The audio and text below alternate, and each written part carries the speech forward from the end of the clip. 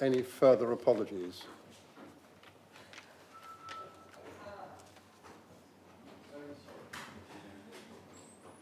Right, there we are. Any further apologies from the floor? No, thank you. We move on then to declarations of interest. Just remember that the agenda is quite clear that all members that have a disclosable pecuniary interest in any matter must declare that interest with regard to Part 3, Paragraph 1.5 of the Code of Conduct. May I also remind members of a general dispensation granted by the Conduct Advisory Panel which relates to the revenue budget and the precept item. This dispensation enables members with the beneficial interest in land within the admin area of the county to participate and vote in county council business relating to the setting of the council tax or precepts. It's therefore taken as read that all the members have declared an interest in item 10. Members will also have received from the monitoring officer an email setting out the position on declarations of interest, and you will have noted his advice that members who are also members of other local authorities, including the Fire Authority, should declare a pecuniary and personal interest in the item on devolution. That's item 11. We will now go to the electronic voting system to enable members who are members of other local authorities, including the Fire Authority, to declare that interest. If you want to declare that interest, can you please vote yes to the question posed?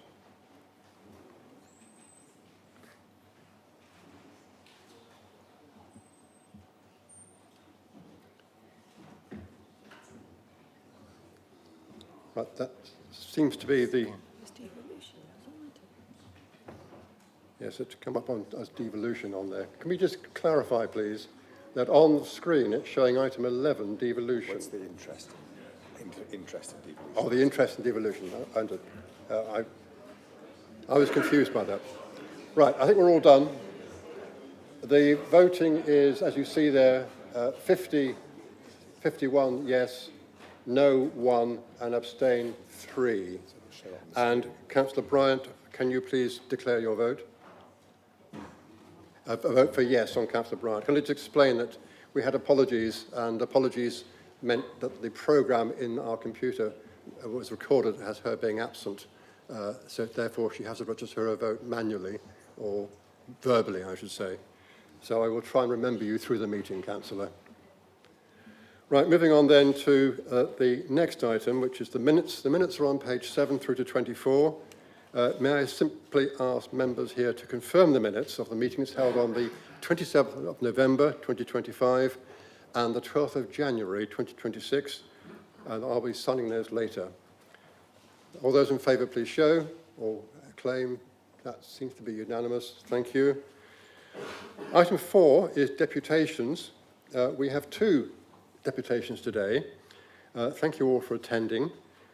Each of you has 10 minutes to address the Council. Following each deputation, the executive member will be invited to comment. You will then be asked to vacate the chamber, but are welcome to observe the meeting from the public gallery upstairs, should you wish to do so. Now, the first deputation is Patricia Clements speaking on the reduction of the enhancement of the concessionary bus pass for disabled persons. Can I just add that Patricia will introduce herself, and then the facilities management will play an audio file that she has prepared for her deputation. A slide will be shown in the chamber and on the webcast. The audio file is 12 minutes long, which means, of course, we'll go beyond the 10 minutes, but I think we can be a little bit generous here with the timing. Right. Can I ask, therefore, Patricia Clements to make her deputation? Thank you. Good morning, and thank you for letting me speak today.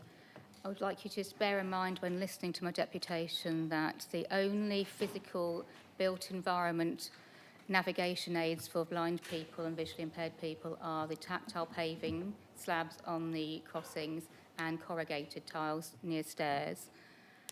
And that without those 2 bits of information, I'm expected to navigate the whole world by myself.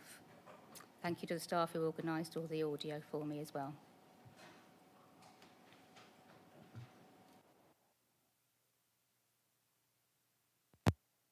for giving me the opportunity to speak today. On April 1st, 2025, Hampshire removed the discretionary enhancements to the concessionary bus pass scheme, including earlier travel and companion provisions. I'm asking you today to reinstate two things for disabled pass holders who cannot travel safely alone: unrestricted travel and companion where needed. I want to begin by saying this: disability is not an excluding club. Anyone at any point in their life can become a member, as in my case, where in 2022 a short illness took my sight and I was registered blind. I hope by listening to my lived experiences of sight loss, you will gain insight into the daily challenges the disabled community face and highlight to you the necessity for support, as without these reasonable adjustments, I would be too scared to leave the house, as the world has become increasingly unfamiliar, unpredictable and often unsafe. I want to be clear from the start. This is not about convenience. This is about safety, dignity and equality. I hope to show you through my personal lived experiences whereby the removal of enhancements has led to safety risks, an impact on my health and the accessibility to community. The first problem relates to safety risks. Before the enhancements were removed, life was challenging, but it was manageable. Although there are apps available for navigation and bus travel, I am unable to access them. Even if I could, these apps only tell you to turn left or right. They don't tell you you're stepping into roadworks, bushes, ditches, or steps. They assume visual confirmation, which I do not have without a companion travelling with me. As the apps do not work for me, I'm reliant on the cooperation and assistance of the general public, who may or may not be willing to engage with me due to several factors such as other disabilities, including deafness, language barriers, or use of headphones, as I cannot see who I am talking to, so I am unaware of these engagement cues that you have as a sighted person. A grant was given to Open Sight, a Hampshire sight loss charity, for bus confidence and learning how to use the apps, which is appreciated, but only made contact with few people. To me, it would seem logical to have done this before removing the support that made travelling as a blind person accessible and safe.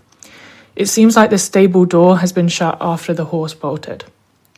An example of injury caused to myself due to being dropped off at the wrong stop as audio announcements were not working led to travelling alone on unfamiliar routes, falling and sustaining head and facial injuries, which has led to permanent nerve damage. Another safety risk due to travelling without support in the form of a companion involved me having to contact the police as a cyclist crossed in front of me when using a pedestrian crossing just before I reached the pavement, causing my cane to become entangled in the rear wheel. Luckily, my cane collapsed in on itself, otherwise I may have sustained a broken wrist. Had I been able to have a companion with me, they would have prevented this by pulling me back from the cyclist. To navigate safely as a blind person, at times I have to use buildings to travel along, as they are permanent structures. But unfortunately, as there are more rough sleepers in the community, I end up knocking into them with my cane, with no idea on the reaction I will get, as apart from any mental health issues, they may have been beaten up in the past, and I'm hitting them with a stick. If I had a companion with me, I would not need to do this shorelining technique. I hope this shows that without a companion, even familiar areas to myself are dangerous and impacts my ability to feel safe due to the unpredictability of road users and pedestrians that cause stress and anxiety when trying to perform basic everyday tasks. The second problem relates to the health impact. To maintain my own personal health and well-being, I like to swim. Before the change, I could take the 6:30 a.m. bus from my village to Southampton to swim at the Quays Leisure Centre. I went at that time not by choice, but because it was the safest option for several reasons. The pool was quiet, the changing rooms were calm and had no belongings posing as trip hazards. There were no overlapping classes, loud music or crowded lanes. The lifeguards kindly arrange a lane for me during this quieter period so I can hear the water and orientate myself. This is how I stay fit enough to maintain my balance, something that matters deeply when you trip daily. Now I cannot afford to do that journey regularly because my bus pass doesn't work at the time I need, and I now rely on my son, further impacting my independence and self-esteem. The same applies to support groups and the volunteering I do with sight loss charities. To reach them, I need at least 2 buses before 9:30 a.m. Without the ability to travel with a companion at no extra cost, I'm forced to rely on someone else with partial sight to navigate both of us safely. Those groups are not luxuries. They are vital for confidence, mental well-being, and staying connected to society after sight loss. With those links broken, isolation only grows. For me, the brightest part of the day is physically painful, as my pupils don't constrict, so light causes real discomfort, hence the sunglasses and hat, not a fashion choice. Midday buses are also hot and overcrowded. Many of the blind community rely on guide dogs, something I'm still on the wait list for and have been for 4 years. When I receive my guide dog, hopefully this year, those conditions put animal welfare at risk. A distracted or overheated guide dog cannot keep me safe. Once it starts getting dark, the vision-impaired community would likely be at home or on routes very close to home. For me, I don't need the light to travel as I cannot make use of it, but if it is dark, I can't see what's going on and others cannot see me, so my safety is compromised. I'm not alone in feeling like this. I also have a potato starch allergy, so when shopping without a trusted companion, I must trust strangers to read labels correctly and inform me whether it's safe to eat. Would you do the same? The enhancements on the concessionary bus pass created an even playing field. Without being able to travel with a companion or flexibly travel at any time that best suits our needs is like giving someone a car with no petrol. Useless. Another challenge is finding a toilet in an unfamiliar place or navigating out-of-order toilets. Without a companion, this means asking a total stranger not just where the toilets are, but asking them to take me to them, describe the exact layout, if they are clean, and there is nothing on the floor to be mindful of, where the loo roll is and where the flush is, etc. Would you really expect a family member of yours to go through the indignity of all of that?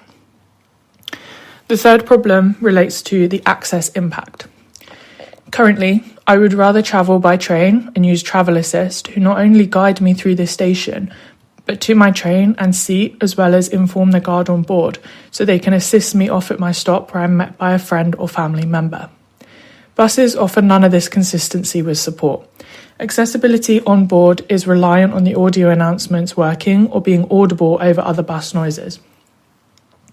When audio announcements on the bus do not work and your own transport department knows they often don't, I'm reliant on drivers remembering to tell me where to get off. Hence my previous point about the fall after getting off at a different stop. Apart from being forced to travel on the hottest part of the day, there is also no designated space for guide dogs on buses, whereas on the train, you get an air-conditioned space for the guide dog. It's not just getting on the bus that's a challenge without a companion. If you looked at the map showing Marchwood and its various bus stops, they would appear not far away and accessible, but it would involve walking along roads with grass verges and ditches and crossing bypasses used by heavy traffic. So in reality, it's not accessible.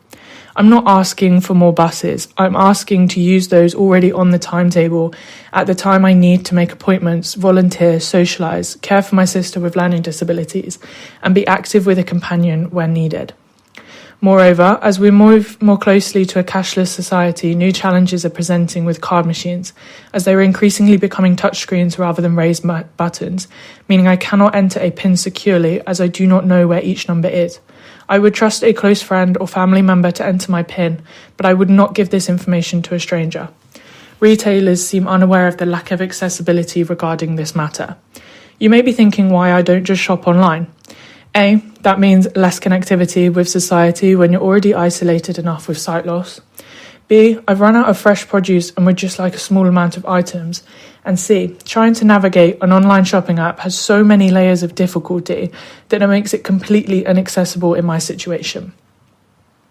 Logistically, Hampshire is a very large rural county, so time to travel between villages and towns are considerably longer when using public transport. To get to Bournemouth, which a group of friends and I tried in the summer for a simple beach picnic, involves 3 to 4 bus changes, and despite starting the journey at the earliest time we could with the bus pass restrictions, we got there at 11:45 a.m. and were told by the bus driver that we only had half an hour before having to return on the bus as there were no connections after that time to get back to Southampton. The restrictions forced upon us for travel do not only impact these kinds of trips. As we no longer have a GP practice in the village, I would have to travel to the main practice at Dibden Purley, which would involve 2 buses and a challenging connection, having to cross a busy road and being at a stop where 2 number 9 buses arrive in opposite directions. The policy has consequences beyond inconvenience. Since the enhancements were removed, I have seriously considered whether I can remain in the village I've lived in 33 years. The idea of being forced to leave a supportive community because transport is no longer accessible is heartbreaking and entirely avoidable. I'm fully aware that other councils have reversed their decisions regarding the companion bus passes and now have 24/7 validity. Hampshire seems to have taken a step backwards, as you had unrestricted travel and the companion element when required. This seems to be going against the grain where other councils are concerned throughout England.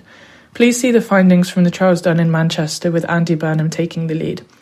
They corroborate the findings from Wokingham Council, who also have open validity and companion passes to their disabled communities. The Manchester trials found that the ability to travel before 9:30 a.m. was seen as a significant improvement in flexibility and independence by pass holders, allowing individuals to participate fully in community life and access opportunities that would otherwise be out of reach, with feedback being overwhelmingly positive, and the trials have reduced travel cost, stress and loneliness. These trials also reported no operational challenges with using the passes before 9:30 a.m, and any minor impacts were manageable with no disruption to the network, and also stopped the overcrowding at 9:30 a.m. I appreciate that there are financial constraints, but this is why I feel we need to have a national strategy regarding the concessionary travel. Take a lead in this and join other councils to support this cross-party challenge to the government's statutory bare minimum bus pass. There are 2 direct fixes that can be made to overcome these challenges faced by myself and many others of the disabled community. The first, to reinstate a companion provision for those unable to travel safely unaccompanied, and the second, to reinstate earlier start time flexibility for disabled pass holders where it is necessary for safe travel. I would be willing to work with you to help find an affordable solution. I want to reiterate the point that I'm looking for a commitment to a review of the equality impact and the reinstatement of the enhancements to the concessionary bus pass. To further emphasise the need for these enhancements to be reinstated, please see the testimonials from other visually impaired individuals. If you would like to try a simulation walk to give you some idea of how the different sight loss conditions affect you, the Hampshire Sight Loss Council TPT are happy to engage with you. They are already working with some of your other departments. Thank you for listening to me today. Right. Thank you, Mrs. Clements. May I ask Councillor Bowerman, the Cabinet Member, to respond, please? Thank you, Chairman. And firstly, obviously, to Patricia, thank you very much for coming in this morning. You've certainly opened our eyes, if you don't mind me using that expression, to the issues that you face on a daily basis. Raising our awareness of all the challenges and for sharing your personal experience and circumstances. So I think we'd all say thank you to Patricia for this.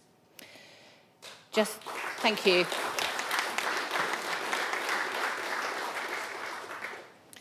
And just to say to you, Patricia, we are working with various bus companies to explore aspects of the concessionary bus passes. And that I would be interested to meet with you to hear more about the ideas you have mentioned today, and I appreciate the offer, thank you. Also, we are to work with other authorities and to lobby government. I think there's some good work that we can do with you, and I'd really appreciate your input, and I'm sure the bus companies would as well. So thank you very much for coming in today. Thank you. Right, thank you very much. We now move on, please, to the second deputation. This is Amy Nichols, John Poulter, Noah Simpson and Poppy Dineen speaking on the walking route to Henry Beaufort School. Can I ask you, therefore, to come to the microphone and make your deputation?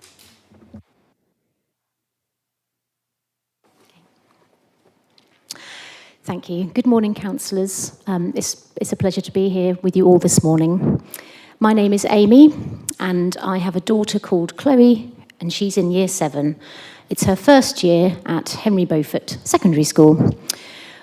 Today, the 4 of us represent the parish of Kingsworthy, a large village just outside of Winchester, where many families live, and you may have seen and heard a few of them as you made your way in. For decades, our community has relied on a dedicated bus service, which safely takes our children from the village of Kingsworthy to their school. And on the 18th of November last year, that security of the bus was shattered by a sudden email informing us that the service would be withdrawn this April, as the children's transport team has told us that the route is just less than 3 miles. 183 children from Kingsworthy travel to their catchment school, Henry Beaufort, on these buses every single day. The council transport team says that the Kings Barton development, which sits between Kingsworthy and Harestock, where Henry Beaufort is situated, has made a new walking route available. This is a fallacy. This route has existed for several years. It has simply never been deemed safe to walk. As an adult, I would not walk this route, particularly in darkness or alone, due to safety concerns. And this isn't just about current students. It's a grave concern for the future of Kingsworthy as a community. So we're here today to protect our children, and we're here to prevent a legacy of isolation for future Kingsworthy families. Good morning, councillors. My name is Jonathan, and I have a daughter, Orla, also in Year 7. In just a few weeks' time, the transport my daughter relies on is scheduled to vanish. The level of panic amongst the families of 183 children at Henry Beaufort living in Kingsworthy is real. We are being told to prepare for a transition that is physically and logistically impossible. From Easter, my 11-year-old daughter is expected to navigate a 3-mile trek to school, often carrying 10 kilograms of equipment, sometimes in the dark and the mud. That is a 75-minute journey each way. 2.5 hours of her day, every day, spent on a route the community knows is unsafe. The Stage 1 appeal responses focus heavily on fairness to other residents. But where is the fairness to the children of Kingsworthy? A 150-minute daily commute robs children of the ability to access extracurricular activities before and after school. This is something both parents and the school are very concerned by. For parents of Year 6 children, school choices had to be submitted before this decision was announced. They made a life-changing decision based on transport provision that has been snatched away. This change makes our catchment school the hardest and most expensive to reach of the 3 Winchester secondaries. The council's assessment suggests this route is safe and available. To anyone who actually lives in Kingsworthy, that is a fantasy. This journey isn't a stroll through a well-lit suburb. It involves long, unlit rural stretches where children are cut off from help, unsurfaced footpaths that, for half the year, are impassable without heavy-duty footwear, a notorious crossing on Springvale Road and Wellhouse Lane where visibility is compromised. The pavement is extremely narrow and then ends, and driver expectation is low. As Headbourne Worthy Parish Council has shared with the transport team, it should be noted that in 2003, 2004 and 2011, there have been accidents in this area with 1 fatality of a pedestrian at that very corner. Furthermore, we have recently learned that a section of the muddy footpath is not actually a designated public right-of-way, but privately owned by Winchester College. For a route to be available to our children, must be able to legally use it to get to school. A statutory school route cannot rely on the goodwill of a private landowner. The council does not have the power to maintain this section of the route, therefore you cannot guarantee its safety. The council's solution is the accompaniment loophole. You suggest that if the route is unsafe for a child, a parent should walk with them. For me, that is a 12-mile-a-day commitment. It is a technicality designed to shift the burden of safety onto working parents who cannot physically be in 2 places at once, or non-working parents needing to also collect primary school-aged children at the same time. The council has suggested certain improvements to enhance the route based on feedback from parents. But let's be clear, these are cosmetic fixes for a structural safety failure. Minor cosmetic enhancements like hedge trimming or gravel on a path cannot fix a structural safety failure. You cannot improve a 30-mile-an-hour blind bend or an unlit rural field into a safe school route for so many children. Furthermore, the council has relied on the report of a single employee, a safety assessor. Contrast that with the weight of professional opinion on the other side. So this decision is opposed by not only the parents, but also our local MP, the Headbourne Worthy Parish Council, for whom this represents a very grave concern and risk in their parish, the Kingsworthy Parish Council, the head teacher of Henry Beaufort School, who has walked the route a number of times, and the chair of governors of the school. And furthermore, an independent health and safety assessor, himself an ex-Hampshire County Council transport expert, whose report explicitly states that this route is dangerous for unaccompanied teenagers, and the assessment does not adequately take into account the impact of the large number of children who will be using the route who do not make the same safety decisions as a lone adult engineer. Furthermore, the administrative process has been flawed, with contradictory guidelines and closed communication channels to parents, that the community has effectively been denied its right to a fair and timely appeal before the April deadline of the bus being removed. So because of these systemic failures, it's now impossible for any parent to complete the full two-stage appeal process before the service is actually withdrawn in April. So this isn't really just a policy change, it's a denial of due process. We find ourselves in a situation that is fundamentally inequitable. Because of statutory duties, a bus will still drive through Kingsworthy to pick up SEN and pupil premium students. We support those children having their transport, but imagine the scene. A funded bus drives past a Year 7 child walking through a muddy field in the rain. The infrastructure is still there. The cost to keep those extra seats is marginal. To remove them is to create a divided community where safety depends on your financial status. We have 2 Kingsworthy-based students here today who sit on the school council at Henry Beaufort, who are the ones who will actually bear the brunt of this. Hello, I'm Noah, I'm in Year 9 and I'm 13.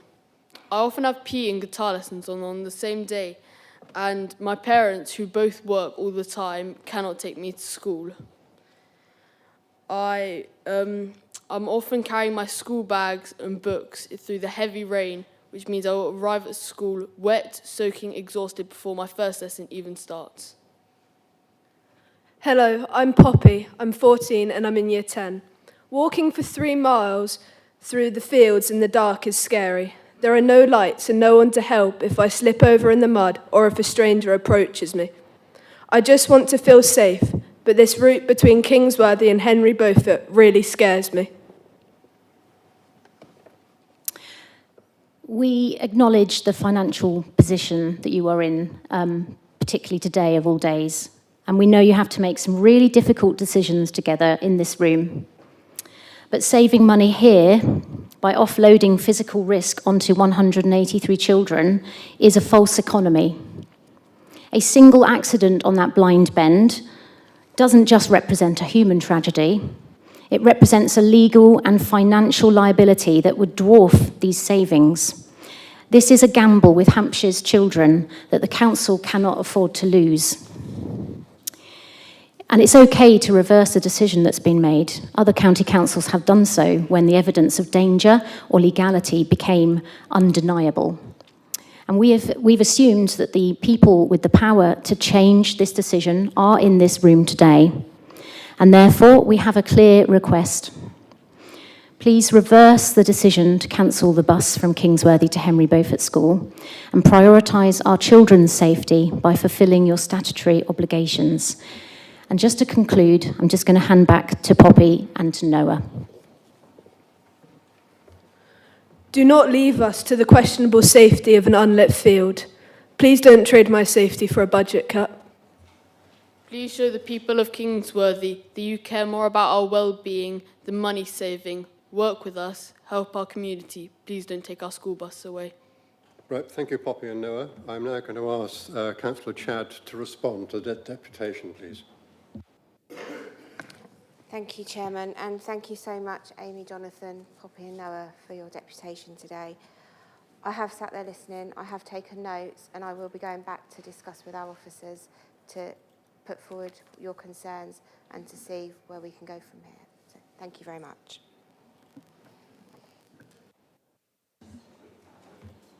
Right, thank you. If you'd like to leave the chamber, and if you wish to stay in the meeting, then you've got the gallery upstairs. Thank you very much indeed. Item 5, members, which I'll press on with, is the chairman's announcements. I'll try and keep them short. Some of you will be aware that Bird Aware Solent is a partnership of 19 different local authorities and wildlife associations which raise awareness of the marine birds that overwinter in the Solent and in our harbours and inlets.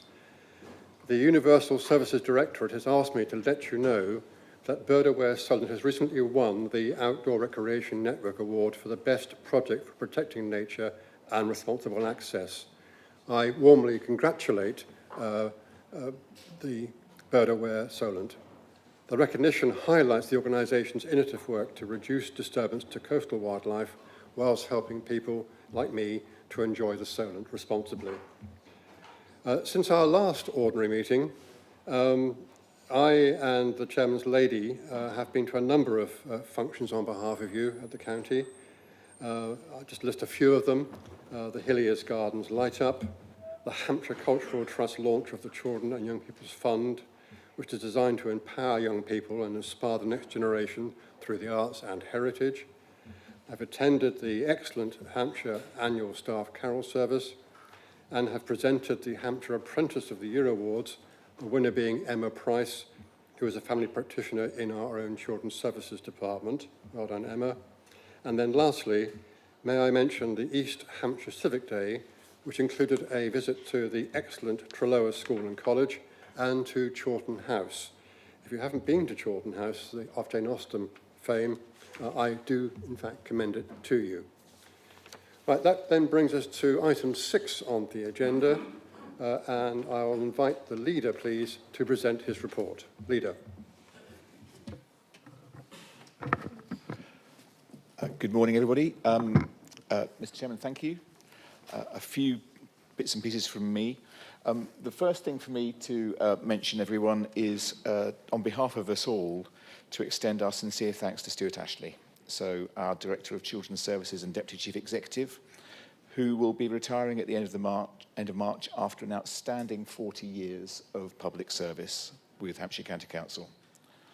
Now, Stuart's career has been defined by his unwavering commitment to improving the lives of children and families, protecting and supporting children and young people in greatest need, and ensuring every child in Hampshire has access to high-quality education.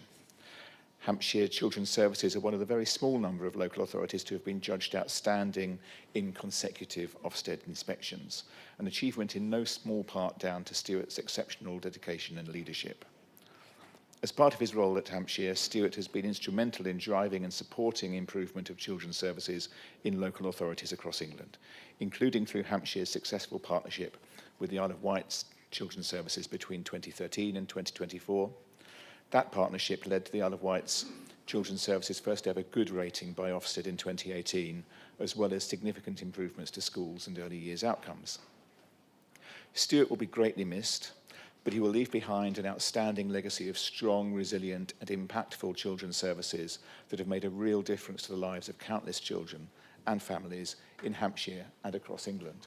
And I think one of Stuart's greatest achievements is to control any eye-rolling when I talk to him about adoption.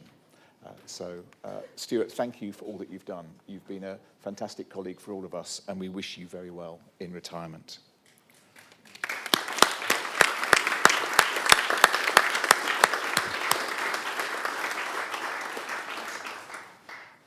The government's long-awaited proposed reforms of the SEND system were published in the Schools White Paper on Monday. We're currently working through the full detail to assess the implications for families in Hampshire and for Hampshire County Council. I'm pleased the White Paper proposes reforms to enhance inclusion and support for children with SEND in mainstream schools. It's something that Hampshire has long called for, and we've already been investing in a significant additional specialist places in our mainstream settings. We've spent £7.5 million and created 400 additional places over the last 3 years, with the aim of creating at least 1,000 additional places by the end of the decade. We want all children to have their needs met in local schools and in their community. Similarly, earlier this month, the government announced it will provide a grant to cover 90% of the historic deficits incurred by councils for SEND-related expenditure up to 25-26. This grant is contingent on councils submitting a local SEND reform plan for approval by the Department of Education. So the timing of when the grant will be received is not yet clear, although we understand that it will be in the autumn. Until the grant is paid, the County Council will continue to incur costs, estimated at £14 million per year, as a result of lost investment income from the cash that we have to spend. In Hampshire, the remaining 10% of historic deficits is not covered by the grant, is equivalent to £35 million, which will need to be funded from April 2028 onwards. For deficits that arise in 26-27 and 27-28, the government have said that local authorities can expect that the government will continue to take an appropriate and proportionate approach to funding DSG deficits, though such support will not be unlimited. It seems a little time ago now, but over Christmas and New Year, you can't have failed to notice the work that was done at Junction 10 of the M27, and I'd like to recognise the extraordinary achievement of the highways teams and contractors who successfully completed such a major engineering project at that time. So, closing the M27 on Christmas Eve, the construction improvements at Junction 10 used an innovative box slide technique that has only been deployed in the UK a handful of times. This pioneering approach replaced what would otherwise have been many months of lane and speed restrictions and overnight works, and it enabled the motorway to reopen on the 3rd of January, a full 24 hours ahead of planned. During the closure period, 130 expert staff from the County Council and our contractors worked a total of around 10,000 hours through day and night to complete this complex feat of engineering safely and efficiently. And I'd like to congratulate them all on a highly impressive job well done. I'd also like to thank and recognise the support provided by the County Council's corporate communications team, whose comprehensive and regular updates to the public and news media and excellent promotion across social media on the progress of the engineering works kept residents well informed before, during and after the works. And finally, thanks go to National Highways and to the Buckland, the developer of Wellbourne Garden Village, for their strong collaboration and support with our work on the M27. The outcome of the work is a new underpass that will open to traffic later this year to support the delivery of the new Garden Village development. It means that at Junction 10 you'll be able to both access and exit the motorway in both the east and west directions for the first time. This showcases what can be achieved when the County Council works closely with its public and private partners on a project of this scale, demonstrating our ability to deliver the significant infrastructure that underpins sustainable economic growth in Hampshire. And what is, I think, most impressive about much of that work is that an awful lot of the contractors came from the local area. And as such, it shows the scale and the scope and the breadth of expertise that we have in our county. And it's something of which we should all be very proud. And finally, a few words about the fire at Southampton General Hospital that occurred a couple of weeks ago on a Sunday. Having a major fire in a hospital next to wards that need to be evacuated on a Sunday morning early is probably the worst possible combination of events for a hospital. And our congratulations and thanks need to go to all of our social care team who stepped up to the plate immediately and supported the hospital in relocating patients out into other settings, be they care homes or step-down beds, or helping them to return to their own home, to enable the hospital to free up capacity to deal with those patients that couldn't be moved. It was an enormous undertaking. I have heard from quite a number of sources, both on the ground floor level, as you might imagine, and also more formally, that the work of the County Council's teams was exemplary during that period, and we really stepped up to help the NHS in their hour of need. So our thanks go to all of those staff that carried that out as well. Mr. Chairman, that's the end of my leader's report. Thank you. Right, and thank you for your brevity. We now move on to item 7 on the agenda, which is questions understanding order 16.11. Remember, there's only 30 minutes in total for this section, and you will have received all of the questions on your computers or on your screens, and it's on ModGov. Can I invite, after each question, the executive member to respond, and then there'll be one supplementary. So you'll see that some of these questions are very, very long, and I would urge that, in fact, at the next council you perhaps sort this out, because very, very long questions lead to a very limited number of questions being asked. Right, so the first of those questions is from Councillor Paula Ferguson to Councillor Nick Adams-King. Councillor Ferguson, please. Thank you, Chair. And I apologise for the length of my question. However, I feel it's a very important matter. In light of concerns about the social media platform X, formerly Twitter, including the introduction of its AI tool Grok, and noting that UK regulators are actively examining whether safeguards are adequate to protect users, particularly children, can the leader please confirm whether Hampshire County Council keeps its use of social media platforms under regular review in relation to safeguarding, equality duties and the public trust? Also, given that a number of other local authorities, including Southampton City Council, have decided to withdraw from using X as a communication channel, can the leader set out, please, whether Hampshire County Council has formally considered the option of withdrawing from X or reducing its use? And finally, in light of the real safeguarding risks associated with the misuse of images on X, particularly in relation to children and young people, can the leader please confirm what safeguards and restrictions are currently in place to ensure that Hampshire County Council does not upload or share images of children or young people on public platforms? Thank you. Thank you. Leader, please. Thank you, Councillor Ferguson, for your question. It was quite a long question, and indeed there are three of them there. So I will be as brief as I can in the response. In the answer to your first question, yes, absolutely. In the answer to your question, the second question, no, we haven't. And the answer to your third question is a slightly longer answer because of its nature. We never publish images of vulnerable children and young people. We operate strict data protection and safeguarding and governance controls using, concerning the use of all of the images in our communications. When we assess that an image of a child or young person is appropriate, then we use stock photos wherever we can. And full photo consent from a parent or guardian is secured prior to any in-house photos being taken and subsequently published. We ensure that families and any individual is photographed, who is photographed understands how an image will be used by the council and the implications of publishing it online. We continually review our use of social media to ensure that our practices remain safe, appropriate, and fully align with our safeguarding duties. Thank you, Mr. Chairman. Thank you. Councillor Ferguson, you've got one supplementary question. Thank you, Chair. Obviously, I think it's disappointing that we haven't actually, in answer to my second question, reviewed the option of withdrawing from X, given the real concern.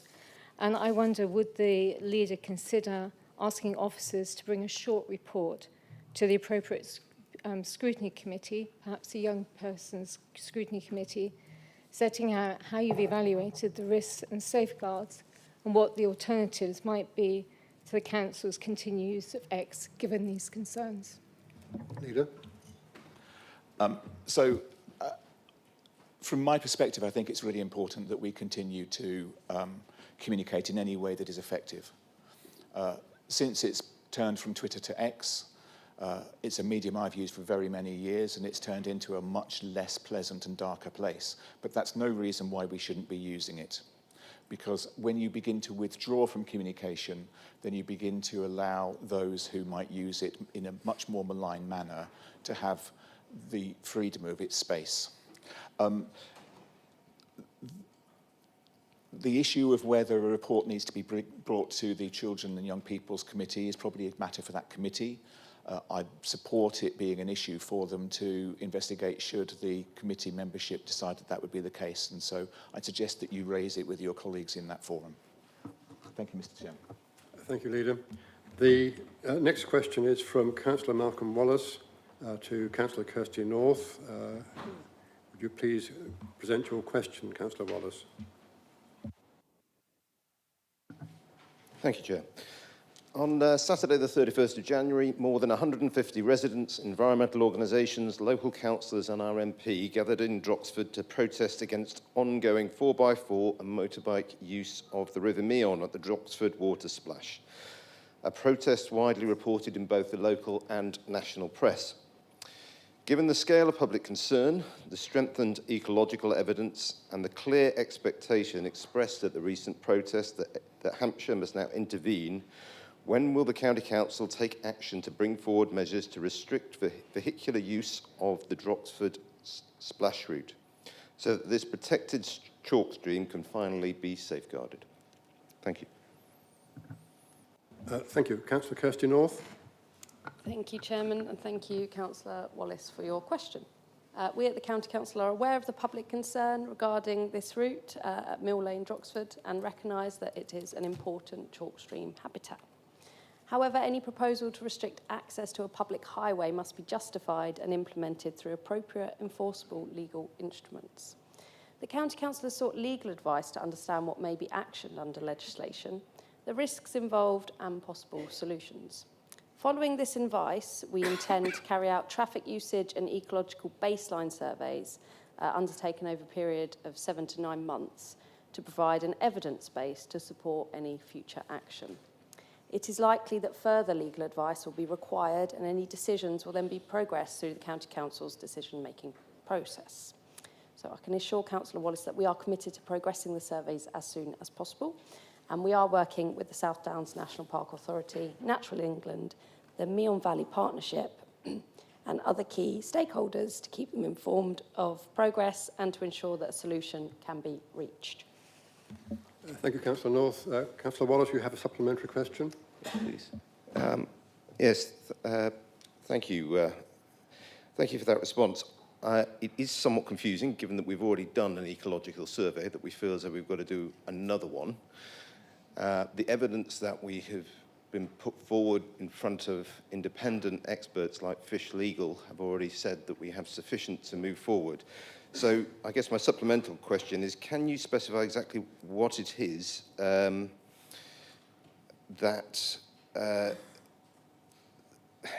what legal or procedural constraints prevent the Council from progressing an experimental TRO at this stage?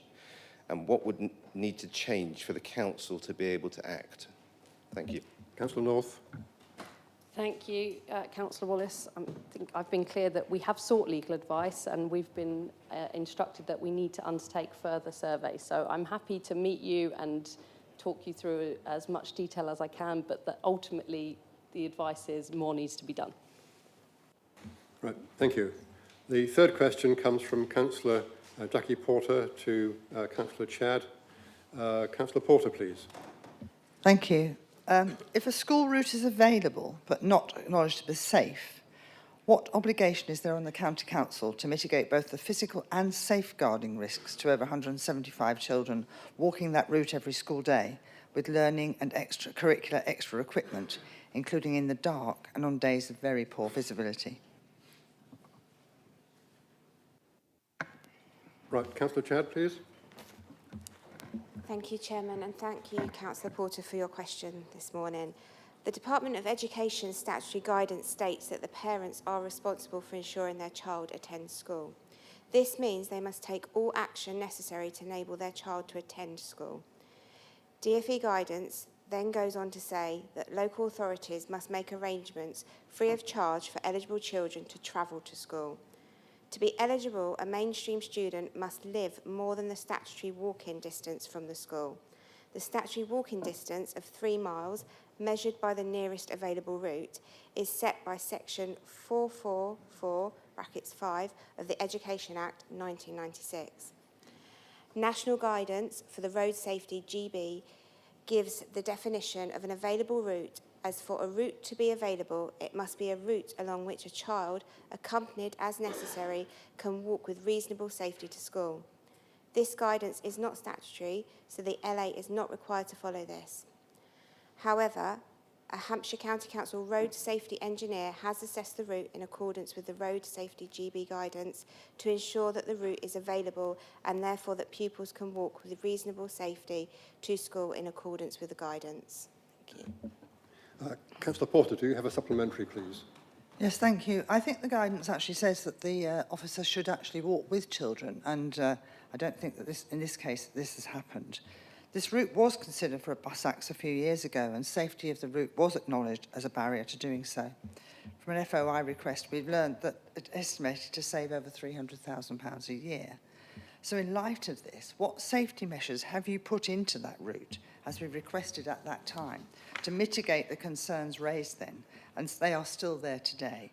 And will you seek a public bus service for this route using the aspirations of the BSIP bus funding? Thank you. Councillor Chad? Thank you, Councillor Porter. The guidance is very, very clear, and the assessment as required by the Department of Education and Road Safety GB guidance is that the route is available to walk, is in reasonable safety by the student accompanied by an adult if necessary. The route was made available due to the development, and that has been assessed by our engineer. I personally have walked the route as well on a couple of occasions, but I'm more than happy, Jackie, to Councillor Porter, to have a conversation with you and see where we can go forward with this to make sure that we are working together to get those children to school safely by that walking route. Thank you. We now move to question 4, which is from Councillor Martin Todd to Councillor Kirsty North. Your question, please, Councillor Todd. Thank you, Mr. Chairman. What is the Council's recent experience of tackling rogue builders via trading standards? Councillor North. Thank you very much, Councillor Todd, for the question.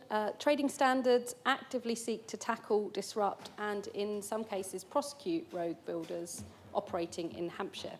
Our most recent repeat offender was sentenced to a 5-year prison sentence and ordered not to carry out building or roofing work for 10 years.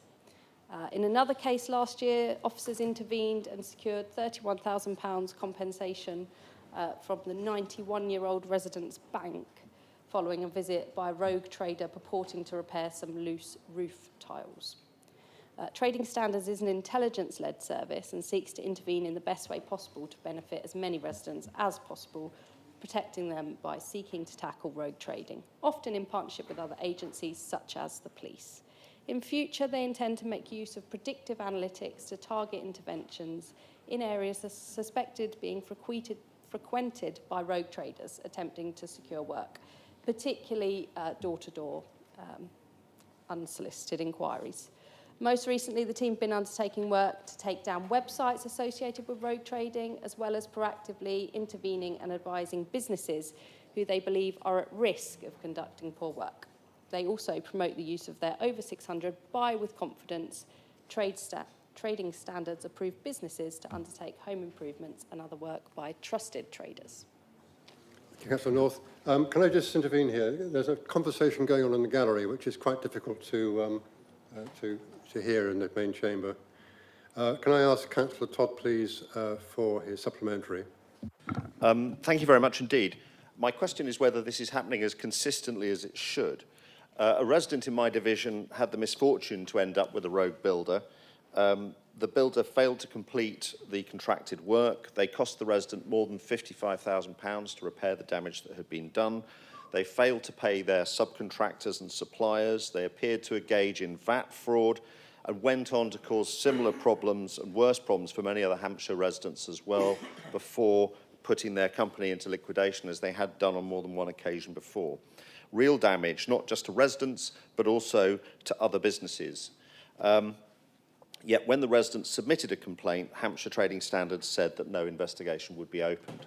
So while what you have outlined is much of what one would want to see, it's clearly fallen down in this particular case. Would you agree to meet with me and with the residents to understand what happened in this case and if there are wider lessons that need to be reapplied to our Trading Standards Service or any further action that needs to be taken on this particular case?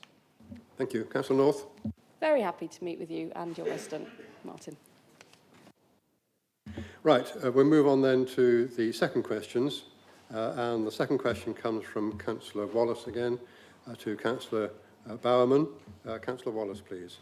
Thank you, Chair. The government's recently awarded Hampshire County Council 27 million in capital funding and 24 million in revenue funding for bus services through the local authority bus grant, covering the 4 years from 2026 onwards. Whilst this investment is welcome, it still places Hampshire in the bottom quartile of transport authorities for bus funding, receiving just £5.77 per resident per year, compared with a national average of £9.83. Given this persistent funding gap and the particular challenges of serving rural and semi-rural communities where routes may not be commercially viable, can the executive member set out how Hampshire will ensure that our residents receive a fair share of future national bus investment, and how will the council prioritise its latest funding so that rural and semi-rural communities, which have historically been the most underserved, see meaningful improvements in service coverage and reliability? Councillor Bowerman. Thank you. Thank you, Councillor Wallace, for your questions. And if I may say, it does happen to be in two parts, I think. You have two questions actually contained in there. So I'm going to take each point separately, if that's okay. So our understanding is that the latest, lots of acronyms in here, DFT BSIP, funding formula takes into account population size, you're quite right, levels of deprivation, bus miles operated and rurality. Hampshire's latest BSIP settlement for 26-27 through to 29-30 is actually broadly comparable with the rest of the country, an increase over previous BSIP settlements. I'm not going to ask you all if you understand what BSIP is, but let me just say it's the Bus Service Improvement Plan, just for clarity. So that's that one. Hampshire scores less favourably overall due to its relative affluence. Deprivation has the greatest impact as it has a 40% weighting in the formula. Hampshire also scores less well than other rural areas due to its classification as an urban authority by the ONS definitions. Then I'm going to move on to the second part. In suburban and semi-rural areas, I expect our BSIP investments to gradually expand service levels over time, as we are doing in areas such as Whitehill and Borden, Alresford, and between Basingstoke and Newbury. The main principle of our BSIP is to stimulate demand, which in turn leads to operators expanding their networks on a commercial basis and without the need for long-term financial support. Examples of interventions include bus priority, better bus stop infrastructure, ticketing initiatives, and pump priming service enhancements. We consider this to be a more sustainable option than direct public support. In the most rural parts of Hampshire, traditional large bus services do not provide good value for money, so we are focusing on more appropriate alternatives. These include the community-led transport grant scheme to help local communities establish their own services with a community transport self-help toolkit. Also, the demand-responsive transport service operating in the Andover area as another example. Thank you. Councillor Wallace, your supplementary, please. I'll just ask it on the first part, if that's okay. Obviously, if we're only receiving roughly half of what other per person on a per person basis, we're only receiving roughly half of what national average is, we're always going to struggle with improving our bus services. So you've outlined some of those limitations. What specific steps will the County Council take to lobby government for a fairer funding formula, particularly one that reflects the higher costs of serving our dispersed rural communities? Thank you. Councillor Bowerman. Thank you. Work is ongoing, Councillor Wallace, as you I'm sure are aware, because particularly, I'm very keen on looking after what I regard as anyone who is isolated in the rural areas. I think it's quite a key service that we need to look at and try and deliver. I'm happy to work with the officers and to lobby government about expanding our funding. And also raise with them, which we are doing, about what is the definition of socially necessary bus services. I think as more and more people perhaps aren't able to drive with the new law coming in about over 70s, etc., not being able to drive without a proper licence, I think more people will be in need of bus services. So it is a subject that we're very aware of. But thank you for raising it, and we'll look into it. And I'll give you updates. And just while I'm on my feet, if I may, Chairman, there is going to be a members' briefing for the bus services. So giving everybody an update, as we did with potholes this week, we will be delivering a briefing on the bus services and their future and the funding. Thank you. Right. Thank you, Councillor. The second question now from Councillor Jackie Porter, again to Councillor Bowerman. Councillor Porter, please. Thank you. Southern Gas Network and Southern Water are in my division at the moment, as they are in others too, and they're carrying out extensive and long-term works in the Winchester area. Whilst we're really grateful for the new infrastructure, we're not grateful for the inevitably poor road repairs when they've infilled the trenches. Can you reassure the public and me as a councillor that the Hampshire Highways teams will monitor carefully the quality of reinstatement of those trenches carried out by the utilities, both immediately after each length of work is complete and again in 12 months' time when settlement has taken place, and that Hampshire Highways will be insisting on immediate repairs so that the new unitary authority will not have to pick up and pay for this work soon after vesting day? Right. Councillor Bowerman, please. Thank you. And thank you, Councillor Porter, for the question. And there's lots of those roadworks out there at the moment, aren't there? So, very valid question. So utility companies, as statutory undertakers, are responsible for monitoring their own works and ensuring compliance with national standards. The County Council randomly inspects a proportion of all utility company works at various stages before the expiry of the 2-year guarantee period to confirm compliance and determine overall performance. Poor performing utility companies are inspected more frequently than those performing well. In addition, the County Council also responds to reports of problems with utility works. Any non-compliances are repaired at no cost to the County Council. Non-compliances identified outside of the guarantee period are also repaired at no cost to the County Council if it can be proven that the materials used were non-compliant at the time of the work. And the repairs to the non-compliant reinstatements are scheduled in according to their severity and road space availability, which is also very key. Our highway service is unable to commit to inspections on specific sites at specific times, but will investigate reported problems. And please be assured that we will. Thank you. Thank you. Do you have a supplementary, Councillor Porter? Thank you, I do. And the poor quality of reinstatement becomes apparent immediately after that completion. The materials are not necessarily wrong, but the way in which it's compacted often creates a problem. The depression just gets deeper day by day as thousands of vehicles drive across. In light of that history and experience, wouldn't it be worth checking every repair carried out after a road opening, not just relying on that detail with the various utilities, not just the occasional one, and waiting for years until Hampshire County Council has to pay for mend it? Surely the administration of that takes far more in investigation than it would if it were done immediately. It's about quality of the work that we do to support those customers, those residents. Thank you. Councillor Bowerman, please. Not sure if there was a question in there, Councillor Porter, but yes is the answer to the point you just raised. I think this is a piece of work that we could look at, maybe should look at, and bring it forward as part of our systems for making sure that the road repairs are done to the right standard. So thank you for raising that. Right, thank you. We're now going to third questions. This is again from Councillor Jackie Porter to Councillor Kirsty North. Councillor Porter, please. Thank you. My question is very short. What's the future of the small country parks in Hampshire, such as at Abington, in the context of budget pressures and local government reorganisation? Right. Councillor North. Thank you very much, Councillor Porter.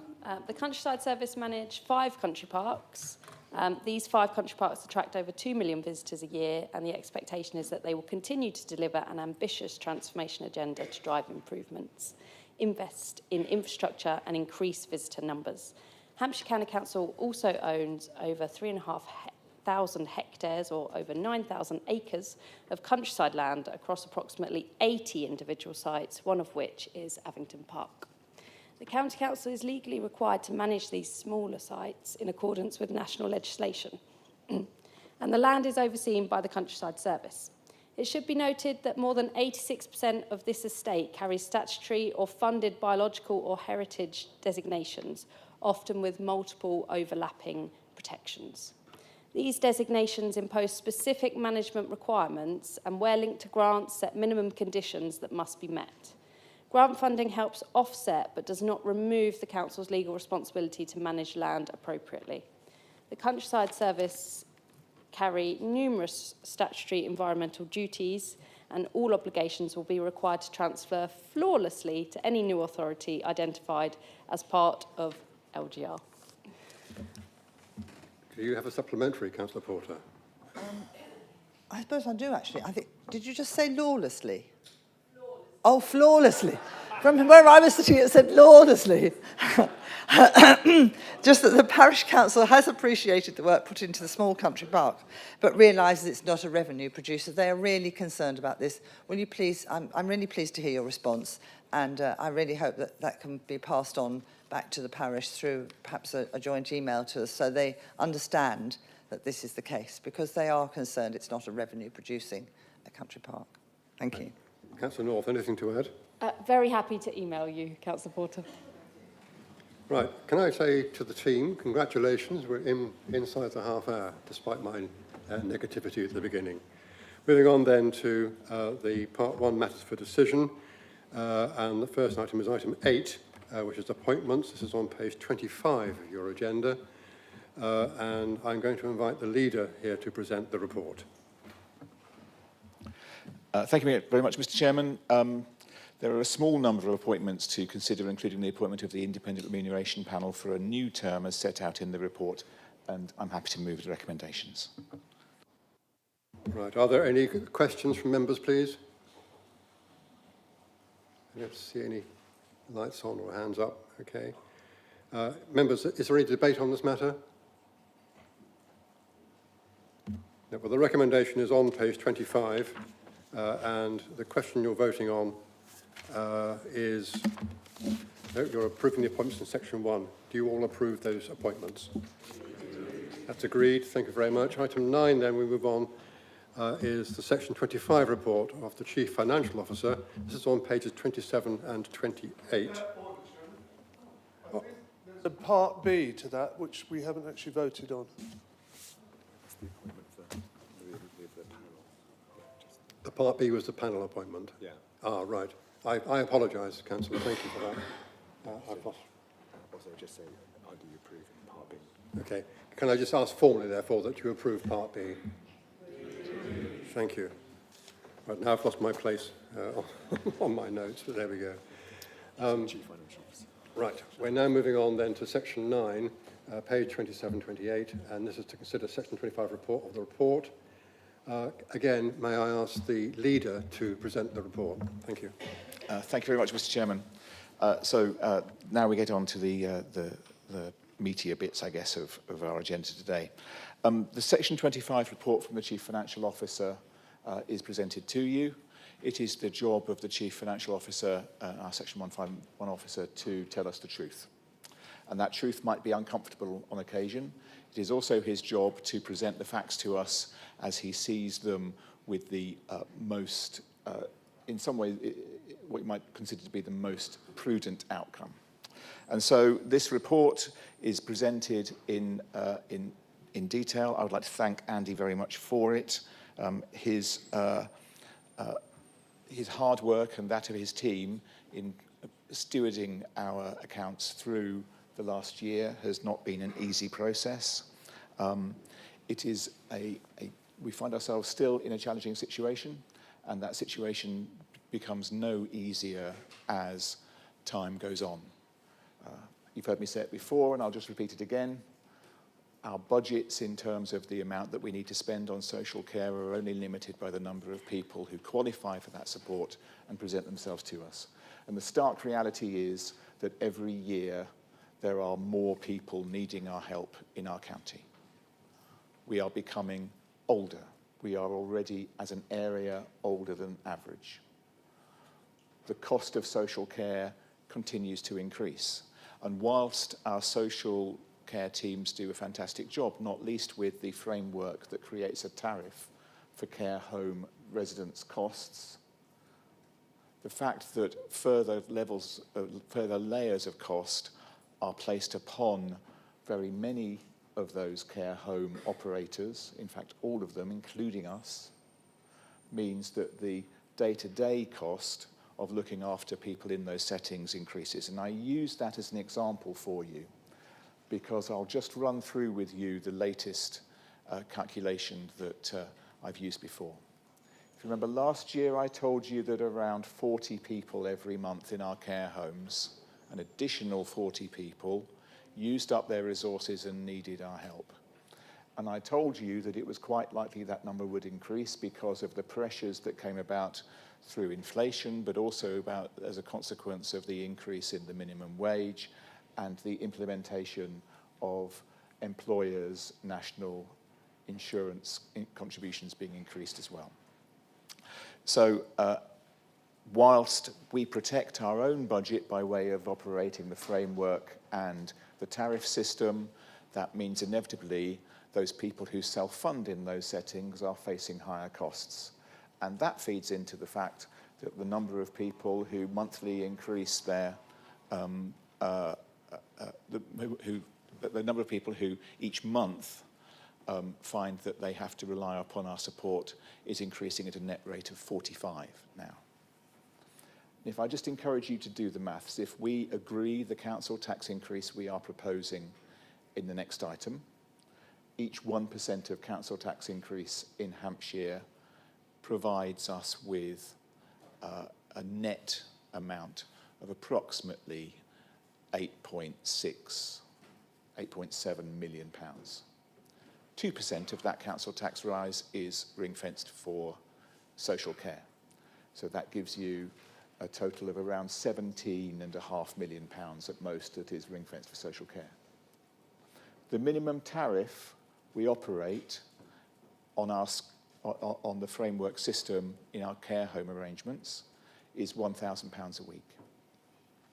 So if you do the sum then that says 52 weeks of the year, £1,000 a week is £52,000, and times it by the additional 45 people per month, 12 times 45 is 540, you come out with a total amount of £28,080,000.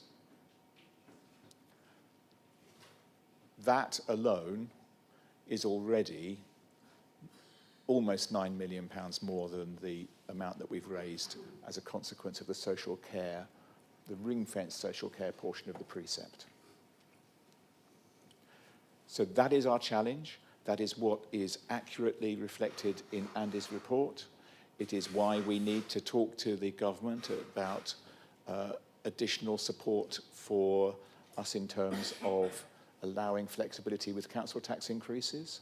It is why Andy is talking about the prospect that unless further changes are made, then whilst in the coming year we know that we have sufficient reserves to ensure that we can present a balanced budget for 26-27, there is significant risk around 27-28, and that's why he quite rightly warns us that we might at some point face a Section 114 prior to the commencement of that budget process. But there are still things that we can do, and we'll talk about them in a minute. And the thing that I need to really be clear about as well is that when other councils have looked at Section 114s, they largely are in a position where the implementation of support from government identifies for them additional measures they can take. They have not taken the tough decisions. They have not taken the difficult route to get to the point of ensuring that their budgets are sustainable. And as we've seen this week, there are two different routes to get to that point. You can either increase your council tax, or you can ask the government for exceptional financial support in terms of borrowing. And the government this week has announced almost £1.5 billion in support for over 30 councils to do that. We don't need to borrow. The only purpose to borrow is to buy yourself time to transform yourself. We've done that. We know that we have done everything that we possibly can. We know that we've made the really tough decisions, and the deputations today have reminded us of how tough those decisions sometimes have had to be, and how we need to be completely mindful of their effect at every turn.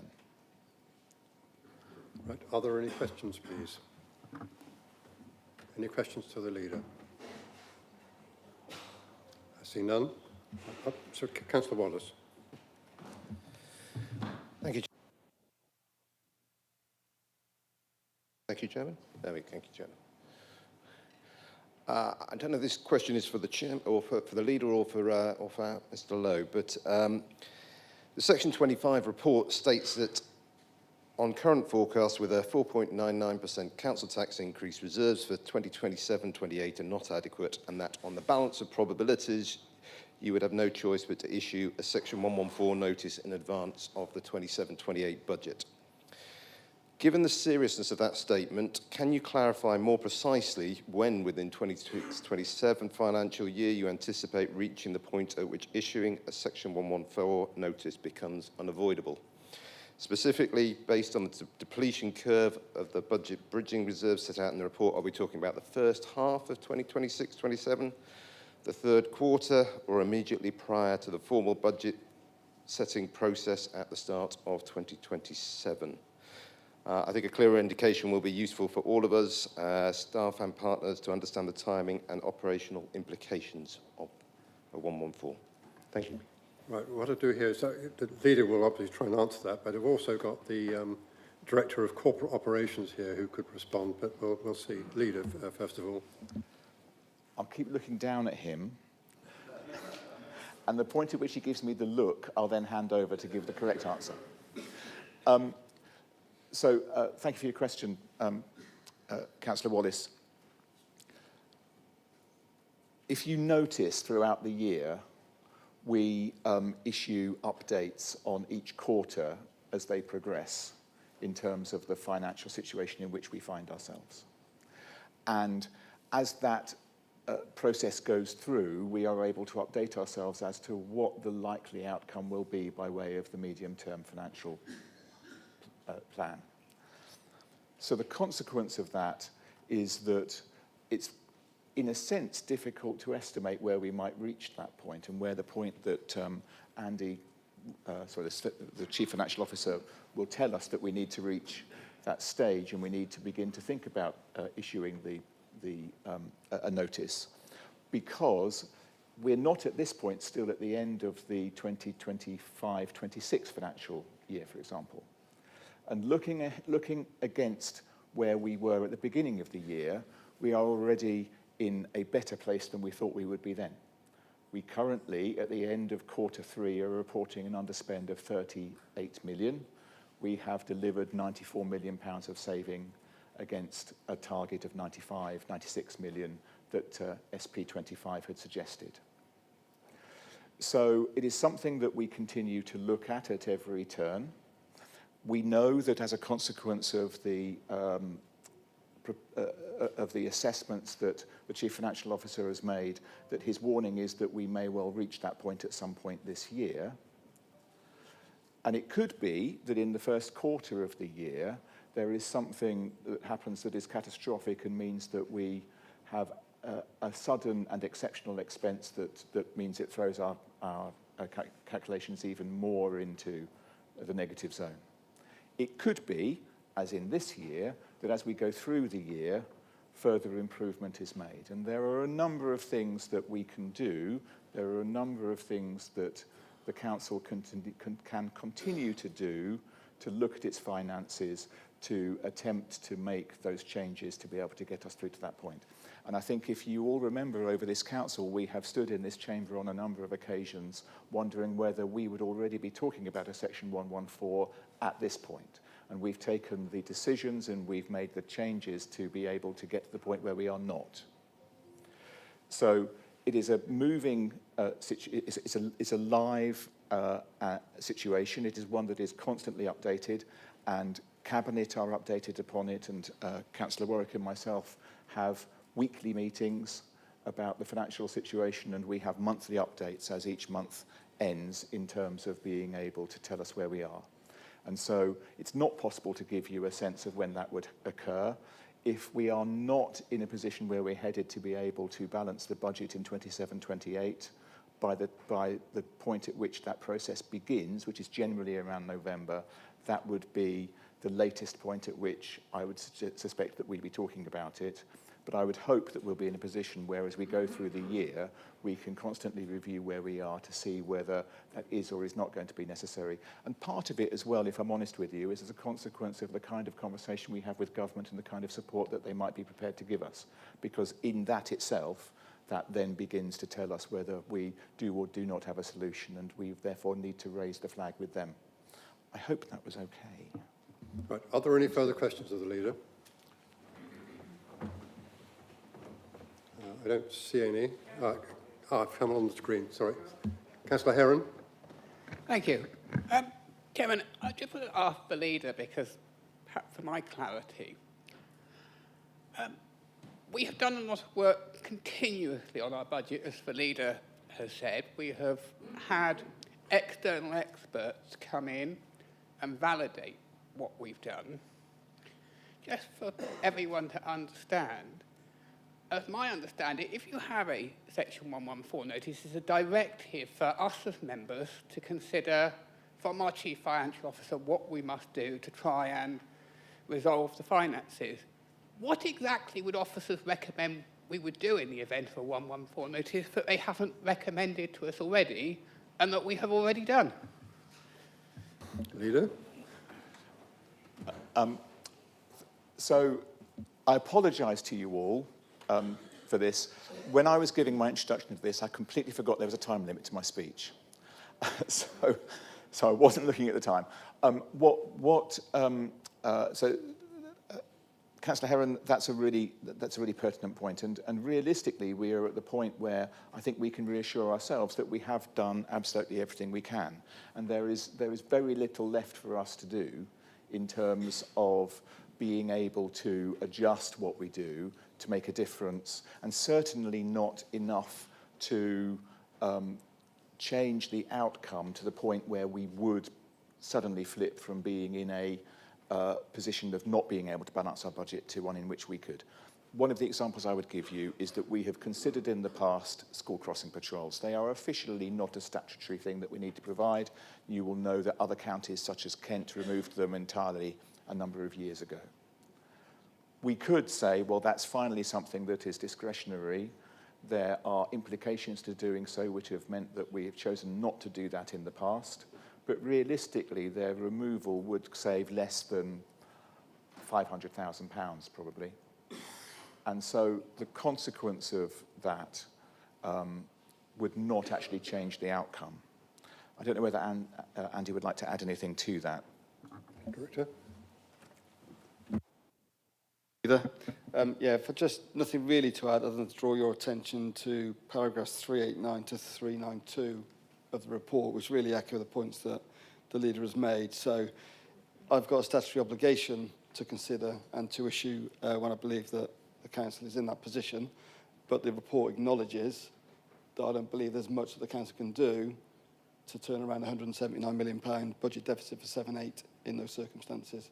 But it would be my legal duty, and it would be a public declaration to MHCLG that that is the position that the council faces, which shouldn't be news to MHCLG because we've written over now probably nearly a decade to set out that position. Thank you. Are there any further questions? Yes, Councillor Thacker.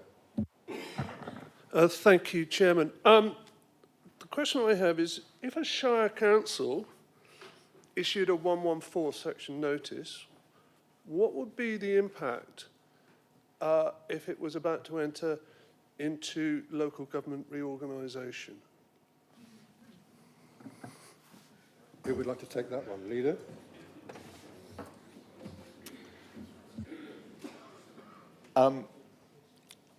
That's a really good question. He says buying himself some time. Do you want to answer? I was going to be really nasty and unpleasant and go, we'd become about as popular a partner as Eastleigh. But let me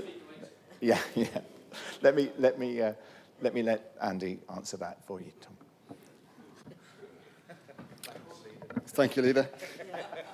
So I guess the first part of that question is where we started, which LGR or no LGR, Hampshire exists until the 31st of March 2028, and the legal obligations of the CFO carry us through to that point. So the legal obligation exists now, and my legal obligation only doesn't exist for full council and for this council at that point. So the legal obligation doesn't go away. We've been clear, if you look at my letter to MHCLG, which is Appendix 1 to the budget report, you've been clear that we have highlighted the risks of LGR and highlighted the risks that action is required now, because delay doesn't help LGR in terms of that financial position. So the obligations on the council remain the same, because the council will still be here for a full budget year 27, 28. Hope that helps. Any further questions? Councillor Miller, please. Thank you, Chair. This is a bit of a follow-on from the previous question. For the last 3 years, we've had SP23, SP25, SP26. These are ongoing savings programmes, always updated very, very regularly and very successfully, it would appear. For this last session, we're 40 million underspent in the last quarter. Why is it that you're having to declare now 2 years ahead what is going to happen in 28? Well, we don't even know whether there'll be LGR. We don't even know whether devolution is going to be followed through. We've not a clue as to what the financing is going to be, other than the speculative 1.4 billion that we've been supposedly offered. My question is, why do we have to commit now? At 4.99%, we're okay. You start talking 10% above that when we don't know what we're going to be, the financial position in 2 years' time is to me, is a little bit, I can't really go with that. Just add that I actually attended an LGA conference on which I thought it was about audit work. It was audit under the terms of EFS. And you mentioned from Hampshire. Sorry. Do you have a question, please, Councillor? Okay, I do apologise. Well, my question is, why are we having to rush into a decision post-27-28 now, when we've got adequate performance, value for money declared? Why do we have to do that now?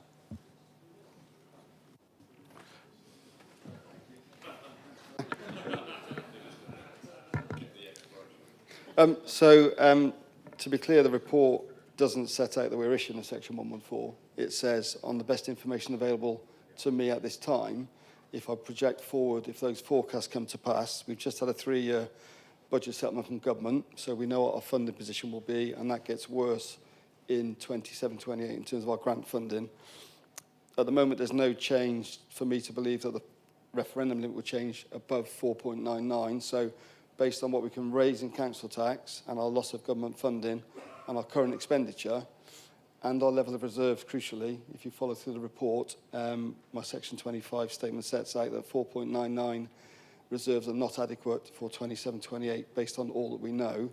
So for those reasons, I think I'm quite properly flagging in my Section 25 statement that if those things all come to pass during 27-28, I'm most likely to be in a position where I would have to issue a Section 114 if there was no change in the level of government funding and all of the things were equal. Thank you. I see no further questions, in which case then what I'm going to do is call you to a debate. And what we're debating, of course, is the list of recommendations on page 27, running over onto page 28 on your agenda. Is there any debate, please? I see none. Anything, Leader, to add to what's been going on this morning? Nothing to add, thank you, Mr. Chairman. Right, in which case then I'll take you to those recommendations. And again, we'll vote those by affirmation. All those in favour of recommendations A through to H, please show. That's all agreed. Thank you very much. We move on then to item 10. Item 10 is the revenue budget and precept for 25-26. I wish it was. And to consider a report of the Cabinet in relation to the revenue budget and the precept for 26-27 and the capital programme for 26 and 28. May I invite the Leader, please, to present the report. Mr. Chairman, thank you. I'm pleased to present the budget, everybody, for the forthcoming year. Even though we are increasing our council tax by 4.99%, we remain one of the lowest council taxes levied by a county council in the country.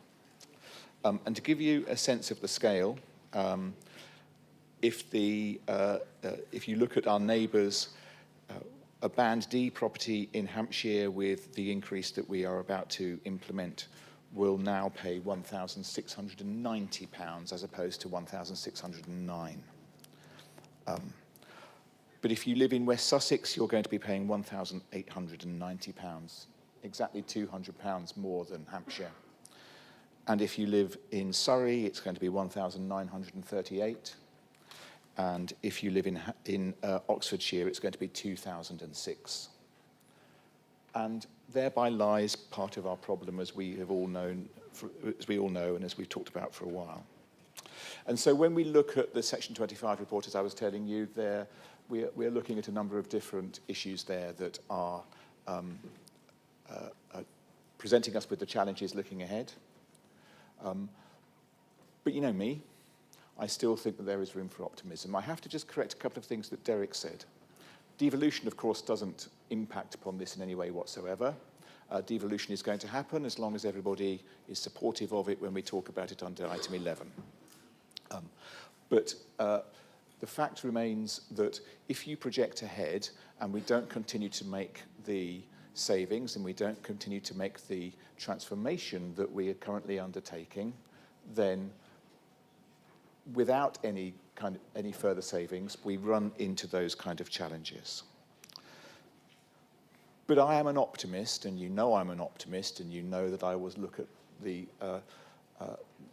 from a glass half full perspective. SP25 delivered £94 million worth of savings in this year's budget. The additional 38 million that we have underspent, that therefore we have managed to save against our estimated budget lines, is in addition to anything that we've done through SP25. And that has come about as a consequence of the really hard work that we have done around looking at more efficient ways of undertaking home-to-school transport for children with special educational need, for example. Looking at ways at which we can better use technology, by beginning to harness new ways of working in many of our departments, and at looking at ways by which we can reduce the burden of property that we own and the attendant cost around utility payments and so on. And I think there is much more we can do, and that's why I'm optimistic. There is optimism, I think, for us to have around looking at the way in which the waste contract will proceed over the next few years. We need to consider whether we renegotiate it. We need to understand how that will have an impact. There's opportunity around the impact of the DSG funds coming back into us. At the moment, we have a deficit of £14 million a year as a consequence of us losing out on the money that we would otherwise earn from our treasury strategy, because it is tied up off balance sheet in our DSG deficit. We know that that will change later this year. It is not currently part of the projections going ahead because we can't be sure of when that will happen.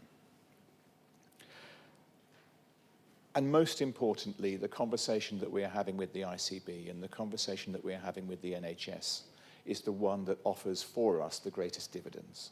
It is an area where small changes deliver very big financial rewards.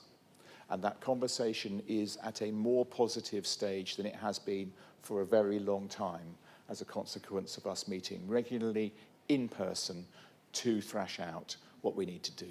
The Better Care Fund, Continuing Health Care, both of those funds should be supporting the work of the County Council as well as the NHS in supporting people returning to home and living independently in their homes after hospital stays.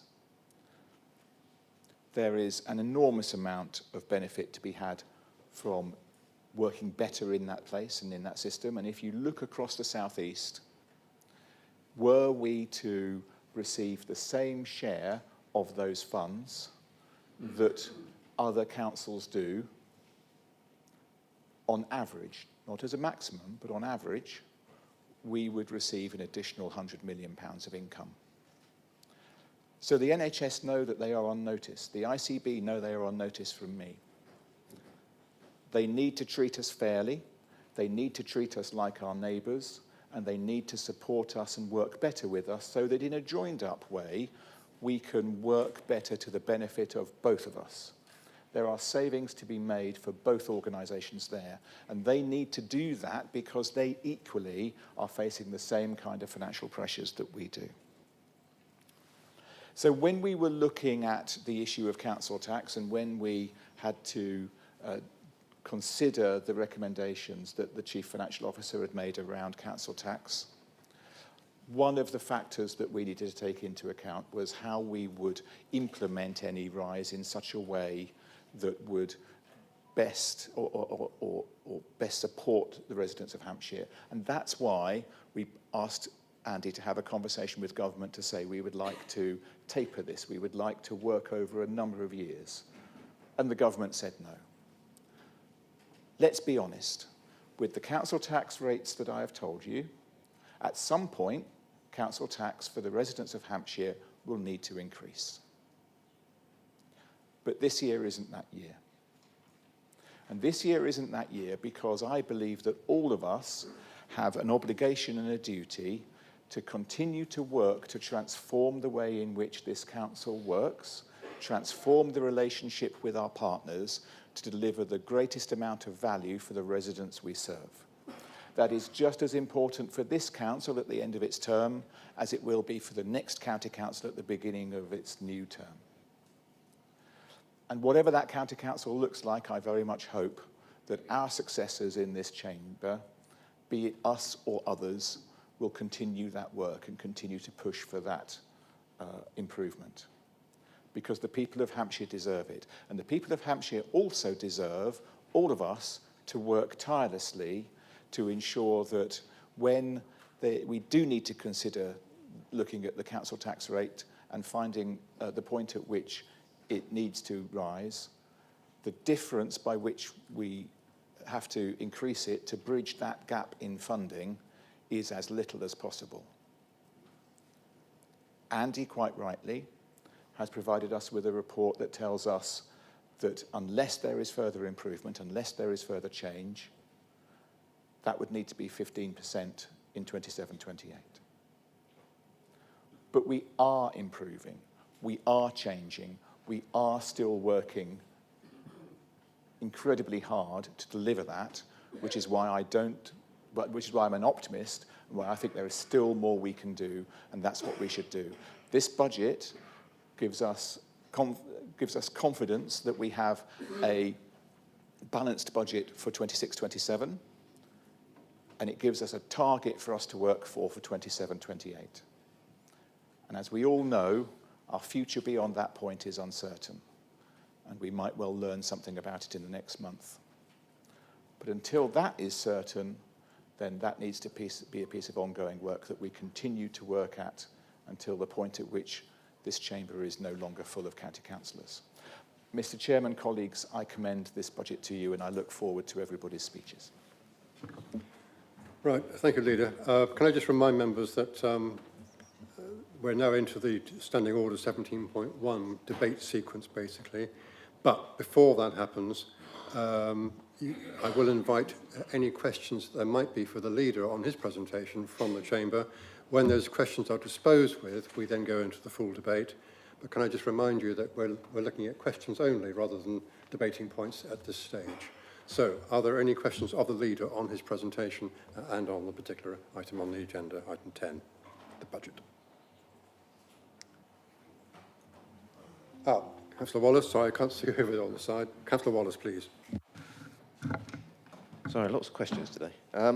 We're seeing an increasing number of county council assets proposed for disposal, and many residents are concerned that we may be selling sites simply to support day-to-day spending, something we can only do once. Could you outline the strategic rationale behind the current scale of disposals and explain what safeguards are in place to ensure these decisions form part of a sustainable long-term asset strategy rather than a response to short-term financial pressures? Thank you. Councillor Adams-King. So, I have to, if I can kind of, forgive me for saying this, Councillor Wallace-Malcolm, the place for some of these questions is in the briefings that we undertake ahead of time, and I know that you couldn't make the one earlier this week. To reassure you, we can't sell assets just to fund day-to-day spending. That's not allowable within the SITFA rules in any event. It would also be something that, in the same way that I suggested that we shouldn't borrow to be able to fund our day-to-day spending, I don't see the point of selling assets to be able to do so as well. If we can use capital spending, capital receipts to be able to improve our situation from a revenue perspective by way of making structural changes to what we do, building more SEN facilities, for example, then that has got to be of benefit to us, because not only are we improving the other parts of the estate that we own, we're also reducing the distance that many of the children have to otherwise travel, and as a consequence, the cost to us all of providing that support. There are a number of different, both statutory and internal measures that are in place to ensure that we follow the correct procedures. It is not a matter of us in any way conducting some kind of sale to be able to obtain receipts to be able to keep ourselves going.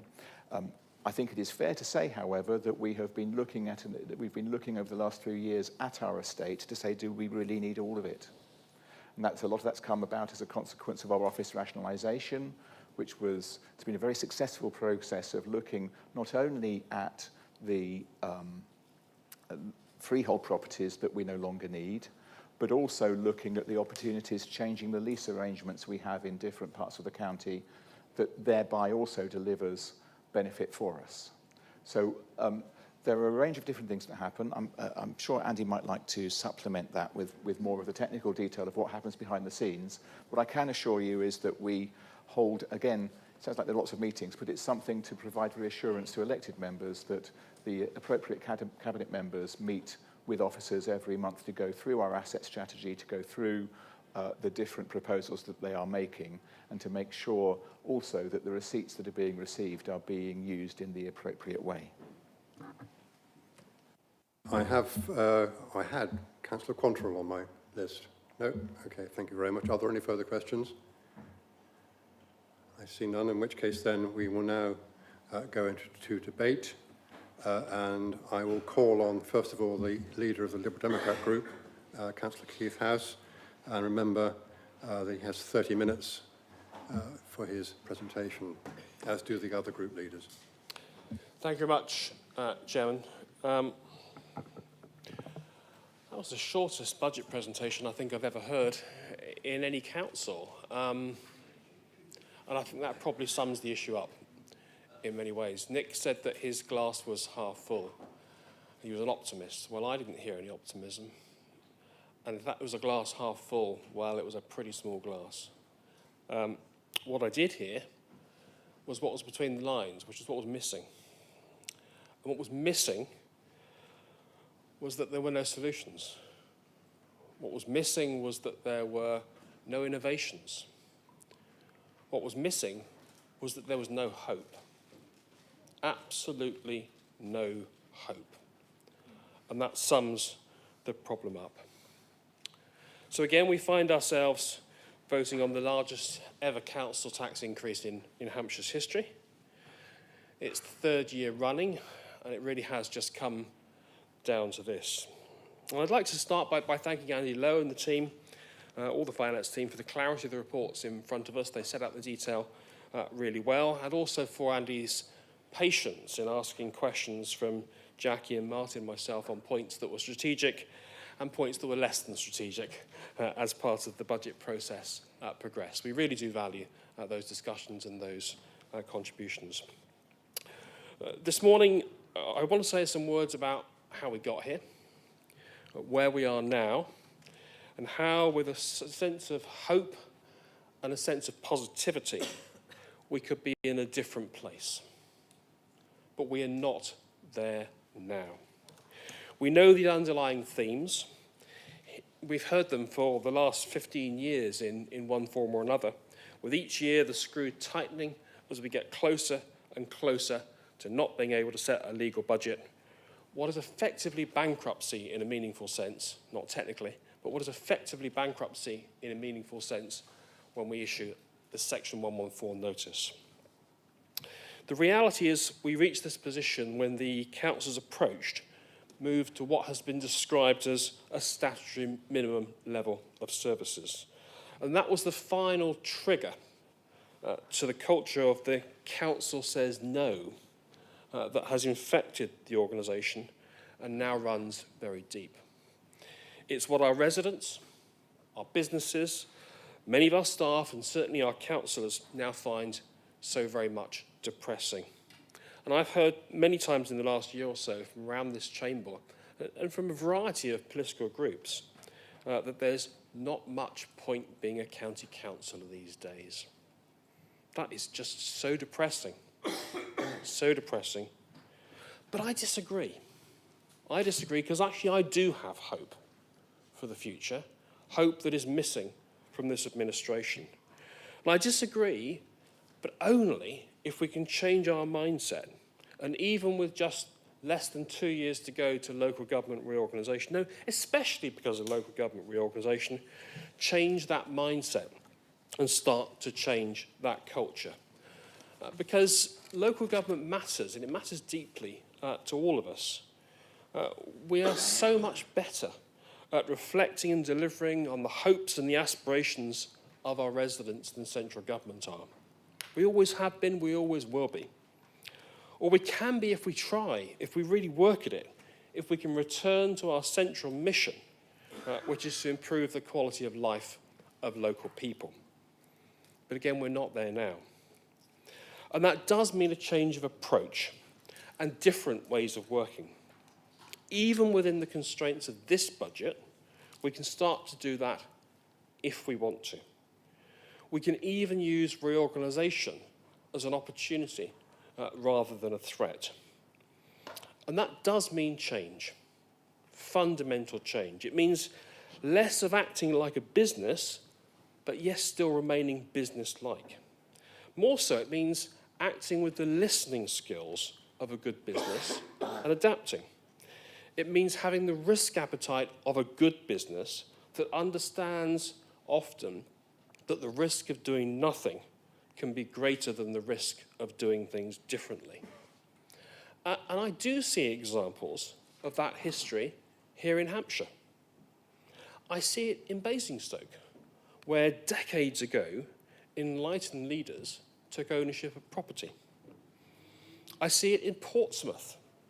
I don't mention Portsmouth here very often, that in working to save business in their port, created long-term income. I even see it here when looking at strategic land bank building up in the 1970s and the 1980s, created opportunities for housing delivery in our own century today. It is evident too now in some of our district councils improving in their communities, creating income, creating prosperity, creating jobs and better health and environmental outcomes. But I don't see it often here now. I really don't. And that's the culture that we need to create, a yes culture rather than a no culture. That's less about our revenue budget pressures than it is about thinking about the long term and putting people first. We do great work here. We do fantastic work here as an organisation. We have hard-working staff who are committed to the council and who are committed to Hampshire. I've never doubted that, and I very much hope that in the time we have left as an organisation, we can liberate more of that creative energy that has been suppressed by the off switch that has been set as budgets have tightened. Yes, this is a tough budget. Savings targets are getting harder to achieve. Promises made in the past are being set aside. I recall days of debates in this chamber over budget debates, with options on council tax levels, bids for new spending for imaginative projects, investment in our communities and new services for young people and older, for vulnerable residents, for regeneration schemes for our towns and our villages. It seems so long ago, because hope has gone. On this side of the chamber, we've for years promoted long-term investment, for example in our roads, to avoid longer-term problems building up of neglect and needing remedial repairs. We were often called out as siren voices then, yet history has judged our position well. What we never promoted was using reserves and capital receipts to fund our revenue budget. Staff are doing a great job holding the line against selling off the family silver. We heard a bit about that earlier today. Well, only just managing to hold the line. But the £102 million of reserves unsustainably being used to prop up the revenue budget, that's £330 million over the last 5 years, is a real statement of system failure that we simply cannot escape. And it's worth noting again that it was a decision that we listened to the wrong people, to George Osborne and Eric Pickles, in freezing council tax for 5 years, that cost us dear. That extra £116 million each year we would have this coming year, alongside with all the income we've lost over the last decade, would have more than balanced the budget. Now, the Liberal Democrats won't vote against this budget today, but equally, we cannot support it. We are trapped in the position that the Conservative Party has left us. From Conservative government ministers to Conservative MPs for Hampshire, and now this increasingly tired Conservative administration that has long run out of ideas on getting this council working again. And so much of what we've heard from the leader today kind of feels like, well, it's not our fault. Well, it is. It frankly is. Beyond that, we all have to own the problem. And so glib references about one of the most successful financial districts in the county kind of sum up far more sustainable financial position than this council. Those glib references kind of sum up, frankly, Nick, sometimes you just don't get it. Now, we don't blame most of you personally. We really don't. It's your team that was relegated nationally 18 months ago and looks likely to be so in the local elections, and you're loyal to your team. Absolutely right, you must do that. And we also respect that most of you haven't jumped ship, well, yet. And we don't challenge your integrity. We really don't, although we'll see on some of that too. But it is now time for a change. It really is. Mostly, we need to start to listen, often to the simple things. accepting that it's dumb to say to a digitally excluded resident that to book a trip to the waste tip, you should go to the library. Understanding that it causes distress to a 95-year-old that their blue badge renewal will play on their mind could take 3 months, yet they can get a delivery from Amazon tomorrow. Realising that spending millions on taxis, not teachers, is not serving young people with special educational needs well. Are these issues impossible to solve? Well, actually, I think not. We need to listen, to reject the county says no culture. Some of these things the Liberal Democrats would do immediately. The phone bookings, it's simple. The blue badges, they should be simple. They really are. But we haven't done them. We simply haven't. And the taxis, well, listen harder and talk more, talk earlier on to parents and children and teachers. Don't just rely on confrontational systems. Portsmouth, for example, have started to do that and started working in a different way. And from what I've heard, it's helping. It's reducing costs and it's creating better outcomes for young people. Now, there's lots of reasons why that's good. It's one of the many areas we need to give hope to our young people. So listening must be at the top of our list. And just think about the start of our meeting today, those deputations. The first one was simple. It was a relatively small cost that could probably save more in terms of needs that wouldn't need to be met if we met that small cost. But the computer says no, and we haven't listened. So companion passes, yes, of course, we should look at them again. And yes, of course, we should just get on and do it. But the standard response to the deputations, and we've heard it again with both today, is, yeah, we'll look into that, which is code for, thank you very much, move on, please. Because that is the standard response.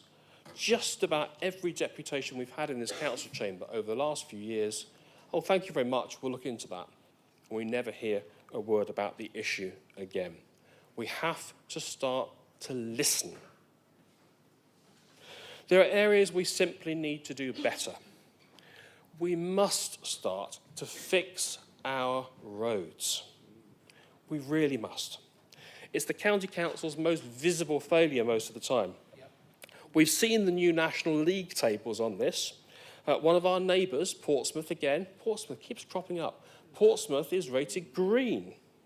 We are rated amber. So it is possible to do things differently. Portsmouth, of course, is a small, dense, but perfectly formed little unitary. Maybe it's easier for them because of that. Well, I spent a couple of days talking to a green-rated county to see if a mixed urban and rural area, more like us, could do things differently. And they do. So here's an area of change we could still make a difference.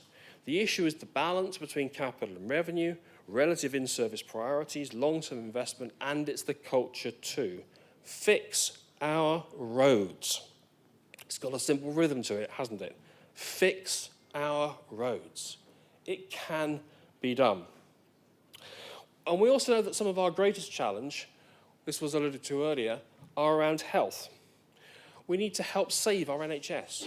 That may sound a grand target, but we really do need to help save our NHS. Despite various government initiatives over the years, keeping people healthy still remains a Cinderella subject. We'd rather fix them when they're broken. New money ends up disappearing and not being spent on public health. It's a discretionary service, isn't it? So it can go, can't it? Yes, but if we did this better, we could reduce our adult social care costs and no doubt impact more on young people's mental health. I really don't think it's a coincidence that ending support for young families by closing Sure Start centres and axing youth services has run alongside the damaging long-time well-being issues we now see in so many young people. You have to join the dots. Now, I spent 2025 as a partner board member at our Hampshire NHS Integrated Care Board. Due respect here, most of that time was alongside former Chief Executive Carolyn Williamson, who was erudite, thoughtful, and made incisive contributions. You wouldn't expect less. But the system, aiming to move more towards prevention to avoid cure, can only work with deeply embedded partnerships that look right the way across local government and health services. Some of the best examples we heard about at the ICB were from Southampton, and again from Portsmouth. I'm convinced it can be done.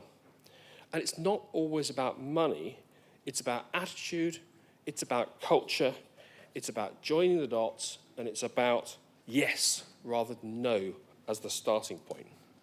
A third area that I've already touched on, starting to give hope to our young people. I've mentioned SEND issues and applaud the direction of travel announced by the Secretary of State this week, seeking to help keep young people in their own community for schooling. Sticking a child with special needs in a taxi for 2 hours a day to spend time away from kids from other people's streets instead of their own was never, for the most part, a brilliant idea, quite apart from the cost and the congestion. Here's a real challenge for us, which I know we embrace, and I know there's not a party divide on this issue, but we've got to have the imagination to handle it differently. And hope for young people is about other issues. It's about life skills too, and joining up on those. We've record youth and under employment. Our economic development impact often sees this as yet another Cinderella subject. As Alan Milburn has described, it just moves young people directly from SEND to NEET. It's one of those wicked issues thought through by Professor John Stewart back in the 1990s that seem intractable as we just don't join up policies across the public sector. Another is the chronic state of the housing market, where we fail to meet the needs of young people. And Hampshire's on the red list on this one, not even the amber list. 25 years on, not one completion at Manydown. 15 years on, not one start on our allocated farm sites at Botley. There really isn't an excuse. It's a county says no, culture won't do it tomorrow, not today. But I will put a caveat on Manydown. It took the removal of the Conservatives from power at Basingstoke to make a difference. But this council failed to use its influence before that. Chair, I've set out a few issues that a yes culture, even where without new revenue, we could make a difference. Fix our roads, help save our NHS, hope for our young people, and a council that listens. It can be done, and it's important now. Entering the start of local government reorganisation, partnership working, real partnership working, and real joint working will be more important than ever. That needs a local up, not a centre down culture. No more of the county knows best. We really are all in this together and need to get the best out of our unitaries and the best out of our districts, alongside the amazing skills and expertise that the County Council can continue to contribute. And I've just not seen that yet. In his short introduction to this item and the previous one, the leader mentioned devolution and said that devolution had no impact on our revenue budget. Well, he's wrong. It does. Devolution and funding from government will massively, massively increase capacity in the wider system of local governance. And that's an immeasurable benefit, which will help us in joining those dots, thinking creatively and doing things differently. But we've got to start now. So let me sum up. I've said that we cannot support this budget. What we will commit to is, in the event of the electorate putting trust in the Liberal Democrat team, to either lead the council or be part of leading the council through reorganisation and the last 2 years of this council, or be a review in the first 100 days to make that start. To be more open with our electors, to be more efficient as a council, to be more innovative in raising income, to be focused on our communities and on our future. To fix our roads, to help save our NHS, to give hope to our young people, and to listen. to listen. We can do better. Let's start, Chairman. It really is time for a change.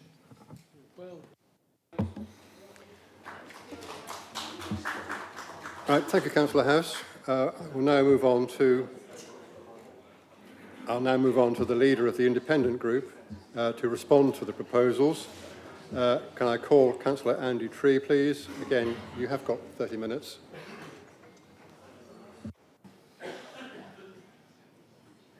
Thank you, Chairman. So as always, for any member of the public watching, the independent group is made up of 4 individuals and is not a political party in itself. Councillor Parker-Jones and Councillor Pankhurst are independents, and I am the leader of the Whitehall and Borden Community Party, that is a local group that stands in various local elections in my division. Councillor Wallace is the sole Green Party councillor in this chamber. As an independent group, we don't seek conflict with our councillor colleagues on any side of this chamber, and we want constructive working relationships to achieve results in a grown-up way, even where we disagree. On behalf of the independent group, I would like to begin by thanking the officers tasked with putting this budget together, led by Chief Financial Officer Mr Lowe and ultimately under Chief Executive Mr Westbrook. We appreciate how difficult this has been to achieve in the current climate. For our directors of children's services and adult social care to have to preside over constant savings programmes, yet still keep our vulnerable adults and children safe, is no easy task, and they should be commended, especially when our children's services are rated excellent, and officers also have to deal with local government reorganisation workload. It is an impossible task, with the funds available, to rank services in order of vital to highly desirable and come out with a budget that Hampshire residents truly deserve. But I do want to thank all staff across all departments for the work they do that is valued. Thank you. I refer to Appendix 16, where you'll find Table 1 called Impact Assessment. I regret to say that nothing listed there is listed as positive. Nothing is even listed as neutral. Everything is listed under negative to a degree, and most concerning to us is the direct reference as to how this budget would adversely affect residents in poverty. One of the great frustrations is that higher council tax is not leading to a greater level of services that would be protecting those very people. And to put it bluntly, we were asking everyone to pay more for less, and it has a disproportionate effect on our most vulnerable. We know that many years of above-inflation increases in social care costs and significant increases in demand for special educational needs and disability provision has compounded the problem where, to be honest, the failure of successive governments to fund these increases is a key issue. Councillor Crawford for Labour stood here 2 years ago and called for a general election, and in my 2024 response, I said I wanted to see Labour's plans for fixing Hampshire's funding.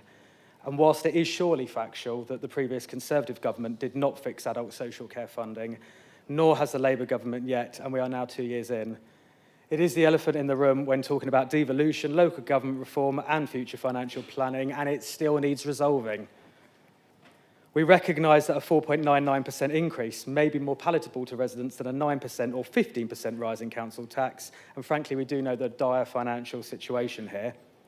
However, I said last year that I feared we simply watch our reserves depleted and another request going in from our Cabinet to raise council tax beyond the 4.99% in the following financial year, which has played out and has happened.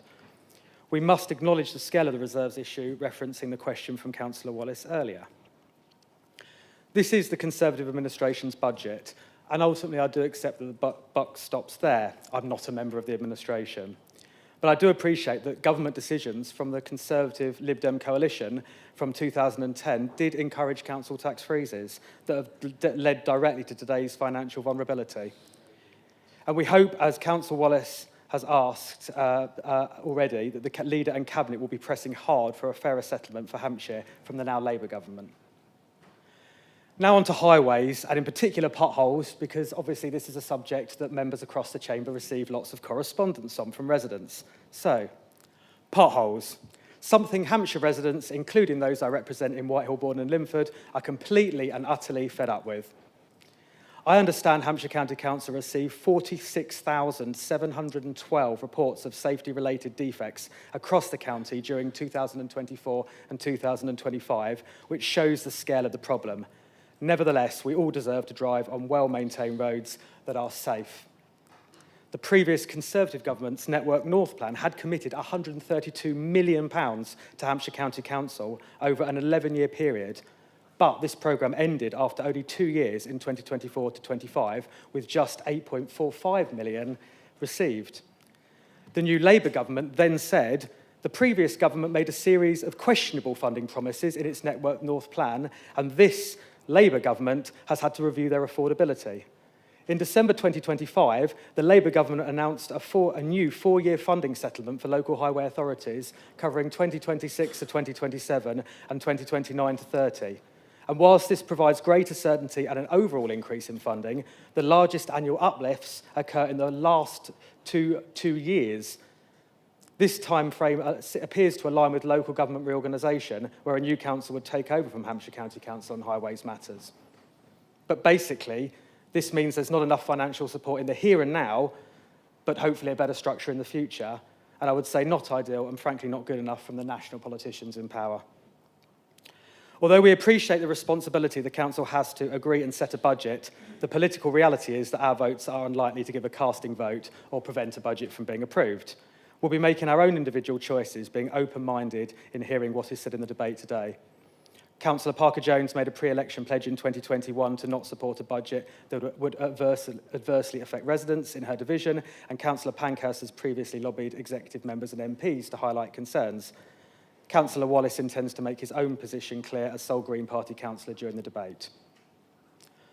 Promises made to the electorate are important. I said in my 2021 county election literature that I would fight for a Hampshire County Council budget that is fair to Whitehill, Borden and Limford, putting residents first in any vote. I recognise my responsibility to the whole of Hampshire when it comes to this budget, but I must keep my word and will listen carefully to the rest of the debate to determine how I vote based on my pledges. Unlike my 3 colleagues, I do not have a chance to speak again later in the debate, and so I will now make some comments about my own Whitehill, Borden and Limford division.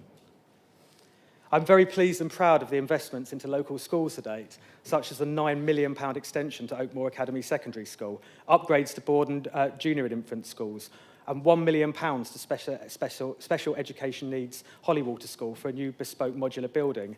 Councillor Forster attended the opening event with me where head teacher Bridget Ryan made a very powerful and emotive speech about society being judged on how we look after the most vulnerable and their families. And I agree.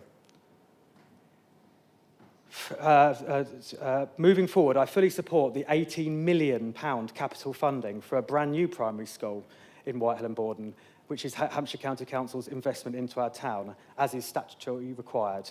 However, nursery provision is not clarified, as secure and post-16 education is now zero following the closure of the Future Skills Centre that was held as a massive achievement for Whitehill and Borden, lauded by this council, and now sits empty, which is extremely disappointing. Borden Library remains open, the TIP has remained open, and I support Base Innovation Centre. However, the key issue of adequate public transport in a town with no railway station that is seeing a large increase in population has not been long-term resolved. I get much feedback from residents that Limford and parts of Whitehill are not currently served.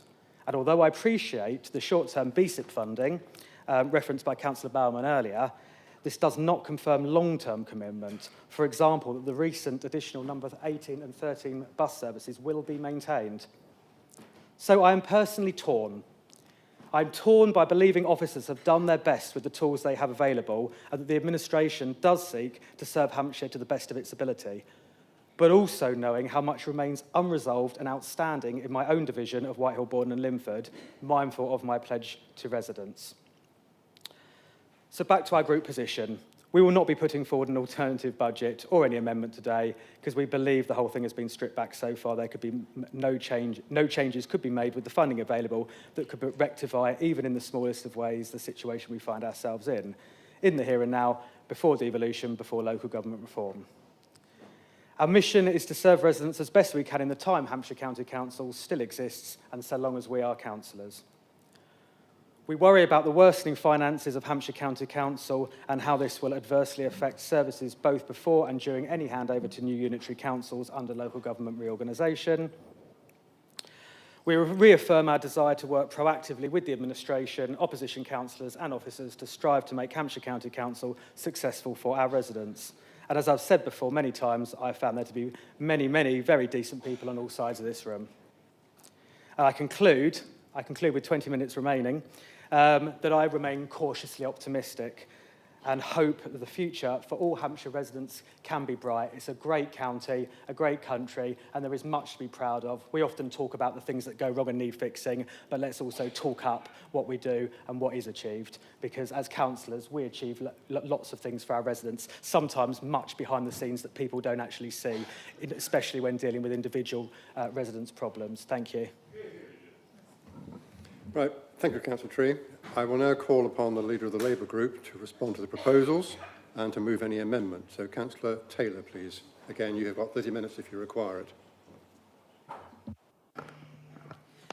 Thank you, Chair. Chair, I'd like to start by making perhaps a brief segue, if I may, and begin today by paying tribute to the GB Winter Olympics team. For their tremendous hard work and achievement of recent weeks, and it was a real pleasure to see our flag being used in the way it should be used, which is being raised with pride to recognise achievement and endeavour in the sporting arena. Sorry about that. I'd like to join in with other people in thanking all the officers for their hard work in preparing this budget. If my late great-uncle Fred was alive, he'd be asking me what all the fuss was about. It's simple, isn't it, budgets? You just money in, money out. What's the problem? And he's right, really. And for most people, budgets are simply a function of money in and money out. You hope you get more money in than out so that you can save for a rainy day or that well-earned holiday. And when things go wrong and there's not enough money coming in, you look at your outgoings, you cut subscriptions, find cheaper insurance, reduce meals out and takeaways. And if they get really, really bad, you start selling possessions and look for a better or second job. And finally, you max out the credit card and start eyeing up payday loans. On a much bigger scale, this is exactly what we've been doing in Hampshire. With over 700 million saved, services made more efficient, staff reduced, cheaper supplies found, and stopping all services except those we are legally required to deliver. Capital assets like buildings no longer needed have been or are being disposed of. Saving programmes are still ongoing, but will not deliver the kind of cash needed to close the budget gap from income now or in the future. Costs have simply skyrocketed, often outstripping prevailing rates of inflation, whether that's been influenced by global events like the war in Ukraine and energy prices, or more UK domestic issues such as rising costs of social care. Demand for services that we are legally required to deliver continues to rise, and this is at the heart of our challenges. We have a unique demographic set of pressures that drive costs higher than national averages. Our 70-plus population is well above the national average, and those over 90 are nearly double that of the national average. These figures speak for themselves. Our budgets are financially fragile and have less headroom. And this is demonstrated in the Q3 financial update, which showed that small changes in just a few individuals' care plans can have a significant impact. This demonstrates the high costs of care we face and a high level of sensitivity, which makes things very fragile. We have reached the stage where money out is largely demand-led, and we have no real power to change that. In terms of money in, we're always behind the door. We've heard today that our transport funding that we get is less than average. We know that our schools funding is less than average, and so many other things are too. The Fair Funding Review wasn't particularly kind to Hampshire either. Councils in areas with high deprivation do have extra calls on their services and definitely have a need for additional resources. And I think we would all accept that. But funding the extra support they needed by taking away funding from others suggests that everybody else has been overpaid in the past. The distributive nature of that review simply robbed a hard-pressed Peter to pay a hard-up Paul. For me, it felt very much more Sheriff of Nottingham than Robin Hood. Local government does not need the same cake to be cut up into different-sized portions. It needs a bigger cake. Baking our own cake is now impossible. Historically, there has always been some sort of central government selective capping system to enable interventions if a particular council run amok on local tax rises. But when mandatory referendums for excessive rises were introduced by the Localism Act in 2011, councils really lost all decision-making agency over determining their financial futures.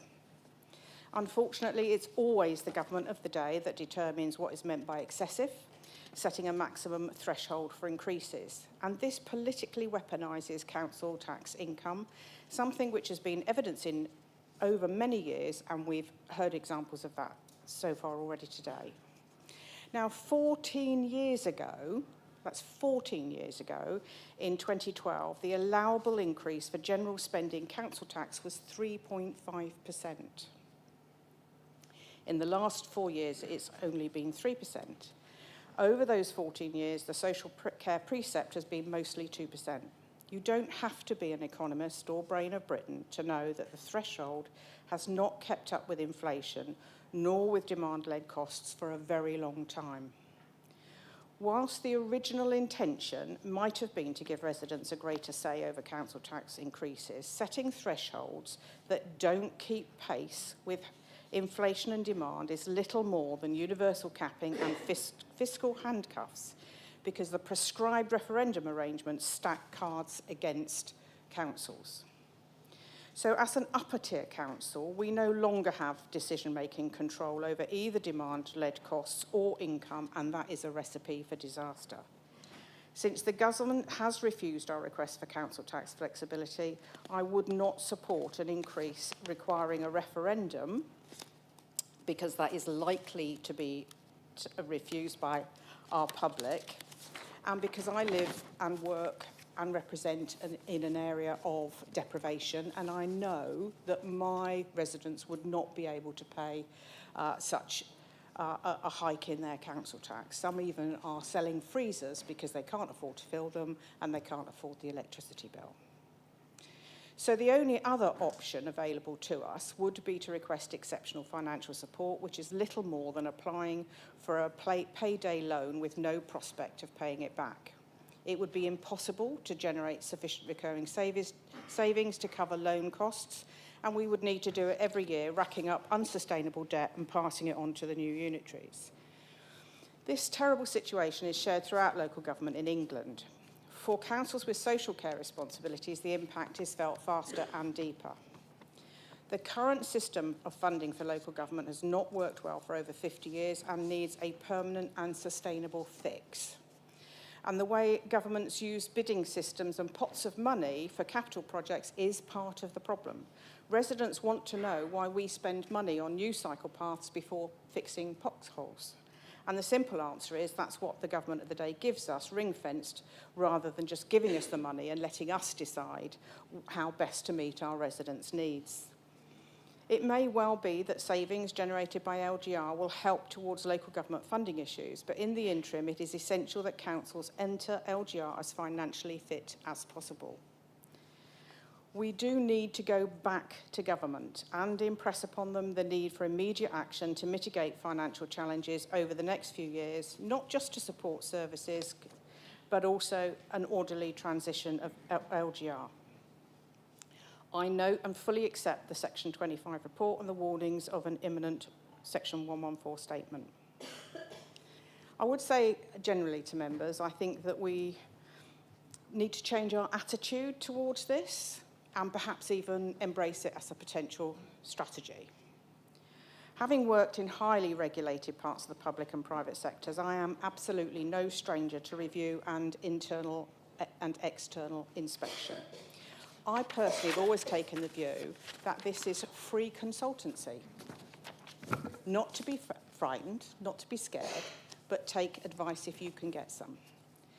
And I don't think anybody here wants to have a Section 114 on their CV, whether they're an officer or a councillor, because it brings a personal sense of failure, and there is, of course, the public shaming that goes along with that.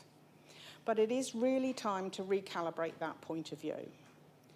This is not about failure or incompetence. We've simply been overtaken by external events, and like all good cooks, it is time to accept the recipe is flawed, we've run out of ingredients, the oven has broken down, there is no more cake. If the government sends in commissioners, what will they find? It won't be a mess with a quick fix. We know that because we commissioned our own independent review and our external auditors have recognised financial management, rigorous cross-control and track records of delivering savings. We've already refocused efforts into statutory services, so residents are unlikely to see any significant change or slash and burn as a result if commissioners came in. If they can identify new or novel things that we can do, and I'm sure all of us would welcome that. So we should have further urgent and very robust discussions with government. And if that doesn't bear fruit, then I would, as an entirely separate matter, be suggesting to the Section 151 officer to consider that the timings of any Section 114 notice should be as early as possible to allow us to obtain the benefits that might come with that, either because we get some interesting advice about how we might change things, or because at the end of the day, the government will realise that they have to stump up some money. And that, so earlier is better than later from my point of view. But I recognise that that's actually not here for us to debate, and that's not our decision. That is the decision of the Section 151 officer. Mr. Chairman, I will support the Set B recommendations. It's the least worst that we have, and it's pragmatic. And I would just finish by saying that Councillor Crawford does have an amendment to present on behalf of the Labour Group. Thank you. Thank you very much. I'll take that amendment now, if you wish. So, Councillor Crawford, can you present the amendment, and then we'll see how the room reacts to it. Thank you very much, Chair. I believe it's been submitted in advance, so it could be displayed on the screen if you wish. There we are. So, as you can see, it's labelled W, and it follows very naturally on from V, which is the final recommendation before us. And it follows naturally because V contains two references to the government and the need for further support from the government. And this is what this amendment is designed to try to achieve. So I would say to start with that for the avoidance of any doubt, nothing in this amendment alters the budget recommended by the Cabinet. I want to begin by making it clear that I respect the Chief Financial Officer's professional advice regarding the sustainability of reserves and the very real financial risks facing this Council. Of course, reliance on reserves cannot continue, and none of us would underestimate the seriousness of that warning. And we know last week the Cabinet agreed to bring forward the recommendation in Set B, a 4.99% council tax increase. And that was instead of having a 9.99% increase for 2 years running. Not much of a choice, really, when you think how would the population out there react to a proposal 2 years running to have a 9.99% increase. However, we must acknowledge the seriousness of the risk that the Council may have difficulty in setting a legally balanced budget for next year if the underlying pressures are not resolved. So I, perhaps naively, but I relied on the correspondence with the government, and that indicated that discussions with the government on the council's financial position remain open. It's therefore reasonable and prudent for this council to explore with government whether a phased approach grounded in sound financial planning could form part of those discussions. The council may still have limited but identifiable levers, as the leader has outlined earlier this morning.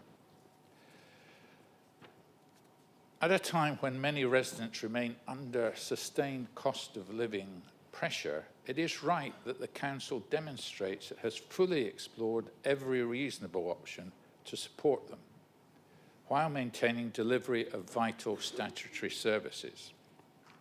Now, whatever members' views are of local government reorganisation, decisions we take now will shape the financial position inherited by future unitary councils.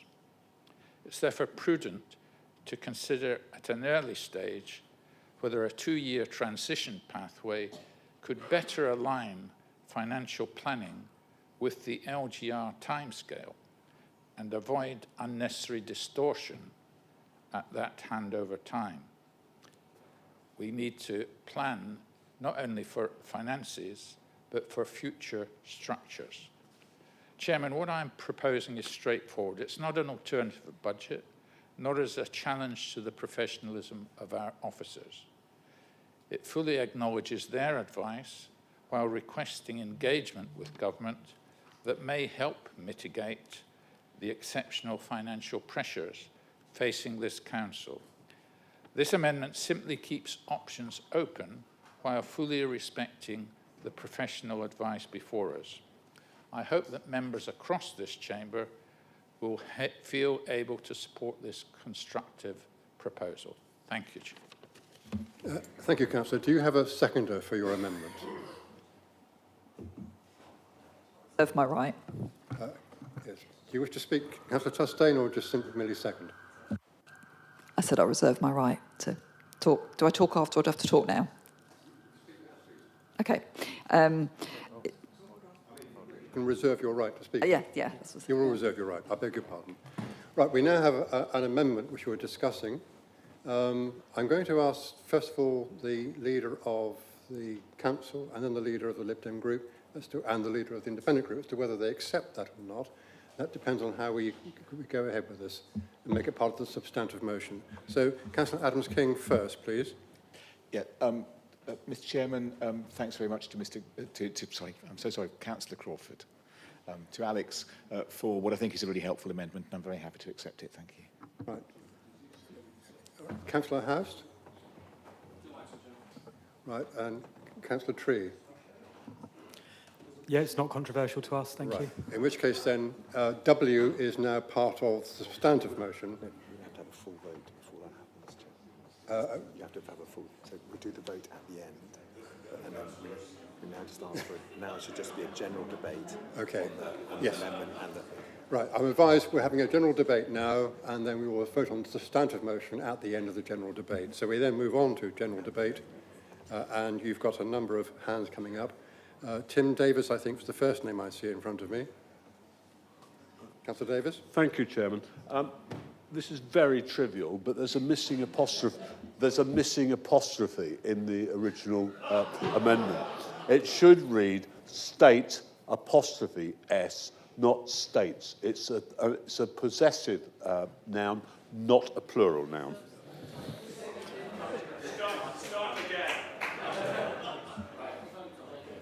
Thank you, Councillor, for doing my job. I'm the one with punctuation, I'm afraid. Right.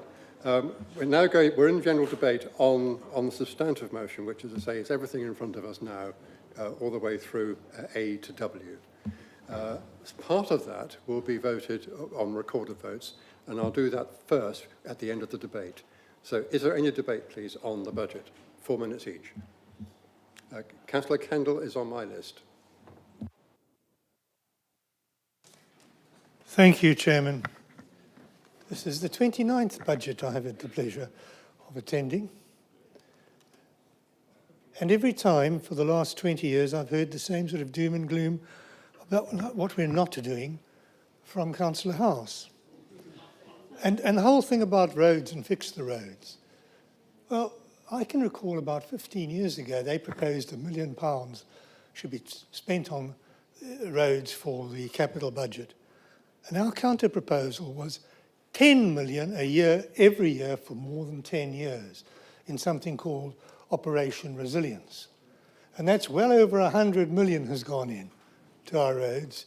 And had it not done so, then the roads would have been in a far worse state than they are at the moment. And don't forget, we get this problem every February because it's straight after winter. Believe you me, it quietens down by August.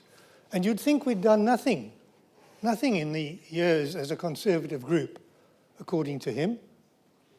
Can I remind him about a few things?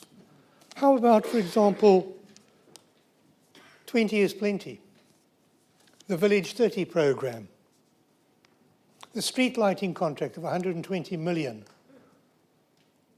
which reduced the impact of our carbon in Hampshire.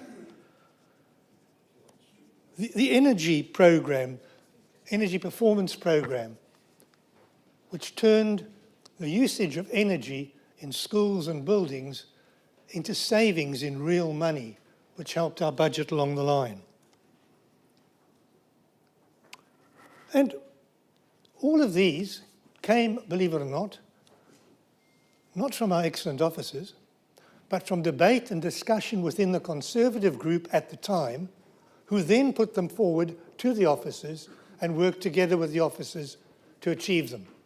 In the same way as we did with 3 incinerators, umpteen schools over that period that we built. And one other little achievement we made. While we were still part of the European group, we attended the Climate Change Committee in Europe and proposed to them, Brian Bolt was the man behind this, the officer, I was the one to lead it, that all electric charging points throughout the whole of the Union, including Great Britain, should be standardized to one particular type. The paper went forward from the Association of European Regions, which I'd authored, and it went on to the European Union. Hampshire to this day is regarded as the county council that produced a uniform form of Type 2 charging units throughout the whole of Europe, forcing manufacturers of vehicles to go that route, instead of each having their own type of charging arrangement. So Hampshire has done a lot in these years. Hampshire will do a lot more if we simply keep the pragmatic Conservatives in control.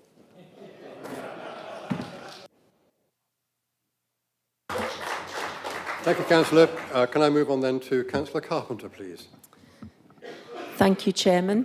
I wanted to pick up on Councillor House 2 things he said. He said he had that there was a delay of 3 months or something for blue badges. I managed to get a resident recently a blue badge within 2 weeks, 2.5 weeks, and it was very quick once he actually knew how to do it, and I helped him through that process. It doesn't take 3 months. And also, just saying what happened. And also, he also said that the council wasn't focused on communities, or that he could focus on communities better. I've never known colleagues more focused, particularly Nick, on communities as this Conservative administration and these people sitting here, so I refute that. I welcome the clarity in the report and the straightforward information advice from the Chief Financial Officer throughout. The report tells us where we are and what happens if we fail to act. It's the right budget for now, and it's a responsible budget, like this Conservative administration. And for that reason, Chair, I'm happy to support the main substantive budget. Thank you very much. Thank you, Councillor. Councillor Latham, please. Thank you, Chair. Firstly, I'll just summarise by saying I support the budget for 4.99%, and I recognise Andy's concerns with regard to a 114 notice for 27-28 if we don't put the council tax up to 14.9%. Understand that. My reasoning goes back to the figures set out in the budget report, because they change substantially over the last year. Go back to this budget last year, and we needed 65 million to balance the budget. By the summer of last year, we were looking at the budget for next year, 26-27, and that figure had increased to 136 million. Go back 3 months, and that figure had increased again to 143 million. With, for 27-28, an anticipated figure of £230 million, which we would have to find in order to balance the budget. So that's where we were. What has actually happened is that as a result of savings, underspends of £37 million in this financial year, we're not asking for 65 million to balance the budget because BBR comes down from 37 to 27. That then goes on so that you look at what's going on for 26-27. In November, we needed 143. Now we need 101. For 27-28, we needed 230. Now we need 179. All those figures have changed, and I'm certain they will change in the next financial year as well. So that's where we actually are. In terms of the 179, we will have in BBR in March 148 million. So that covers the 101, and it also means we've got 48 million towards 27-28. If we use the remainder of the reserves of capital payment reserves, then, and this is where Andy's figure comes down to the bottom line, we would have 71 million, we would be 71 million short, and that is why he thinks, and he could be right, that is what we could not balance the budget for 27-28. That's not the end of the story, though, because we are going to have DSG money. This report also indicates that will produce between 13 to 20 million pounds, so that would come off. And so finally, we look at where we would go, as Andy has indicated, if we can't find the balance. Well, I think the balance, we might well have to go back to central government for that, for a council tax flexibility. I understand that the government has said in previous years you can't do that because, of course, we had money in reserves to do it. This year we won't, and therefore I think they might well change their mind for the future and agree for flexibility to avoid us having to issue a 114 notice for 27-28. Thank you, Councillor. You've gone beyond your time, and I haven't got enough matchsticks to keep up with you. Can I call, please, Councillor Ferguson? Thank you, Chair. No one in the chamber denies how tight the finances are, or that the pressures are real. We all know about the increasing cost of adult social care. We're told often, send inflation, reduce funding from central government. But there is one question which I feel needs to be asked. If the warnings about financial unsustainability have been known about for years, and if reserves have had to repeatedly been used to plug structural gaps, why has the current administration not changed course much sooner? It's too easy to say this is all about central government funding, and to, yes, there are pressures are significant, but it's not the whole story. It's too easy to fall back on the decision to freeze council tax for several years. But we need to remember this wasn't imposed on Hampshire. It was a political choice at the time. Yes, it was encouraged, but it was a choice nonetheless.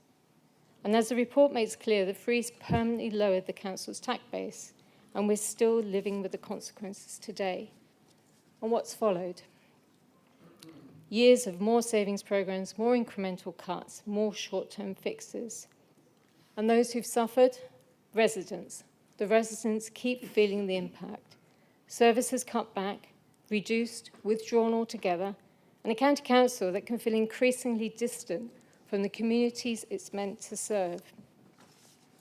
The impact of the cuts to disabled bus passes, which we heard about today, which produced a relatively small savings, but which had a huge and devastating impact on the disabled people using those passes. Councillor House talked about the need for the county to listen more. And I would ask to what extent the county talked to and really listened to those who would be directly affected by the cuts and took into account what they said. Last year, it also took a large public demonstration by residents and media attention to make the council reconsider cutting daycare centre support for those suffering from dementia and their carers in Winchester and Basingstoke, which could have led more residents actually being forced into care and increasing long-term costs. So where are we now? The point is, cuts alone are not transformation. Managing decline is not the same as leading change, and balancing the books year on year is not the same as building a sustainable future. So the question I feel needs to be asked is, where was the deeper rethink on how services were delivered, and why didn't this come earlier when the warning signs were there? Why wasn't there a much more determined shift towards prevention and long-term demand reduction much, much earlier? With local government reorganisation fast approaching, as lots of people have talked about, it's difficult to see how the financial position can now be reversed in that time. And our Chief Financial Officer is really clear about that in the report. But that's why it does make it even more important that we start doing things differently. I feel there is a need for a new approach and fresh leadership if that's what the electorate want, to begin laying the groundwork now so that the new unitary authorities inherit not just the financial pressures, but a clearer, much clearer strategy for tackling them. Thank you. Thank you, Councillor. We're now gone past 1 o'clock, and I'm going to try and get to the end of the budget item by 1:30 and call for an adjournment at 1:30. It's a matter really of, we've sat here for 3 hours already, so we need to have a break at some time. If we don't get the item finished, then we'll have to simply adjourn in the middle of it, which is unfortunate, but we know what we're doing, I think. Right, the next speaker on my list, bearing in mind the time constraints, is Councillor Dowd.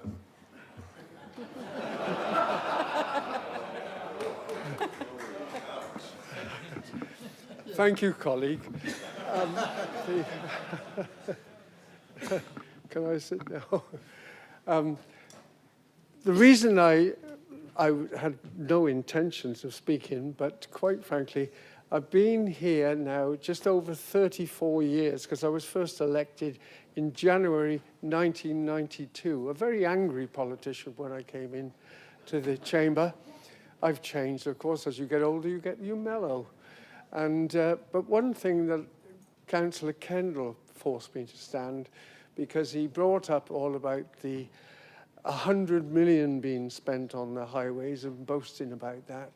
And yet, we've had, even in the press, from the leader, which is quite right, that the highways in Hampshire would take £600 million to sort them out. And in all fairness, every division, if you're honest with yourselves, there's tremendous problems in the road. And I, as a councillor, I have more complaints now than I've ever had in all those 34 years in regards to the highways. And Baddesley, and it's no good. I'm sorry to the executive member because we had that highways briefing. But I wanted to make it clear, yes, you can report things, but all you do is frustrate the public if they don't see things getting done properly. And it's frustrating for me because they come to me if they report it. And then, of course, I'm having to chase officers or whatever. And then, of course, it doesn't get done even when I ask for it. So it really is something that needs to be sorted. But I'm glad that our leader has accommodated the Councillor Crawford's idea or amendment, and also the leader of the council, because I think that is very important. We must. I know we didn't get the help from the Conservative governments. We didn't.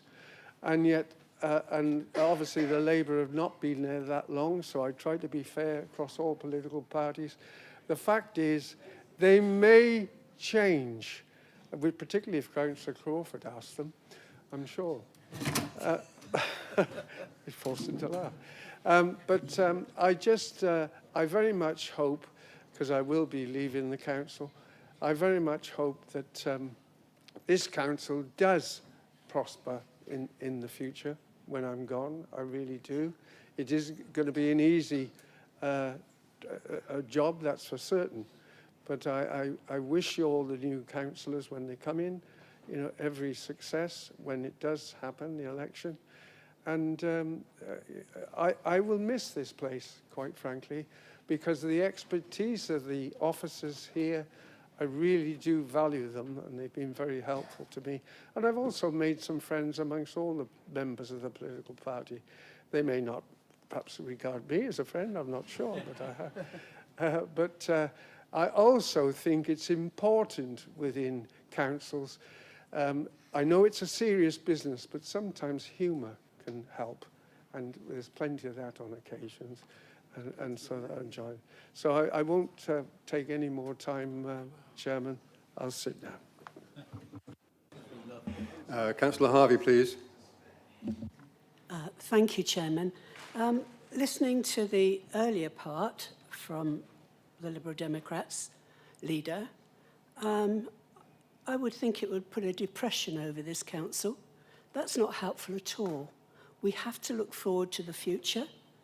Unfortunately, I won't be here for that, but I will be supporting it no matter what. I'm still a resident, as we all are. And I think it's for us, we have to look after our residents like we always have. And we have to look at our council as a very good council, and always has been. And I'm sorry that we have such negativity, because I've been here 13 years, and all I've heard from, unfortunately, from Councillor House is, gloom and doom, and you should do this and you should do that. But actually, if he did his bit, maybe ours would be easier. I'm really sorry. Thank you, Councillor. Can I call Councillor Philpott, please? Yes, thank you, Chairman. Actually, it's a pretty decent debate, I think, actually, to be honest, up till now. Although there's one or two things I want to. Yeah, I know. When I set myself up. There's one or two things I do want to just address, if I may, and that's actually the missing voice that's from this council chamber at the moment. And actually, there's only one councillor who represents that voice, and he's not here today. And that's the voice of misinformation, because we need to be aware, all of us, whatever political parties and none that we're in, there's a political party out there which is peddling stuff which is basically incredibly dangerous and very, very misleading. So we can see on social media that we're being told that all the things that we're debating in here are all wrong. It's because all the money that we're spending is going in either our back pockets, which is rubbish, or it's going on gold-plated pensions or whatever. So beware. I'm not going to be standing for county elections in May, but some of you are. And so beware, wherever communities you are, you'll face this misinformation. People will be telling you that you've misspent the money, you've misappropriated the money. So it doesn't matter what political party. That's for everybody, by the way, not just for the Conservative group or the Labour group, Liberal Democrat group. So that's the misinformation. Talking of misinformation, just to clarify, and I'm sure it was inadvertent, Councillor Ferguson said earlier on about it's a great shame that the council tax wasn't raised earlier in previous years, and we wouldn't be in this place if it were, and suggested, and I hope she didn't suggest, and I think it has been suggested in the past, that the Conservatives were responsible for that. So I'll just read you from a Gosport Liberal Democrat poster from 2014, the author of whom is probably not a million miles away from you, Councillor Ferguson. No council tax increase thanks to the Lib Dems. For the fourth year running, there will be no increase in Gosport's council tax thanks to the Lib Dems. Gosport's council tax has been frozen thanks to the council tax freeze grant approved by Liberal Democrat MPs in government. So just to make sure that it was a coalition government, and that decision was that the Liberal Democrats need to wear that decision every bit as much as anybody else. My last question, really, and in the time I've got, it's just a question, really, for Councillor Crawford and his amendment. He suggested there, and has said, I think, that the Minister of State has offered to discuss matters relating to these things with the Leader of the Council. And the Leader of the Council has graciously said that he's prepared to enter into any kind of negotiations, and I completely support that.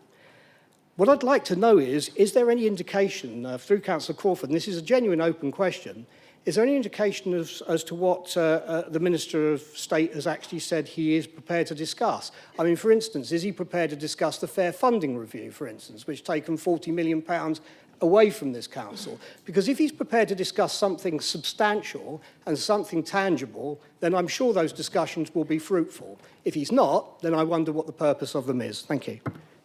Thank you, Councillor. Can we now move to Councillor Reid, please? Thank you, Chairman. I've been making notes about who said what, and it would be very easy in this debate to slip into sort of a party political roustabout. I want to talk about something which I think is going to unite everybody in this council, and it illustrates the problem that we're trying to face. I think every councillor here is absolutely supportive and delighted that we operate good children's services, outstanding in every area, and we operate very highly respected adult social care services which save people's lives. There's no doubt about that, and I'm sure that everybody in this chamber is going to agree with that. Thank you.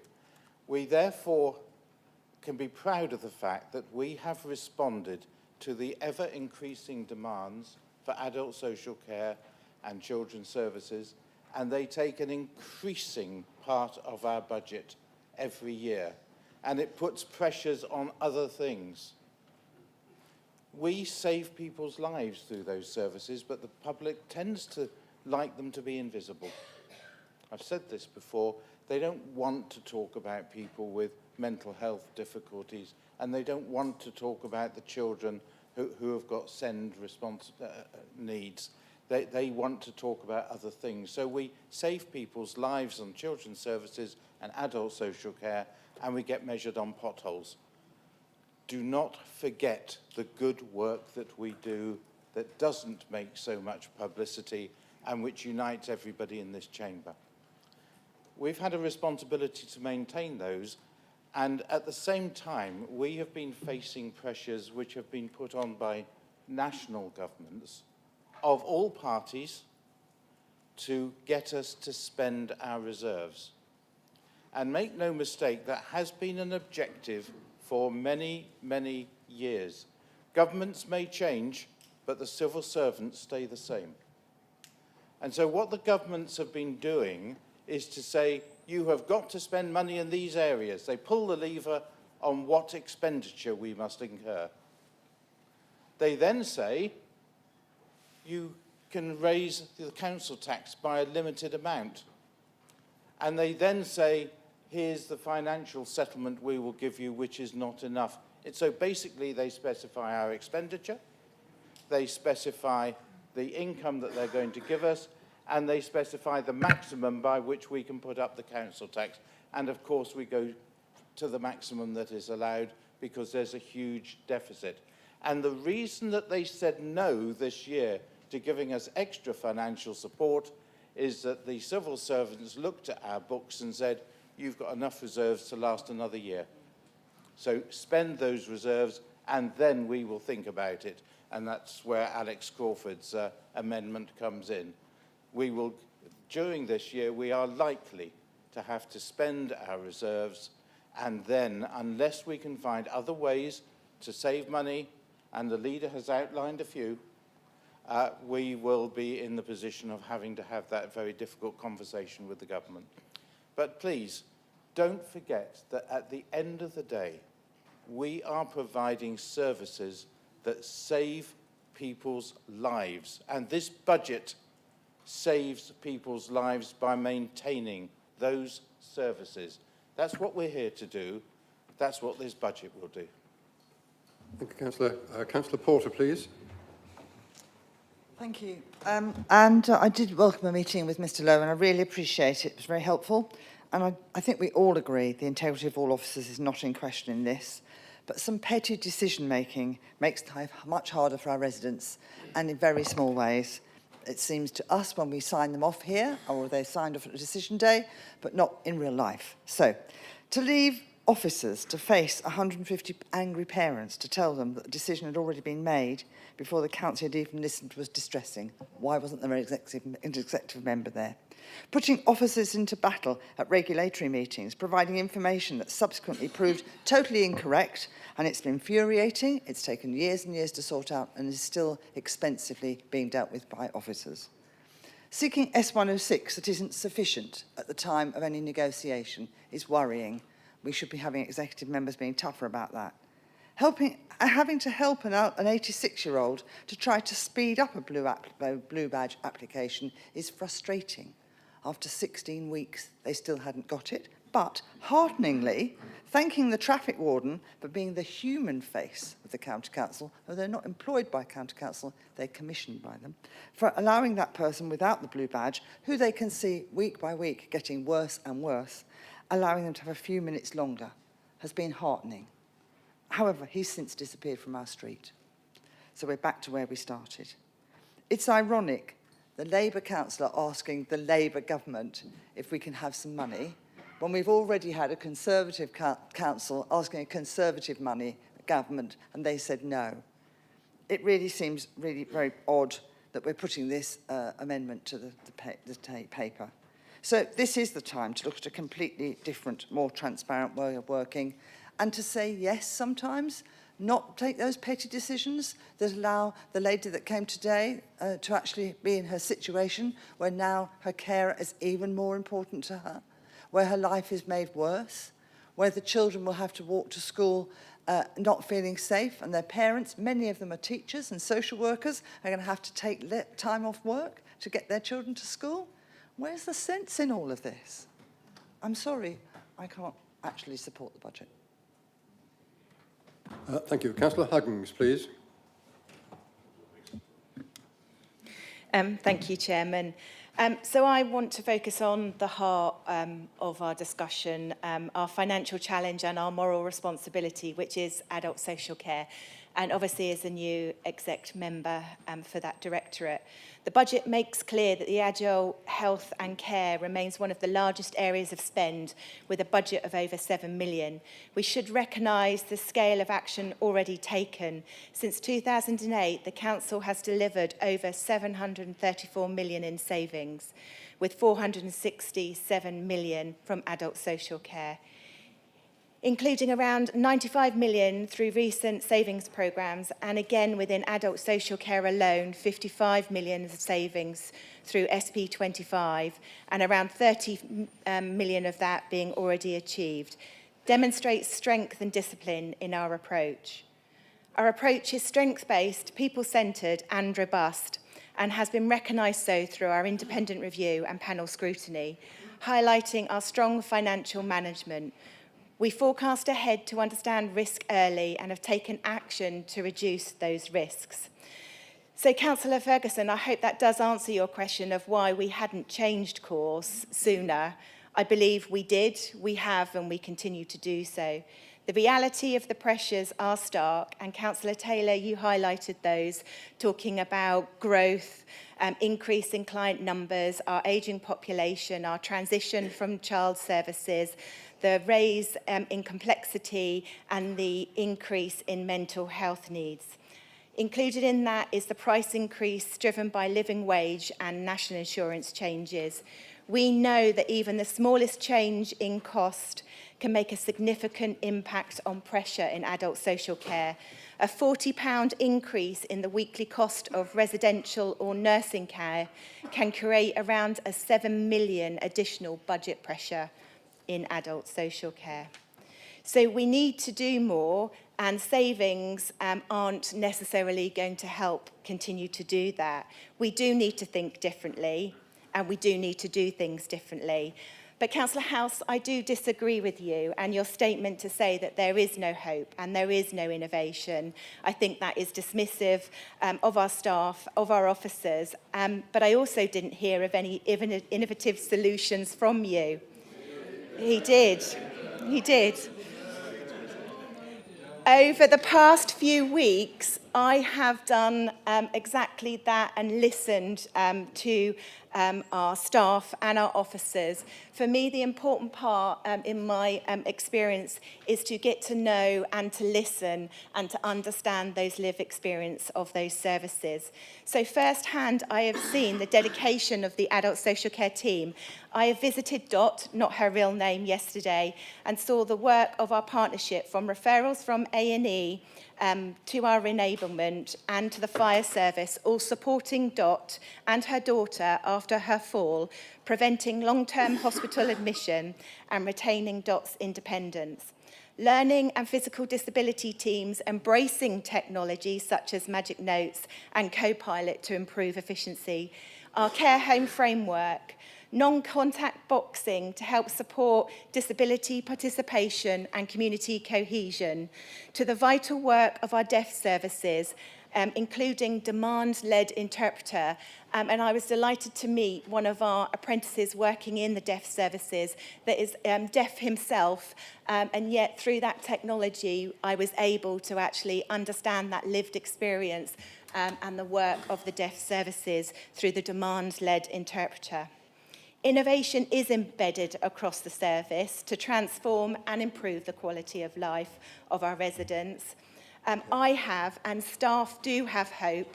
They have enthusiasm and passion to transfer services from demand-led innovation. We have Dragon's Den and technology festivals. So I welcome that. I must treat everyone the same. You've gone over your time quite significantly. I now have a list of names which goes off the screen. And so what I'm going to do, because the sort of restaurant part of the canteen closes at 2 o'clock, I'm going to adjourn now. The list of names will stay in this order, and we'll re-adjourn the meeting at 2:15 on the dot. Okay? Thank you very much. Meeting stands adjourned.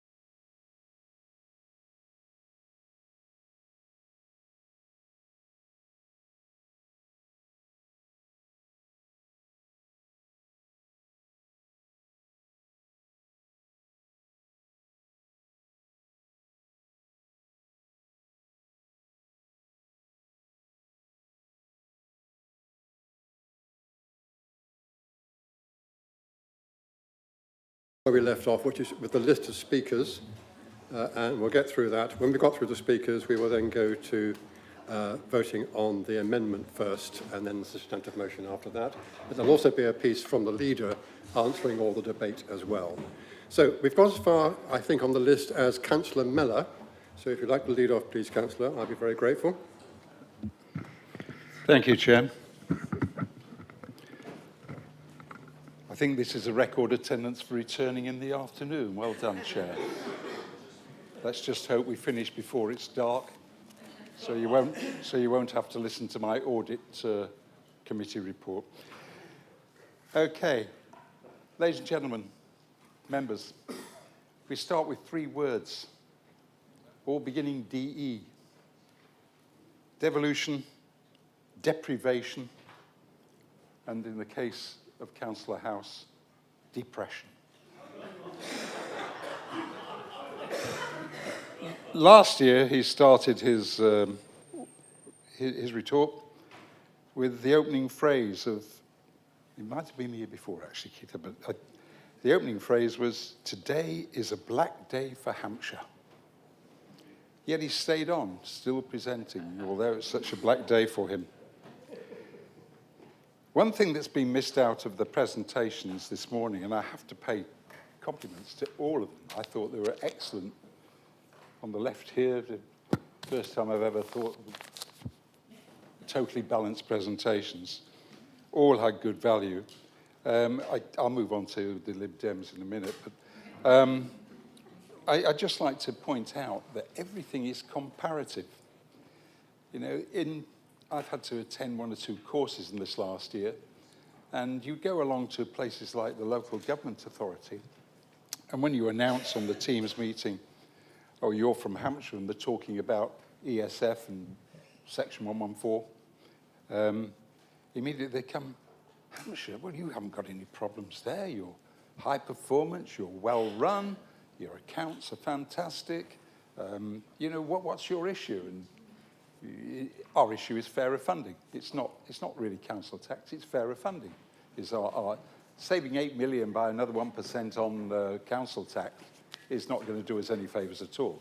We have to go much bigger if we're looking for that money. Just as a fact, you know, we look at the comparisons of all the other countries, councils that have gone on to EFS or even on the county tax flexibility, council tax flexibility programmes. And they're all, let's say, politically motivated. They come from primarily in areas of where one party dominates, primarily better links with, shall we say, the national government, and we're left out in limbo. It's striking, though, that what the choice becomes, do you want to be deprived, related to as deprived, or do you want to carry on as you are at the moment? We do not want to be an area of deprivation. We've got 1 or 2 patches, of course.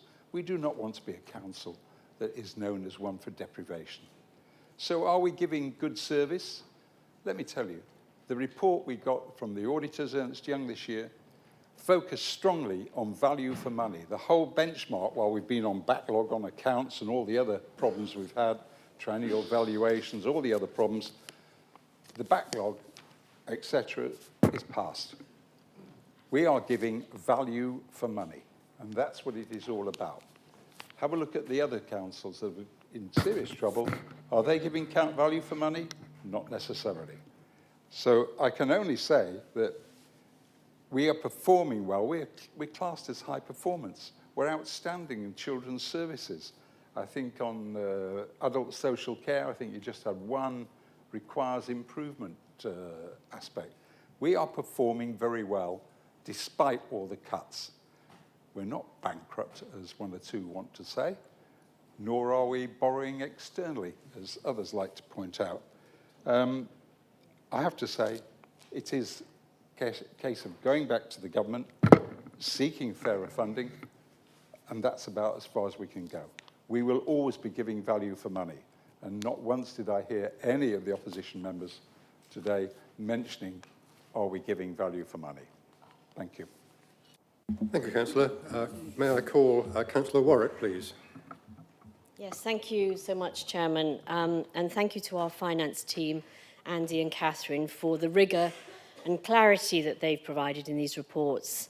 But I wanted to also add thank you to every member of our staff who turn the lines in the budget into real services across our schools, our highways, country parks, in our libraries and across adult and children's social care.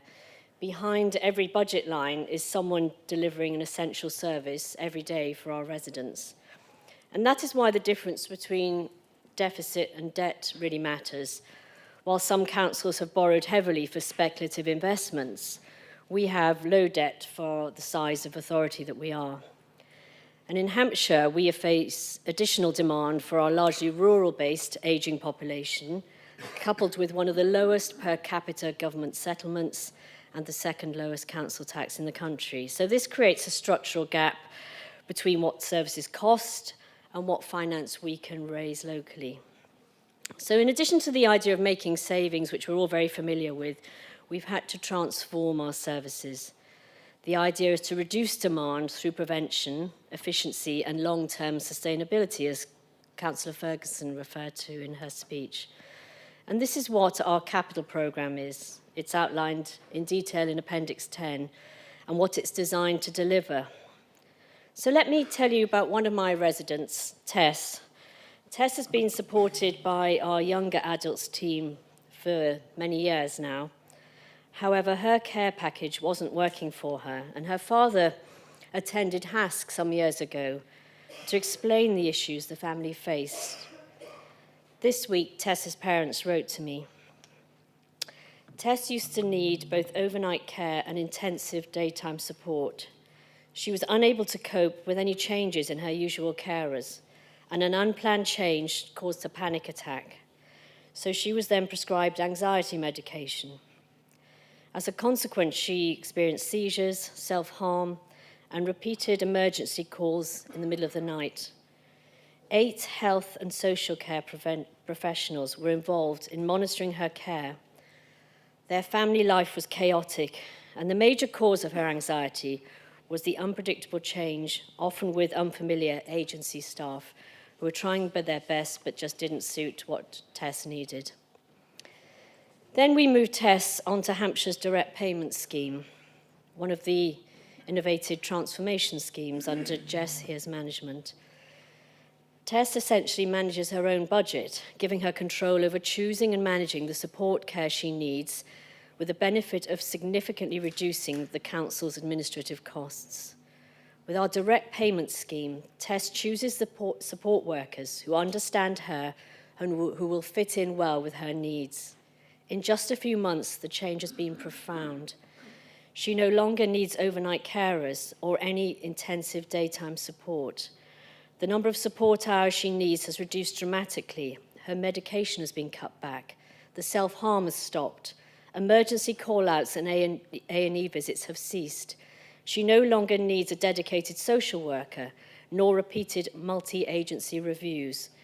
Most importantly for the family, Tess has gained independence and confidence. She now attends college. She has hobbies. She manages her own home and her own garden. So that is transformation. It improves lives. It reduces pressure, not only on us, but on the NHS as well. And it lowers long-term costs significantly.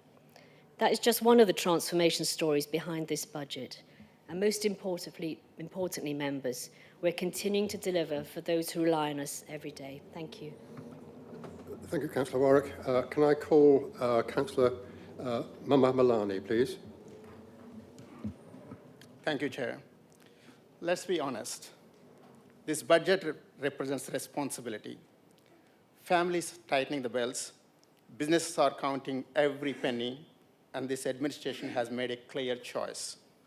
Deliver high-quality services while keeping council tax as low as possible.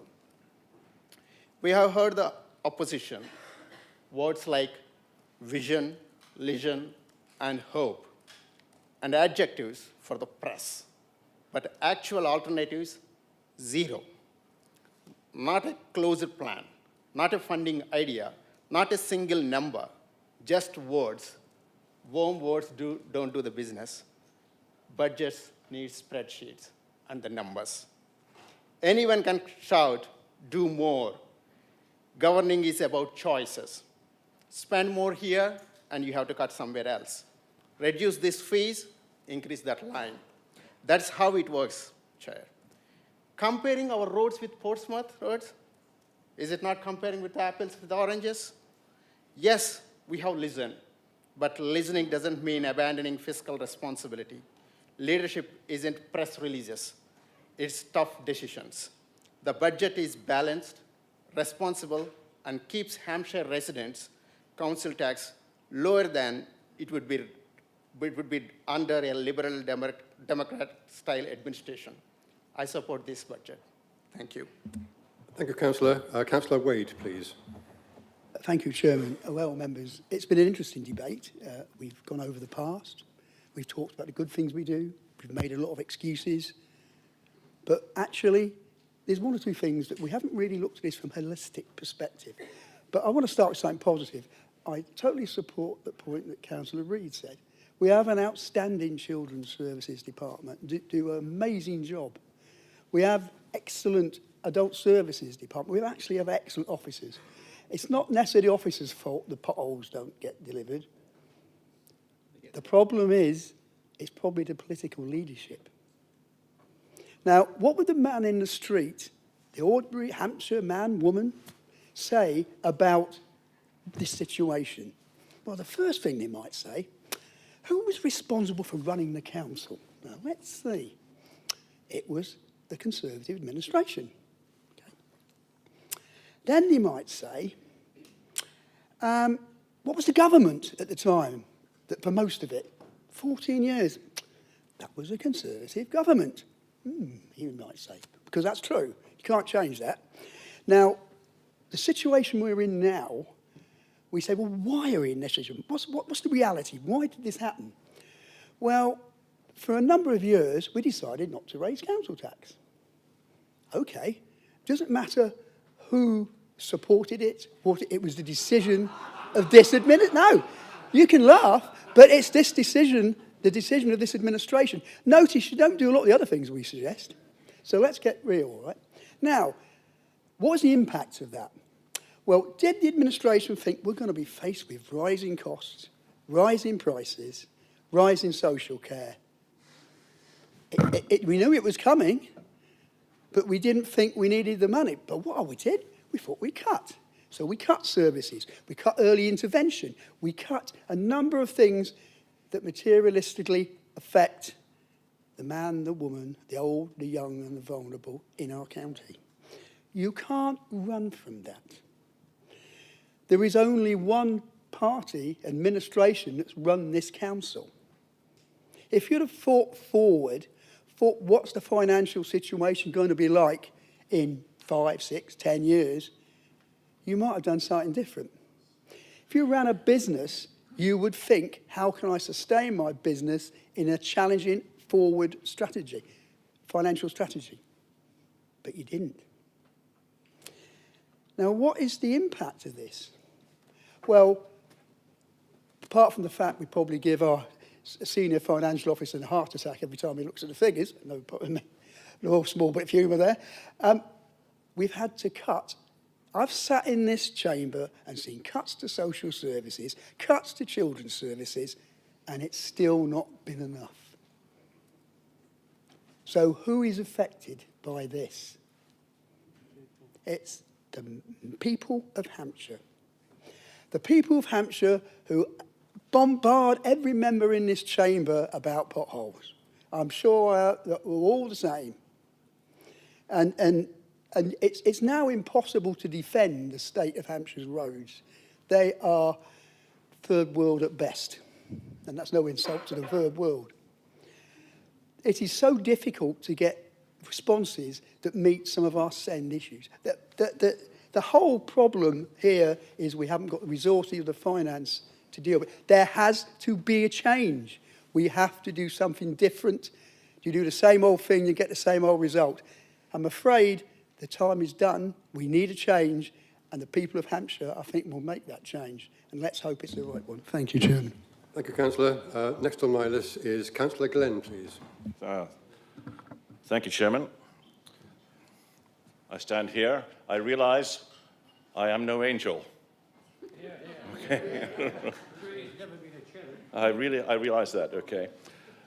It's why I've never been called Councillor Marmite, I'll never know, actually. But there are certain things that I'm very proud of about Hampshire County Council, very, very proud of, and they're the things that you don't hear about. We've heard from Stephen Reid about the main reasons for why we should be proud.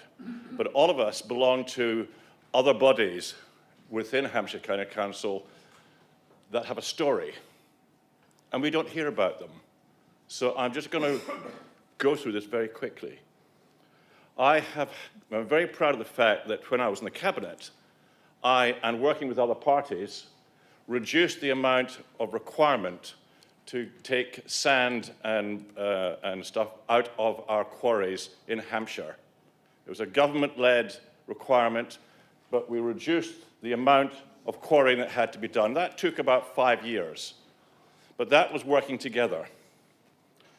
I'm very proud of the fact, listening to the deputation we had, it took 3 to 4 years to fight the County Council proposals to stop buses going from one of my villages, namely Hook, to the principal school, Robert Mays. They wanted to take away the buses for children within three miles.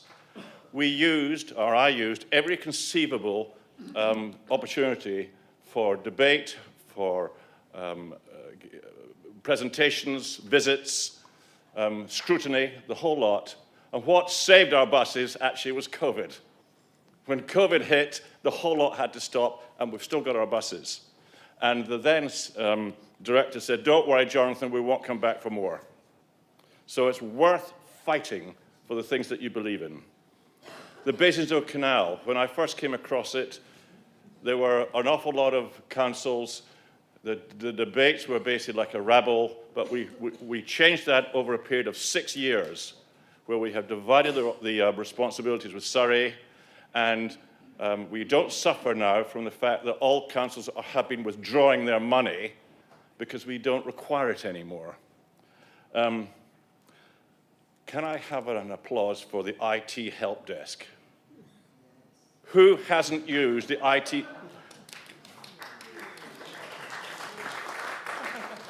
When have we heard about the IT help desk in this chamber? Okay, that is frankly the best money ever spent. Okay. The other thing I'm very proud of is the pension fund panel. I've been on it for 9 years. Did you know that the members of the pension fund panel undergo training every 2 months? Councillor, I'm going to intervene here. You've got a minute left. Yeah, I know that. You've got to bear in mind we are debating the budget. Yeah, I'm coming. Well, all this costs money, Chairman. Yeah. Could I, with your remaining minute, could I bring you back to the budget, Yeah, please? that's right. Well, this is about the budget. It's about the things we don't hear about. Now, you let Councillor go on about it. Why didn't you stop him, okay? Okay. All right. I'm very proud of what we do in Hampshire County Council. I'm very proud of it. We should all be. Maybe our only fault is that if you're a good councillor, you hear the best at everybody's debates.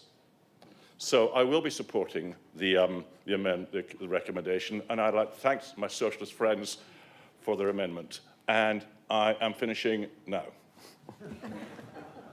Right, thank you, Councillor Glenn. May I ask Councillor James to debate 4 minutes on the budget, please? Thank you, Chairman. I was given some hope by Councillor House when he talks about a hopeful future and a bright future, and I thought he touched into something there, and I thought we're going to have one of those warm, lovely, glowing budget debates. But unfortunately, it's gone very badly wrong. Because if you think about it, Chairman, it was a choice that we made, or the administration made, back in 2008, 9, 10, 11 onwards, that... Yes, we'll repeat it because it's still costing us money, so I can say it every year.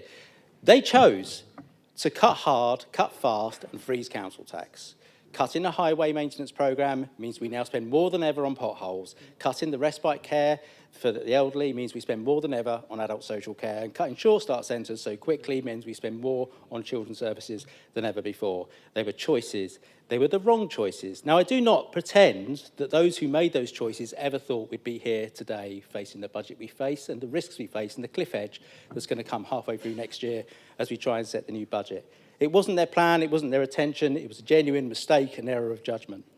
What's sad is that during this debate, we haven't heard people stand up and say, we got things wrong. Because you'll know, because you're a former teacher, and I did listen to some of them, that if you make a mistake and you accept you've made a mistake, you can learn from that mistake and it becomes a lesson. And yet we've had people standing here, particularly from the middle of the chamber, we had the council leader talking about success. We've had Councillor Glenn, the only thing we've done wrong. And we've had Councillor Mellor, who said lots of stuff that's generally ignorable, but apparently some of it was around things are going well, we're doing an excellent job. We need to reflect on the fact that we cannot take the attitude we have in this chamber into the new unitary authorities. We have to learn from our mistakes. I've never seen much point in electing a Tory, but if we got all the Conservatives to learn from their mistakes, we'd have a wealth of wisdom in the new authorities. Thank you. Right, thank you very much, Councillor. And may I now call Tonya Craig, please. Councillor Craig. Thank you, Chair. It was just wanted to stand up and say thank you to all the staff that put these budgets together and for all the good things that have been said that the county do. But we've got to remember that these cuts affect the vulnerable, affect those that aren't able to stand up for themselves and tell you what the real issues are. I mean, we've heard from the other side about Blue Badge and how it only takes 2 weeks, when realisation here actually says it takes a lot longer. And I was just going through some of my old emails here, and it's interesting. I mean, it's not that old, it's 2 months old. But it's interesting that I send in an inquiry. I copy the lady's letter in to say that she's been waiting for this Blue Badge already for 6 weeks. And it takes officers 2 weeks to reply to me to say, we haven't got her authority to discuss this with you. That in itself has taken 2 weeks to reply to me. I then have to email her back and say, sorry, it's taken me 2 weeks to come back to you. And it goes round and round in circles. That's 2 weeks just for a reply, so that's just one thing. Another thing that I've been made aware of in just the last couple of days is when we're looking at our budget cuts and you know, potholes, they don't really matter, you know, alternative transports. Again, vulnerable people. There is a particular road in my patch on my borough seat that's been problematic for some time. The buses have now chosen to reroute. They refused to go down that road due to the surface. That is missing lots of my vulnerable residents who can now no longer get on a bus to go to the shop, to go to the doctors, to visit their friends, family. The impact it has on our vulnerable. And they'll speak to me because I meet them in the street or in the shop. You know, neighbours come out and taken them, buying a huge amount of shopping because they don't know when they get out next. But they're too frightened or incapable because they haven't got internet, whatever, to actually contact anyone else. It's their voices that we're missing. And again, this budget, the cuts we're making, hitting vulnerable, it does worry me. Thank you, Councillor. Next, and I think last on the list this afternoon, is Councillor Drew. Thank you very much, Chairman. An ode to people. And I was moved to stand up from what Jan Warwick was saying, Councillor Warwick, Deputy Leader of the Council, with regard to Tess. Because ultimately, we're all here to help people. And I thought that the description of how Tess had been helped, how she'd been supported by various different types, different people in different ways, being innovative, and her coming through that feeling very much better at the end is absolutely vital. And well done, brilliant. I was also very disappointed to hear, mostly from the opposition to my right, about full of the if-onlys. It's easy. Well, if only this, if only that. Well, of course, we could have done things differently, but a lot of the time it's actually not possible.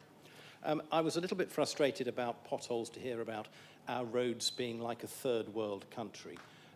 Council, have you ever been to a third world country and you've seen third world roads? Well, I've seen third world roads, particularly in the country of Jordan, where a pothole looked more like a gravel mine than a and I've lost the Jordan. Wonderful people, wonderful people. The Jordan. No, they seriously are.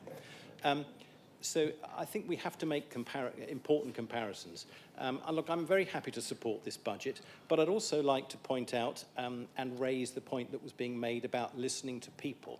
Many of you will have seen as we gathered here, there was a substantial group of people who were school parents concerned about their children, whether or not they could walk or where their bus was going. And it was absolutely vital for some of us to go and listen to them. It's actually not very easy. I think I ended up in a shouting match, not because we were trying to shout at each other, but because it was very loud. But absolutely vital that we listen to the good people of Hampshire, who were all incredibly well-meaning and very concerned about their children's safety.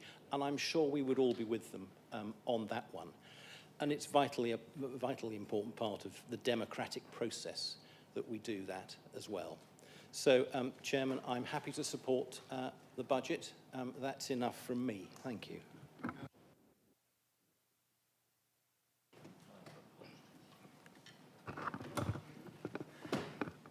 Good afternoon, everyone.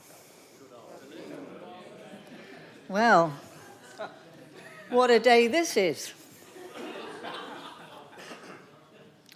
I've sat in this seat for many a year, and I've listened long and hard today, and I don't normally speak because, quite frankly, very often there's too much hot air and waffle. And I prefer to keep my own counsel and say what I have to say direct to those people concerned. But today, I have been quite bored silly, Mr. Chairman and Leader, by the totally meaningless rhetoric that has come from that side of the chamber. It is absolutely, totally meaningless. Full of gloom, doom, and despondency. And yet we can see, we can read, we have questioned the officers. We know that what has been presented today is a well-balanced, thought-through budget that has been done with great care and great caution and with the residents of Hampshire upmost in their minds at all times. Obviously, I will be supporting this budget, although I suspect there'll be some of you in this room who do not. What's really saddened me today, Mr. Chairman, not only the gloom and doom, but the snide political accusations against the leadership. Totally unnecessary. And if you could prepare a good argument, it wouldn't even occur to you to put those snide remarks in.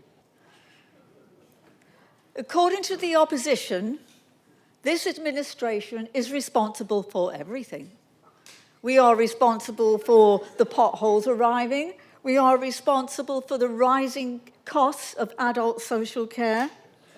And everything is because this administration is holding the chair at the present time, with due respect to Mr. Chairman, who's not currently a Conservative. I thought I'd better get that one in. I did say currently. But, Mr. Chairman, what surprises me in all this, well, perhaps it doesn't surprise me. I've been around for 24 years in council chambers, so it really ought not to surprise me. But all this meaningless rhetoric, all this negativity, not once have I heard any proposal of any kind of budget from that side of the chamber. Not a single thing. Shame on you, shame on you. How dare you sit there and criticise when you cannot yourselves come up with any meaningful, thought out and value-priced alternatives. If you do have this wonderful panacea somewhere hidden deep within your group, then please let us share it with everybody so that we can all enjoy your thoughts on this. Mr. Chairman, I'm so sorry, but this is really a ridiculous situation. They are not contributing to the agenda today. It's just totally meaningless rhetoric. Thank you, Mr. Chairman.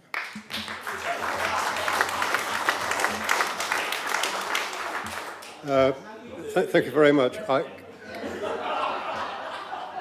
Can I just say I am required by the Constitution to be politically neutral, and all I can do is reassure you I have no intention of changing my political home.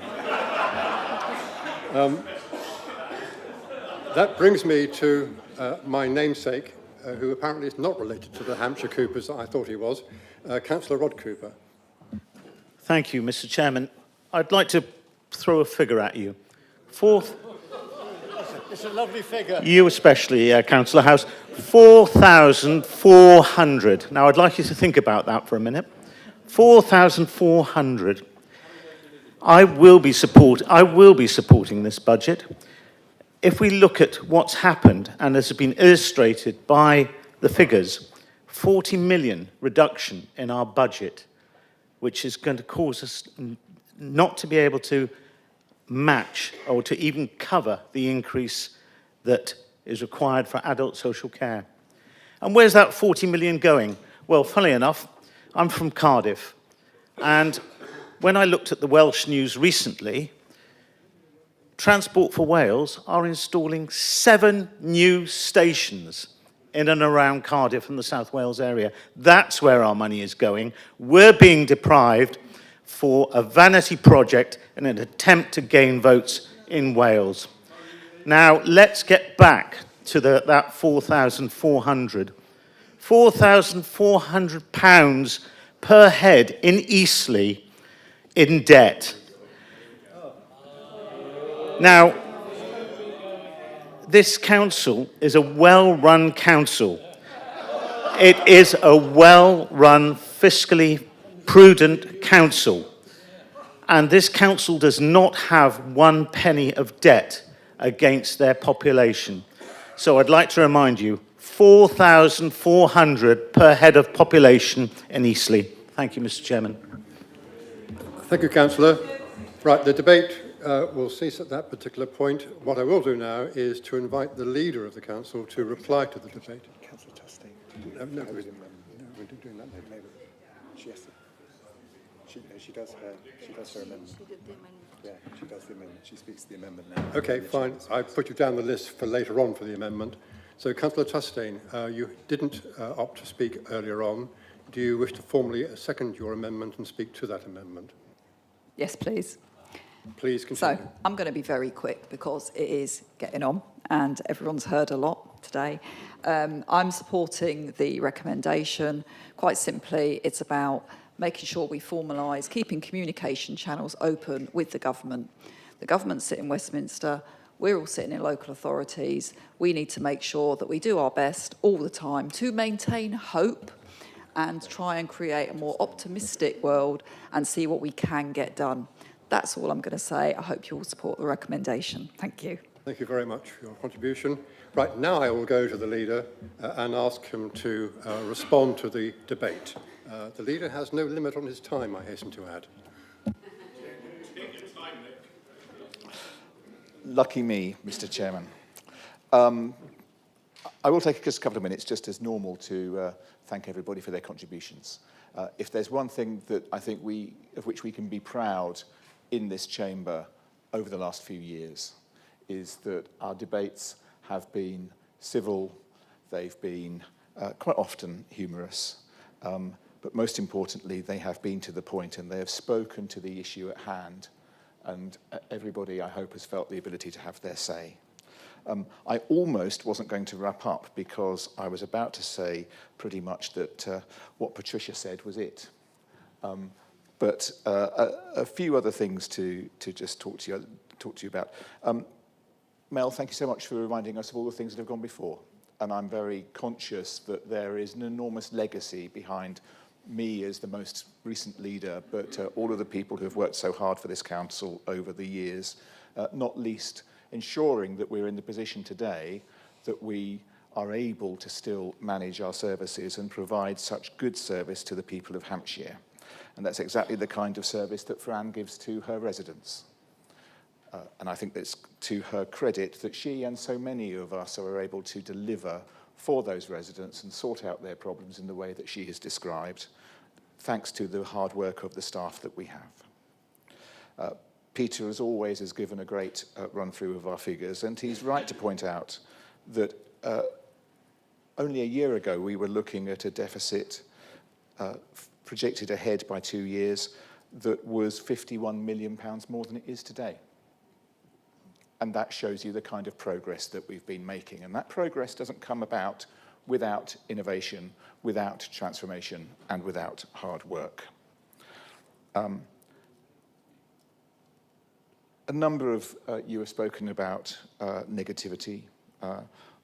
Marge and Derek about the need for us to be proud of the fact that we've made value for money decisions, that we've delivered over the years a really excellent service for the people of Hampshire, and I'm glad that we are all agreed that our services remain excellent, and that needs to be the thing at the heart of what we talk about.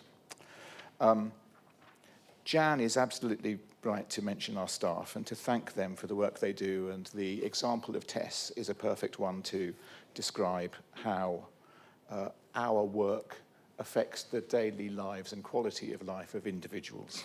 It doesn't always... We should clap our staff. It doesn't always work out in the way that our residents might want, but we do our very best to do so.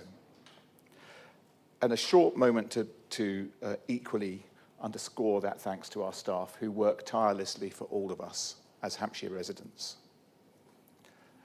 And remember, everyone, that at the moment, with all that is ahead of us, they face incredibly unsettling times. The uncertainty ahead of them is enormous, but the thing that I will promise them is that while I am still sat in this chamber, while I am still sat in this seat, we will have their back. And with the uncertainty ahead, we will do everything we can to make sure that the fantastic services that they deliver are transferred into any new bodies and continue to be at the forefront of our thinking. Even the IT service desk, Jonathan, and that's the second time that it's been mentioned in a council chamber. I think the issue for me in listening to our colleagues from the opposition is that all of you spoke eloquently and well about your wish for us to provide a better service. You spoke eloquently and well about the different opportunities that there might be to do so. You didn't once give us one solution to how we might do that. And so, when we look at the comments that have been made, it strikes me that a suggestion that there is no innovation, that there is no transformation, is patently untrue. Because if you look at the figures, we are constantly transforming our services. We would not be delivering the kind of improvement in our finances that we have delivered over the last year were that not to be the case. And that's not just down to the work of this administration, it's down to the hard work of our staff who accept those changes, who accept that transformation, and who come forward with those ideas for innovation that enable us to undertake that. And there's a degree of irony in Keith talking about having, if we were a good business, we would have somehow managed things differently, but without telling us how that would happen. It's all very well talking about how in 2010 to 2015, maybe we shouldn't have frozen council tax. Gosport did. Every time we talk about council tax, Stephen does a very good job of reminding us about that. And he does a very good job equally of reminding us about the kind of negativity that all of us will face over the coming weeks and months, I suspect. Not only will we be told, as I have recently, that I earn well over £100,000. In fact, we all do, everybody, just so you know. We all have pensions. I've not noticed those myself. Perks. We go on jollies, everybody. But don't worry, because as one of our friends from one of the newer parties in the country told me, once Nigel is in charge, people will be, like me, will be rounded up.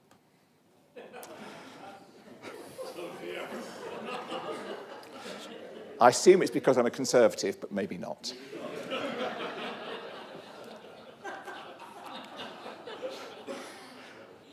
Coming back to the point in hand, however, hindsight's a wonderful thing, everybody, isn't it? We can look back over those 5 years. Gosport froze council tax during that period.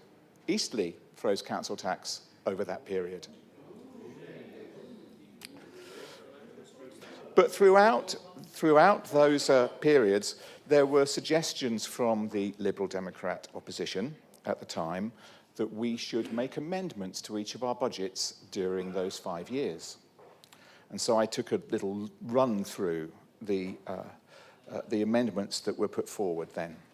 In 2011, there was a suggestion that recurring costs of 3.99 million should be put back into the budget, and 11 million of one-off cost should also be put there. Where was that going to come from? Reserves.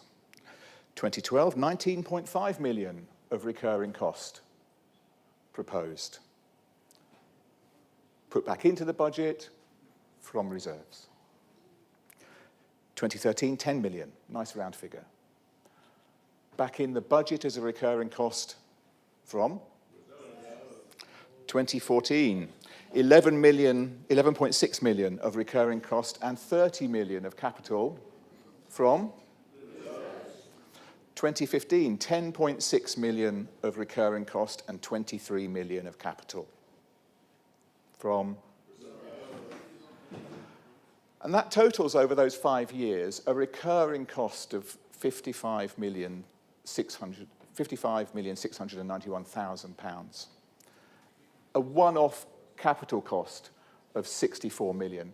If we'd have kept those in our budget in the intervening 10 years, that would have been 550 million of recurring costs spent, plus the 64 million. So even if we assume that we'd cut everything at the end of the 5 years, we would still have spent more from our reserves than we have to enable us to manage our way through next year. And that's what I've heard today from the opposition. Your solutions have been to spend more money at a time when we know that our finances are challenged. Yes, 2010 to 2015 had a Conservative and Lib Dem coalition government. Conveniently, you forget to mention the Lib Dem ministers in that government, but I don't.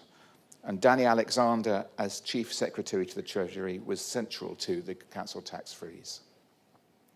But then I think we need to go back once more to the reason why we actually have a structural issue in the first place, and that is in 1995 that decision was made.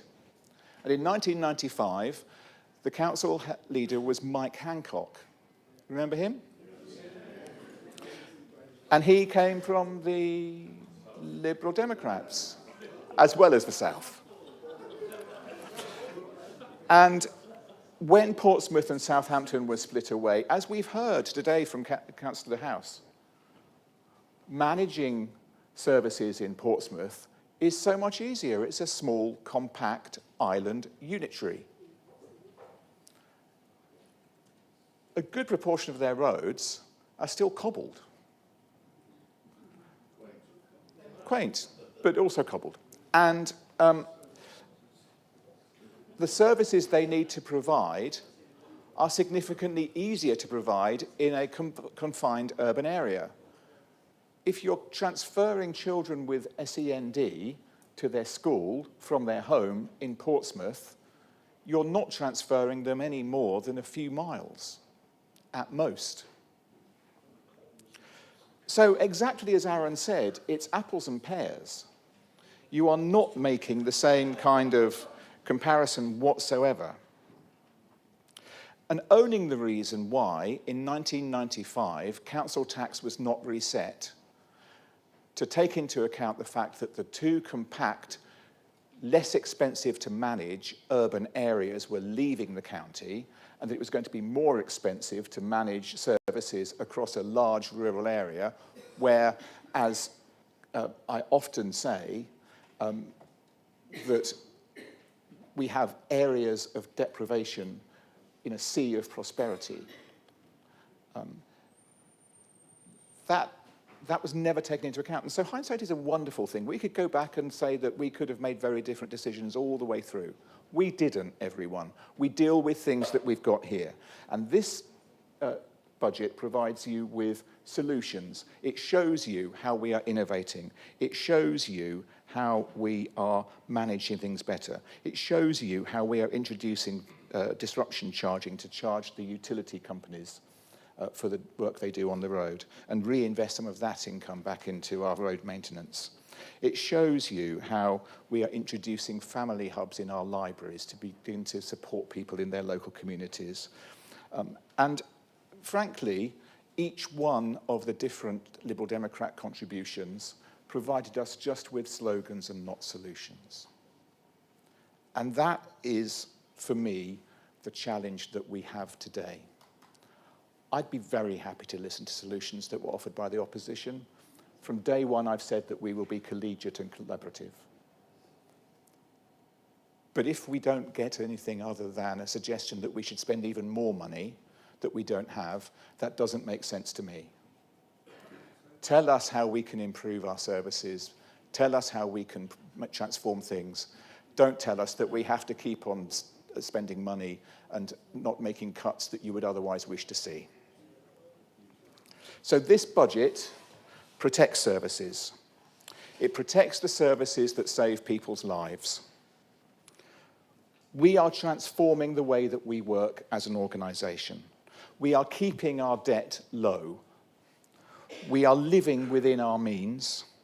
We are proactively managing our assets. We are sweating them to make the most for us.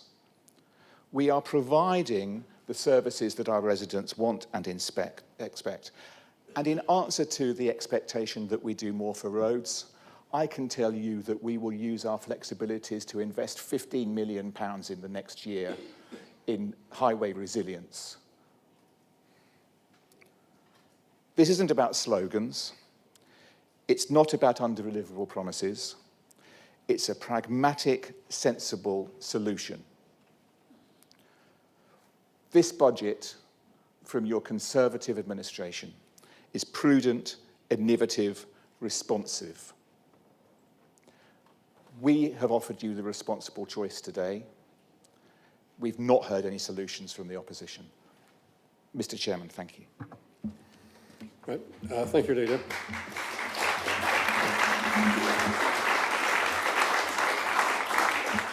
Right. What I'm going to do now is we're going to, first of all, we're going to vote. Beg your pardon? Sorry, Chair, just a point of order. Nick's actually come back and said that all the Lib Dems have put slogans out. I didn't, and I just wondered whether I was being listened to, because we've heard earlier about being a listening council. I never put any slogans out.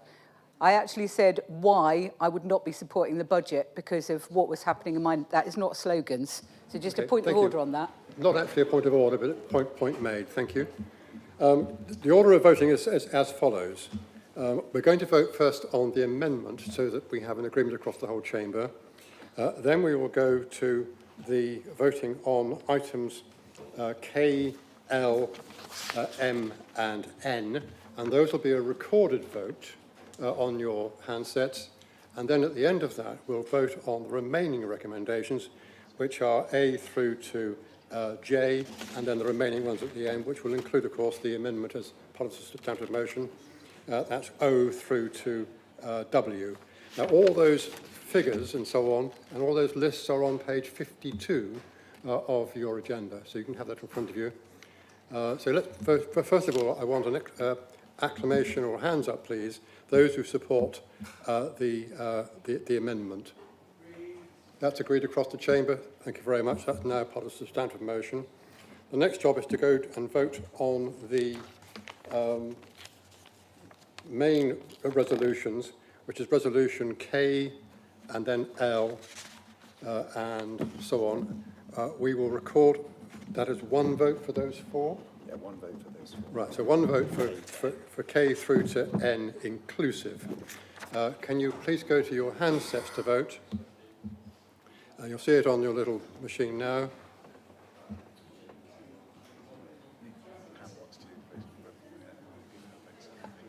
Oh, yes. Yes. Could you declare your vote, please? In favour, I think. In favour, thank you. Right, is that voting completed? Can you just check the screen to make sure that it's recording your vote accurately?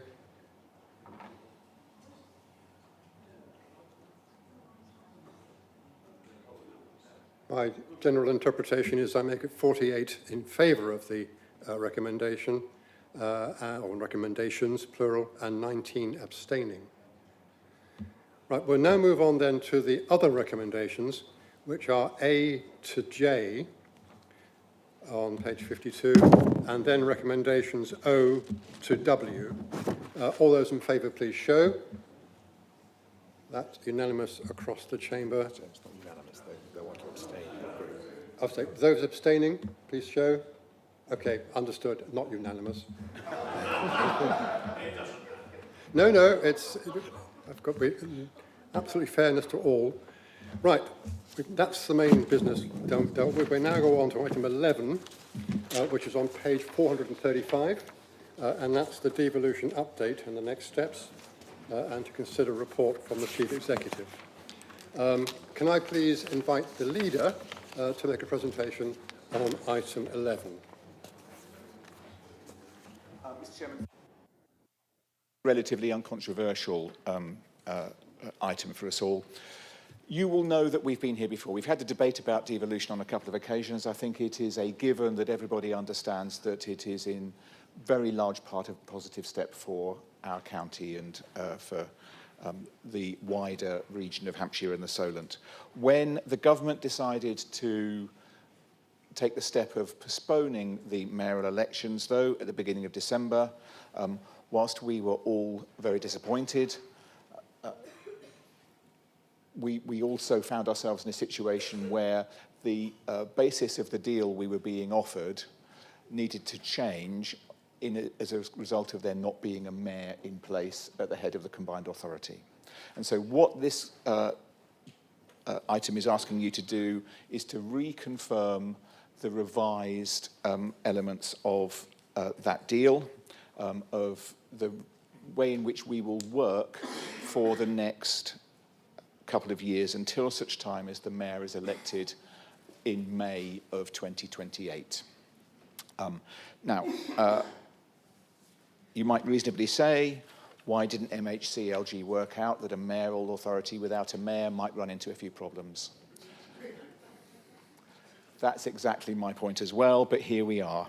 And what I need to say again is to say thank you and huge thanks to the team who have run through this, because they have worked incredibly hard alongside our colleagues from the Isle of Wight and from Southampton and Portsmouth to make sure that we are in a place that is ready to deliver this by the beginning of April, which has always been our intent. So thanks to Gary and to Emma, and particularly to David, who has done some sterling work in working his way through the revisions to the statutory instrument that will be laid in Parliament to make sure that we can protect ourselves as this happens.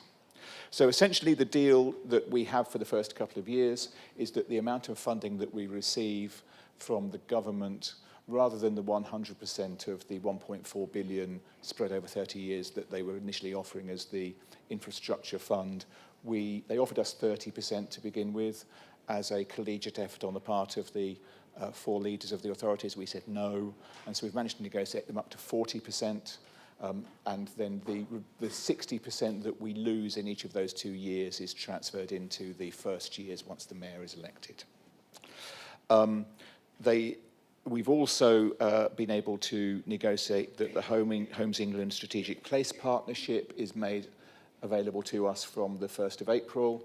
That helps enormously in being able to work with Homes England to use their expertise to begin to help deliver housing across the region with the establishment of the strategic development strategy that needs to be put in place, the spatial development strategy that needs to be put in place, and also access to their funding to be able to help with infrastructure costs around that.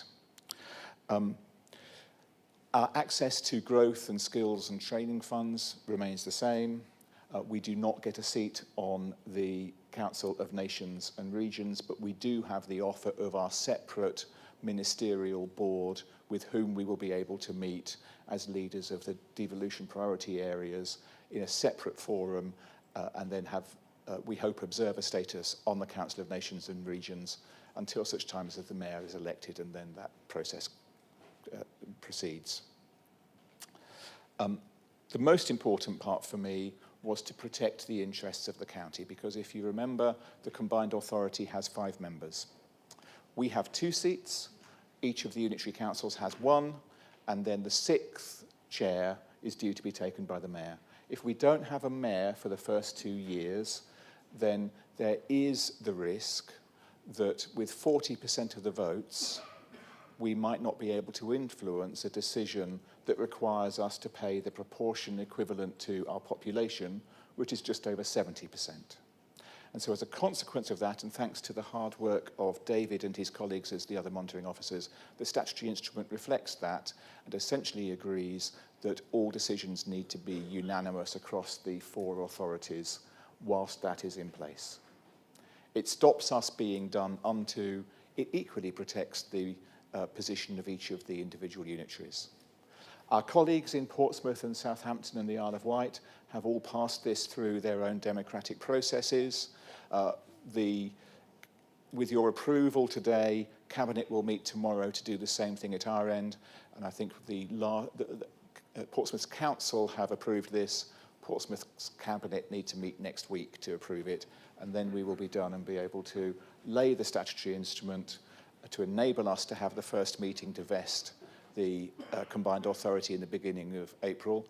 And then, of course, we will see who will be sitting on that after the elections in May, once all 4 authorities have held their elections and all 4 leaders are up for election in that poll.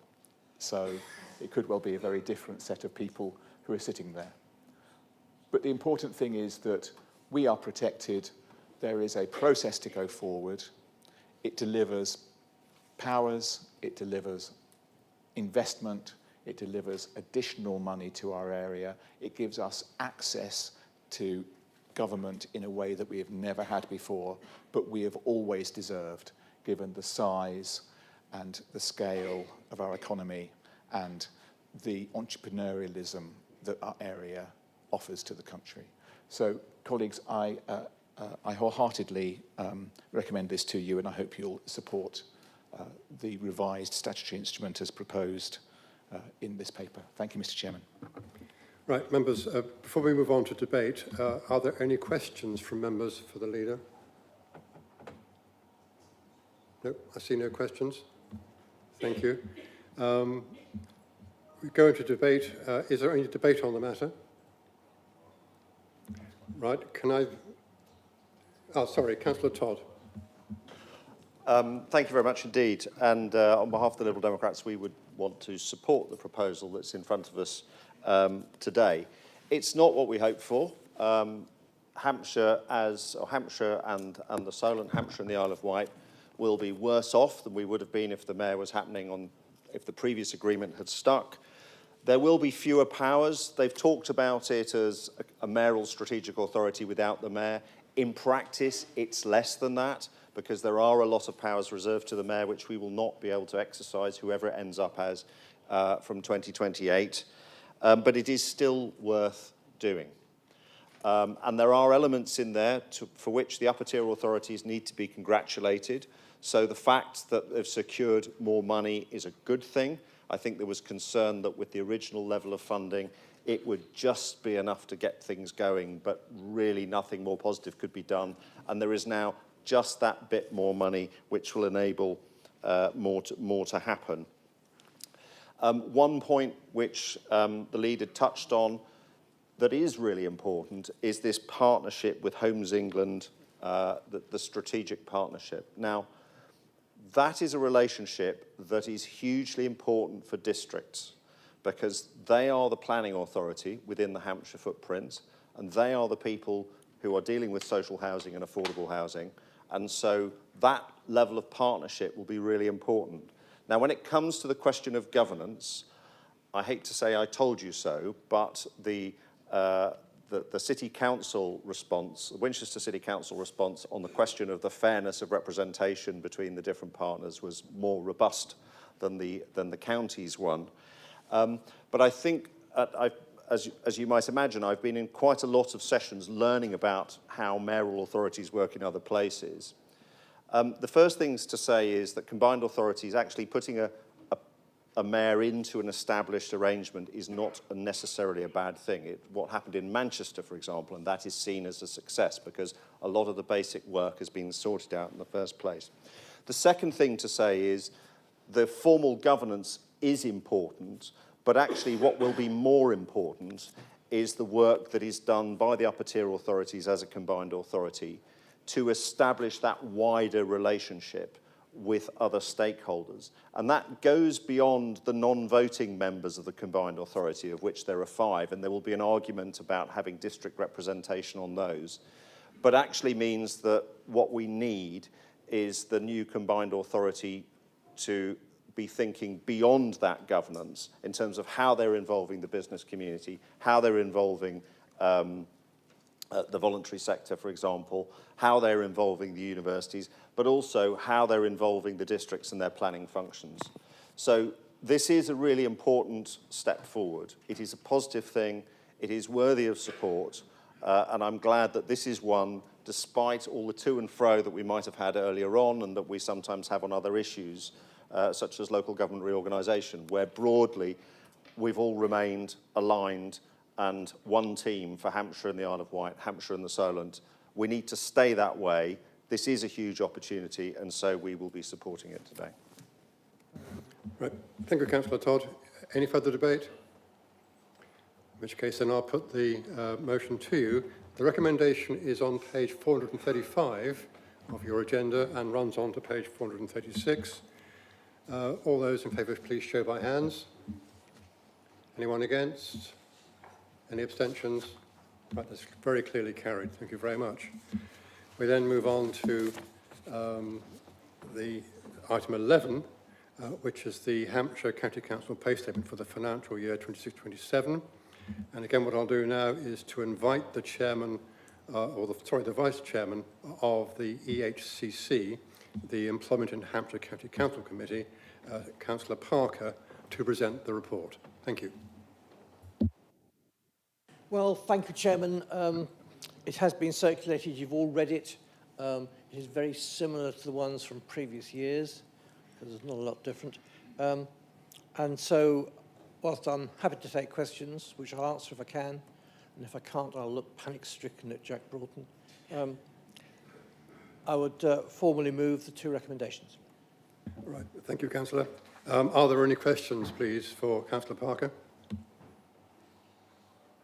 No, I see none. Is there any debate on the matters outlined by Councillor Parker? I see no debate, in which case then the recommendations are on page 491 and 492, that the County Council approves the pay statement, etc., and agrees that the EHCC committee remains the appropriate committee, etc. All those in favour, please show by hands. Thank you. Anyone against? Any abstentions? No, I think that's reasonably unanimous. Moving on then to item 12. Item 13. Oh, right, members allowed. Page. Why no items 12? Item 13, yes, absolutely right. This is on page 511, and to consider a report of the Employment in Hampshire County Council Committee regarding members' allowances for 26-27 through to 29-30. And again, I'll invite Councillor Parker, who is the Vice Chairman of the EHCC, to present the report, please. Councillor Parker. We appointed the independent panel earlier on in this meeting. This is the actual scheme of allowances, which is actually not radically different from the previous one. It basically carries on the grounds that, well, we're probably only going to be here for a couple of years anyway. So I would move this formally for the two recommendations and ask for your support. Thank you, Councillor. Are there any questions, please, from members? I see none. Is there any debate on the matter? I see none. Can we show then by acclamation the recommendations which are on page 512 of your agenda? All those in favour, please show. Oh, gosh, they're already up. Anyone against? And any abstentions? Thank you very much. Moving on to item 14, the Health and Wellbeing Board membership. That's on page 535. Can I invite the leader, please, who's been very overworked today, to present the report? Thank you, Mr. Chairman. Yes, I'm pleased to present the report. This has gone through Cabinet.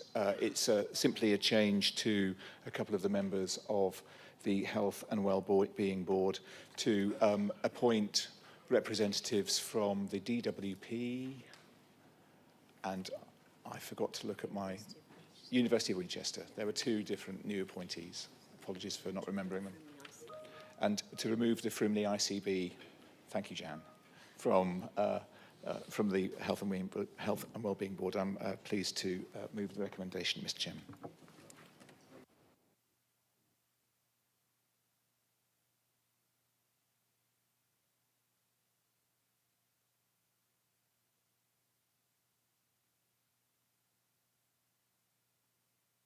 Any questions on this one? No, thank you. Is there any debate on the matter? No. Can I have a show of hands, please, on the matter? Anyone against? Any abstentions? Thank you. Moving on then to item 15. This is on pages 545 to 564. This is the report of changes to the executive responsibilities. Again, may I ask the leader to present the report? Yeah, Mr. Chairman, thank you very much. Again, colleagues, just a very short report. You will understand that with the changes to the directorates, we have, and with, as a consequence, changes to the portfolios of Cabinet members and the areas of responsibility slightly, there's also therefore needed to be a change to the Constitution to reflect that in the Scrutiny Committee makeup as well. We've ensured that devolution and local government reorganisation, by way of their need to be scrutinised, are put into the Corporate Services Committee. So that's a place for them to be scrutinised within this council as they progress. But equally, in a sense, to answer some of the point that Councillor Todd made earlier when we were talking about devolution, the governance of the combined authority will see a scrutiny function created alongside it as well. So there will be a place for scrutiny directly by the constituent councils of the entire area, including the districts and boroughs of the combined authority in that place as well. So I'm pleased to recommend this to you. It's simply a pragmatic change to reflect the changes to directorates and the changes to cabinet portfolios. Thank you, Mr. Chairman. Right. Are there any questions of the leader? No. Any debate on the matter? In which case I'll put the recommendations to you. All those in favour, please show. Anyone against? Any abstentions? Right, clearly carried. That brings us then to item 16, which is the notice of the motion. That's on page 693 through to 696. The motion was submitted after the deadline for the receipt of motions, and so in accordance with the standing orders, we asked to agree the variation to standing order to accept the notice of motion due to the timescale and the number of proposers and seconders being higher than is set out in the standing orders. Do you agree to that change? All those in favour, please show. Or call those against. No one. Okay, that's all agreed then. And we move on then to the next item, which is the proposers. We call upon Councillor Adams-King first. Sorry. Yeah. Right. I'm going to be really brief. Mr. Chairman, I apologise for the fact that it was slightly late in submitting this motion, and I'm grateful to my fellow group leaders for agreeing to join me in this. When I inquired, having realised that this was the final meeting of this council before the elections, what do we do to recognise the work that our colleagues have done over that period? I was told that in previous times it's generally been a matter of the leader just recognising it as part of their report, and that seems to me to be entirely inadequate. By my calculation, which is a relatively rough one, I think almost 40% of this council have already expressed the fact that they don't intend to stand again in the elections on May the 7th. And so that's a significant change around in our makeup. And some of you will be leaving voluntarily, others not,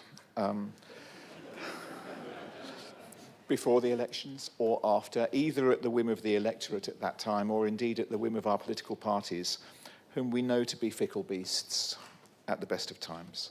So it's a poignant moment.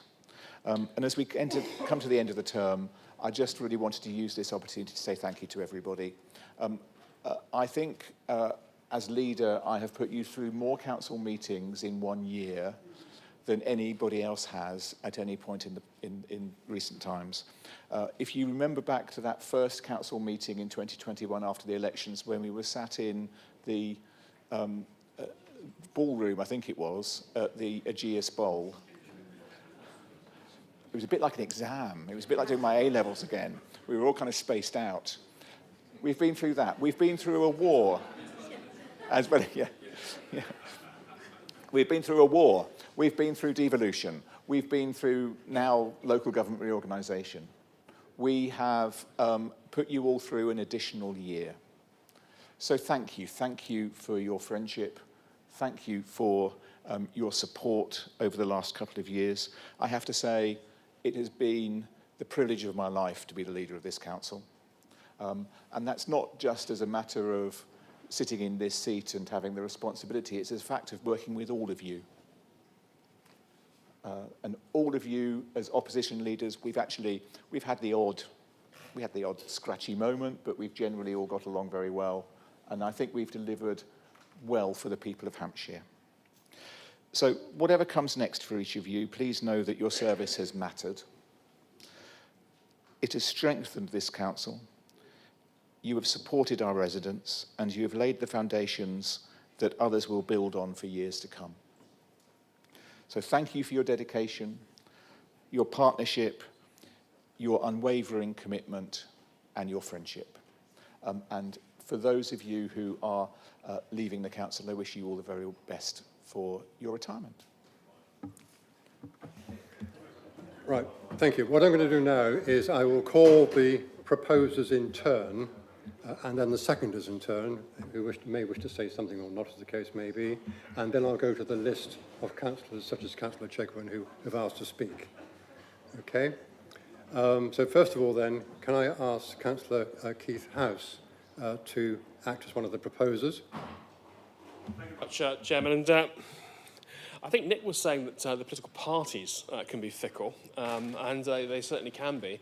I thought that when he started the sentence, he was going to say the electorate can be fickle, which they most certainly can be too. And when I looked at this motion again, and I was drafted by Nick or by the Conservative group or wherever initially, and terrific, absolutely spot on, quite right too. So this is the loving part of the meeting. We're all in agreement with each other. Is that actually the motion probably doesn't go quite far enough? In some ways, it should have referred to those people who don't come back to this chamber after the election, either because they've decided to stand down, or their parties have decided to stand down, or the electorate have decided to stand down, or halfway through they just say no, thank you. Because this is an onerous task that we do for our electors. And it is inordinately time-consuming. as we all know. And Nick was absolutely so right to talk earlier on about the amount of hostility and abuse that is going to come at us during the election campaign. And if it's any reassurance to Conservative colleagues around the room, we get this too. We really do, and I'm sure it's true for Labour and Green and Independent colleagues as well. I often think there is often more in common between us in this chamber than there is with those electors who don't bother to vote. And that level of disengagement, and there's clearly a massive responsibility on us to try and encourage those people to be more engaged and to participate in voting. But we know there's always a block that simply don't want to engage and simply want to throw stones. And whether that's against us as individuals because they don't like decisions we've individually taken, be it at our county, our borough, or our parish or our town councils or whatever, or the things we've said that they've objected to in the literature that we've written. Can't believe anyone would ever say that about Liberal Democrat literature. Or whatever it happens to be, we do put ourselves up for a lot more than most people recognise that we have to put up with. And it's true of the MPs, and it is just the way life has become. And it certainly wasn't like that when some of us were first doing this stuff quite a long time ago. Those who've joined in more recently, I'm amazed you have, to be honest. But for those who've been around a while and done this, things have deteriorated. And it was somehow or other, at some point, we've got to find a way of calming things down again and get a more mature political debate in our system because actually the country needs it and we need it. We can play our part in that. I hope that the election campaigns that follow will be in the spirit of being good-natured. They're going to be robust and they're going to be difficult and they're going to be awkward, and I'm not going to like some things the Conservatives write about me, and Nick's not going to like some things the Liberal Democrats write about him. That's the way it goes, and we've got to be broad-shouldered enough to accept that, even if it costs a bottle of wine from time to time along the way to get through that too. So for all of you who are not here, because it could be any of us, who knows what the electorate's going to decide? They are very fickle, they really are. For those who don't make it back here, for whatever reason, absolute thanks. I think those of us who do come back, I may or may not be one of those, Nick may or might be one of those. Likewise, we've already heard from Kim about the Labour Party's stance, Labour Group's stance. There is a collective thank you, because it does matter. It really is appreciated. Right, thank you, Councillor House. Councillor Tree, please. Thank you, Chairman. So I'm a reasonable newbie compared to some established members in this room, and I came into the chamber 4 years ago, of course 5 years ago, and I have a slightly different experience because I was only one of 2 councillors that was elected not belonging to a national party, in this case the Conservatives, Lib Dems or Labour. So I have no friends to walk into the chamber with. I met Lou, obviously we teamed up because we met each other after the election, but it's still daunting. You come into a place full of established councillors. I was still reasonably young, I was in my 30s still then, and you come into a daunting environment to speak, and you have to build your confidence, and it's, standing up and speaking is tough and difficult. I think in terms of the forthcoming election, I'm one of optimism and hope, and I spread those words to the community, and I think whichever side of the political argument people sit, it is ultimately for us to persuade the voters to come out and support the causes that we believe in and elect the council that we want to. And of course, in my case, I hope I've demonstrated why voting Whitehill and Borden Community Party on all levels has been a really smart decision, because there's lots to do, but I definitely would say I'm delivering. So, and I've got a proven track record that I can put back to the electorate. But no, I mean, look, I've found the place to be friendly, whether it's councillors, officers. As frustrating as we all find Hampshire County Council because of the finances, because of the lack of choice, it's the memories that I've built so far here are one of friendly people, and I thank you all for that. I wish everyone well, and I have no issues whatsoever in being part of proposing this motion. So thank you very much, and best of luck in retirement for those who aren't standing, and best of luck to everyone individually, personally who is. Thank you. Councillor Tree, I'll give you warning. I was first elected to Test Valley 40 years ago, and I'm still there today. So watch it. The next person I've asked to speak is Councillor Taylor, please. Thank you, Chair. I am supporting this motion and add my sincere thanks to all the councillors who are retiring from council this year. Serving on this authority is a privilege, and it is only when you prepare to step away that you fully appreciate the depths of commitment, patience and personal sacrifice that the role demands. And we all take it on because we care deeply about the people and communities of Hampshire. To every member who is stepping down, thank you for your time and your energy. Much of our work happens quietly, late at night casework, long committee papers, difficult conversations with residents, but it does matter and it does make a difference. Whatever our political differences, our contributions strengthen local democracy and ensure that communities get a voice. I wanted to thank my Labour colleagues who, like me, are all stepping down, and they've been the best of colleagues, and I'm proud to have been part of such a committee group. I want to take the opportunity to thank officers and staff. They support our committees, they help us navigate complex issues and keep the organisation running, and their work is unseen by the public but essential, and I'm grateful for the support that they show me and other members in helping us do our jobs.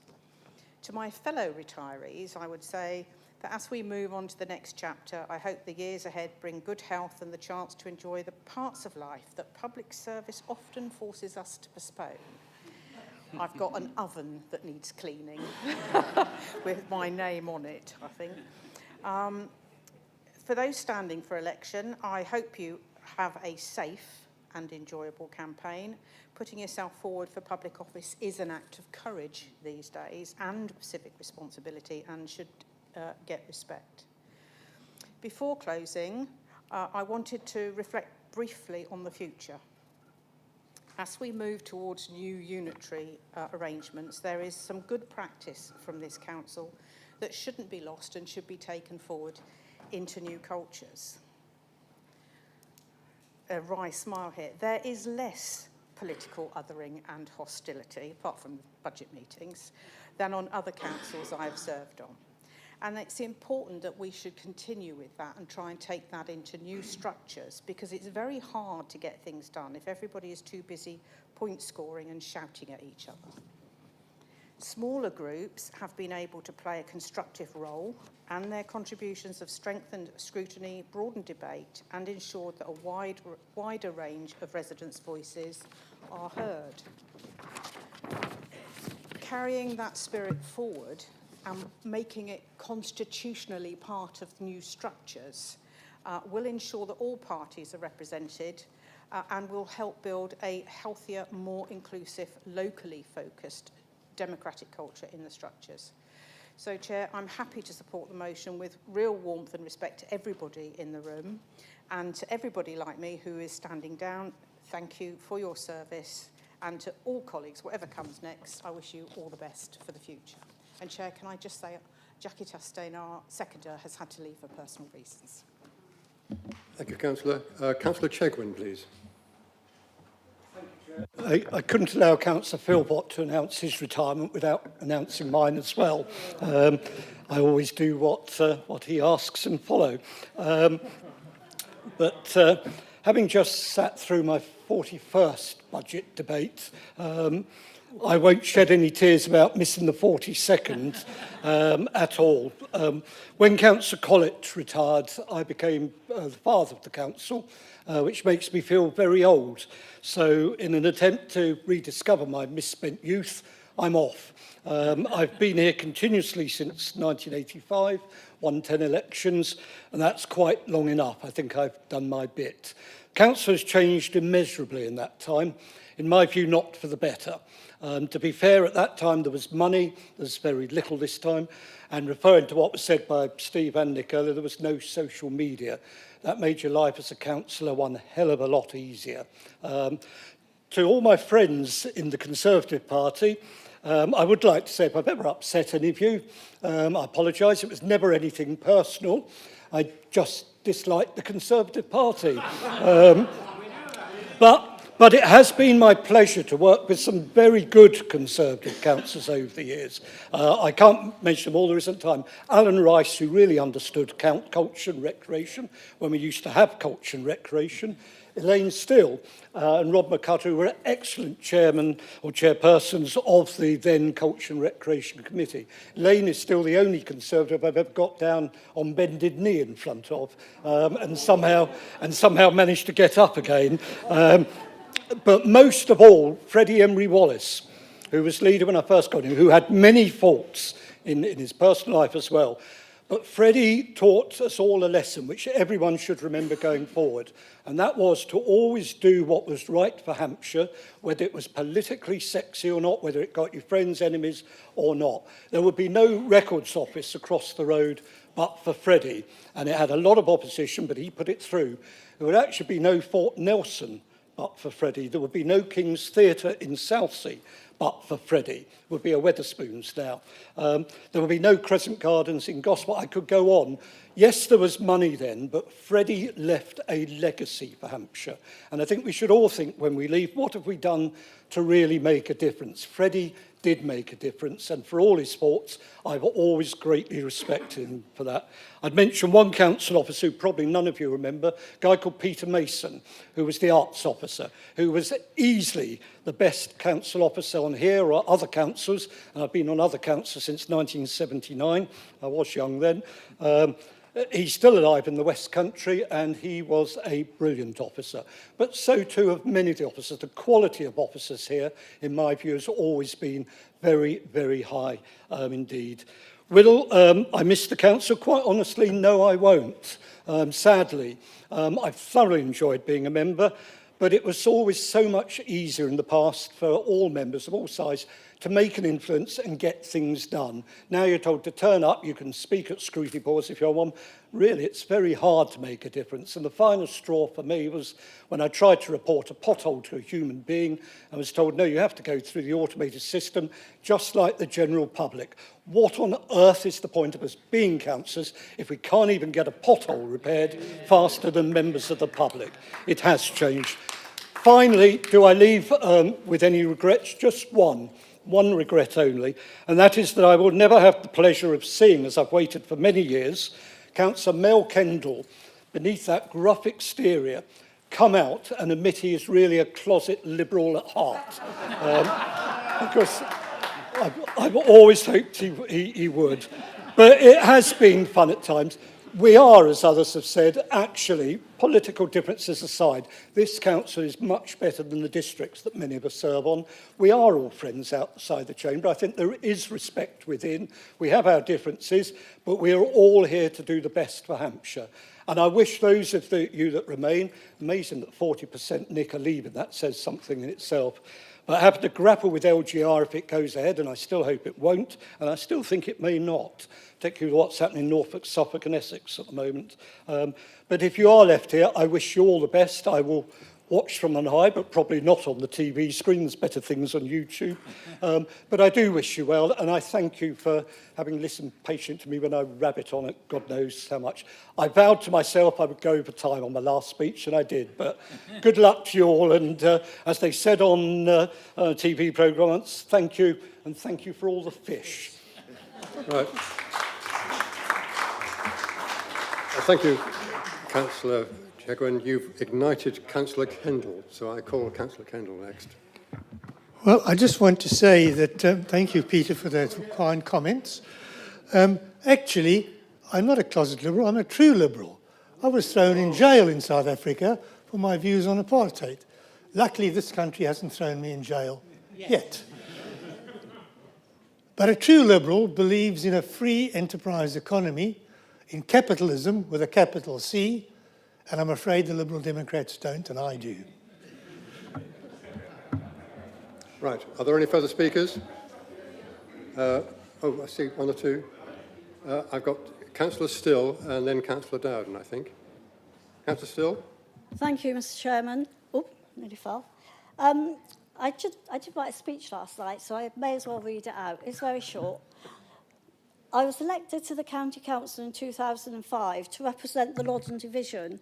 From the very beginning, I made a promise to myself that I would work hard for all the residents. During my time with the Hampshire County Council, I also had the great privilege of serving as chairman. an honour I will always regard as one of the highlights of my public life. To represent this council in that role across our wonderful county of Hampshire, I will cherish forever. It has been a privilege and an honour to serve, oh God, and represent the people of this beautiful county over so many years. And finally, to colleagues on all sides of the chamber who will be standing again, I want to say one thing to you. May the force be with you. Councillor Dowden. Yes, thank you, Chairman. I thought I know I spoke earlier on, but there's some things that I need to say. I actually got elected to this council in January the 2nd, 1992. That was an election, canvassing all over the Christmas, canvassing before. It couldn't have been more difficult. But nevertheless, I wasn't expected to win, but I knew I was going to win.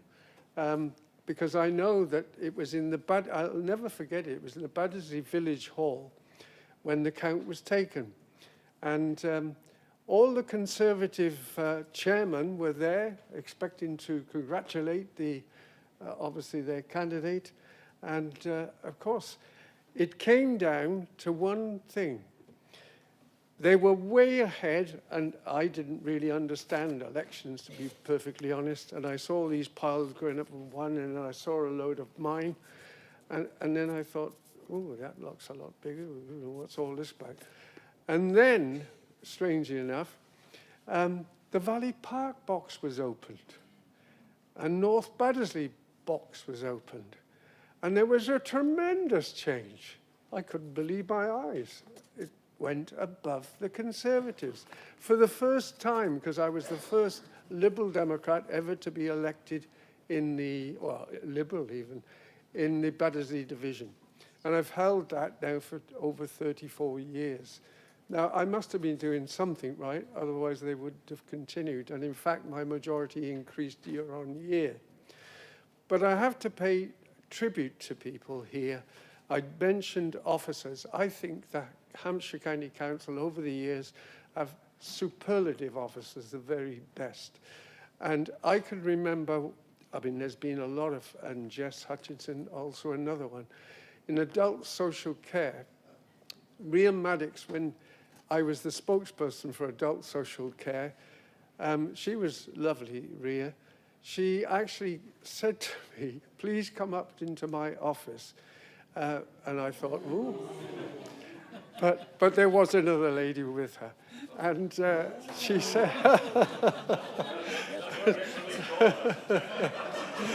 I thought I'd bring some humor. But what was so funny, she said, Alan, she said, because I didn't insist on council, like in those days, some did. They even insisted on me called Colonel Council or whatever. But nevertheless, she said, talking about extra care, Alan, do you understand it? And I said, no, I'm not sure what you're talking about. And then she said, you won't leave this office until you fully understand it, and because I want you to support it. And anyway, I was in there for quite a while, and I took advantage of it. But then she actually sent me I went on my own steam, by the way, and I didn't claim expenses, to Bristol to see the first extra care complex there. And I realized how good it was and supported it all along. And also, another thing that I'm very proud of, I also, when I was the spokesperson for adult social care, went along greatly with the new technology in order to keep people, vulnerable people within their homes, and that has been a great success as well. So you were talking about not saying about successes, there's been many successes. And another, as I said, I've got some friends amongst all political parties, but Mark Kempgee, I'll pay tribute to Mark. I was on the pension fund when I first went on, the leader at the time, and he was chairing it then, was Ken Thornber. Councillor, can you draw your comments to an end, please? Oh, I beg your pardon. I was hoping I could a bit longer. But I want to pay tribute to Mark because when I went on the pension fund, it was only worth 1.5 billion, and in fact, it was in dire straits. And I think I played my part, and I think Mark would agree later, in order to improve that. The only one poor decision that didn't happen that I wanted to happen, so you're all aware of it, I asked that we should be investing far more in gold just a year before I left it. He wants it stopped now. And of course it was 800. Yes, I'm going to stop you now, Councillor, because you've gone way over your time. I will. But I just want to...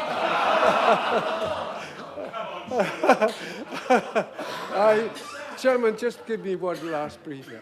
Please, I wish all of you, when those who are retiring, to enjoy a long retirement, but eat and healthy. But also, the new council that comes on here, I very much hope that you will work well together, whoever it is, for the benefit of the residents. Councillor, the longer you go on, the more names appear on the chart here. Right. Right, thank you. Next speaker, please, is Councillor Harvey, 4 minutes. Thank you, Chairman. I just want to say thank you to the officers who have helped me through the 13 years that I've been here. They've always been very, very helpful and very, very polite about things. Sometimes I haven't been quite as polite back, but they all understand how I feel about things. And I have to stand up for my division. So thank you to those. And I'd like to say thank you to our leader, because I think he has done an excellent job for all of us. And I think he deserves a round of applause from us, because he does work all hours. I know when I get emails from him, sometimes very late at night or very early in the morning, he looks at everything, and I just would like to thank him for all the hard work that he's done, and for always being very polite about things that maybe he doesn't agree with me. But that's his choice, and it's my choice too. But I have enjoyed the years that I've been here. I've done 31 years in local government, which is, can't believe it really, but 13 years here. So thank you to everybody, to my colleagues, but particularly to the officers and to Nick, because I think that he just deserves that extra bit. Yeah.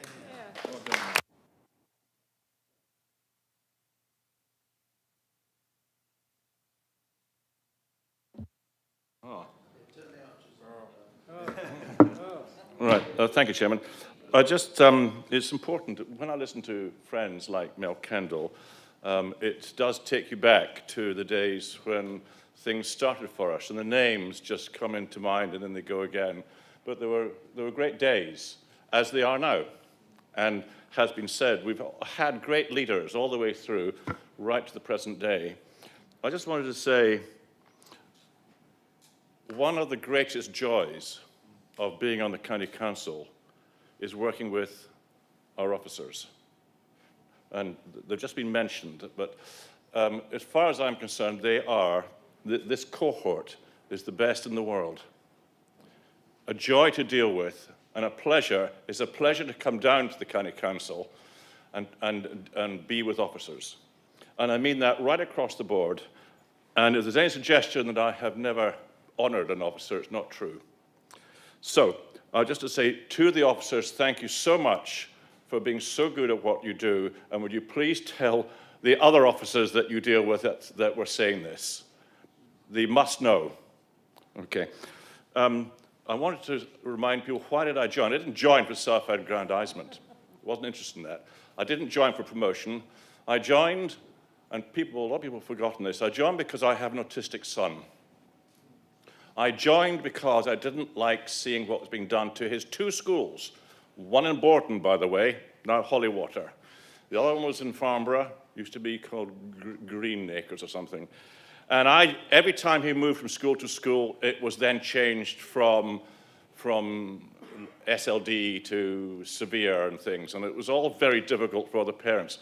I stood up in front of the officers and the councillors dealing with it, and I said, I'm going to stand as a county councillor.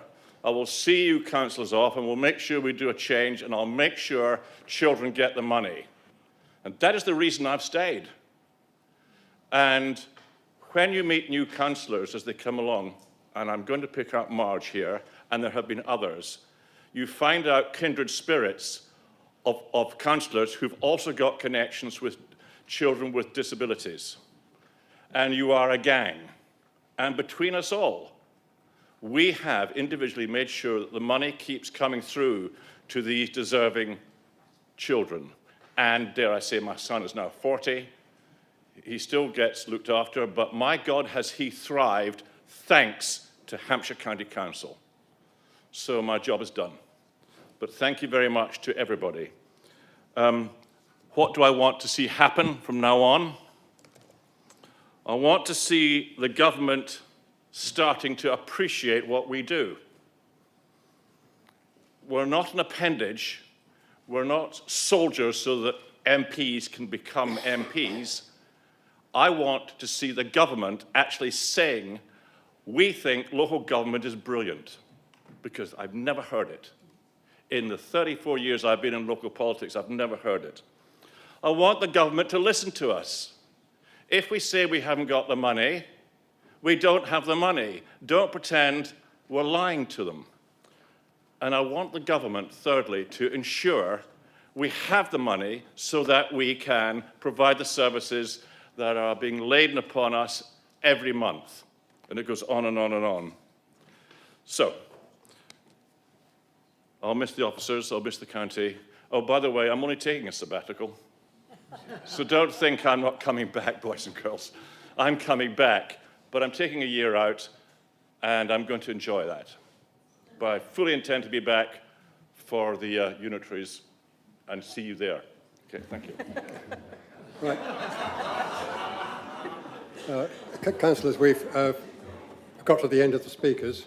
Can I just say very, very briefly that as a Hampshire man, going back at least 5 or 6 generations, agricultural labourers mainly up in the Alton and Alresford area, it's been an amazing privilege to be your chairman over the last year.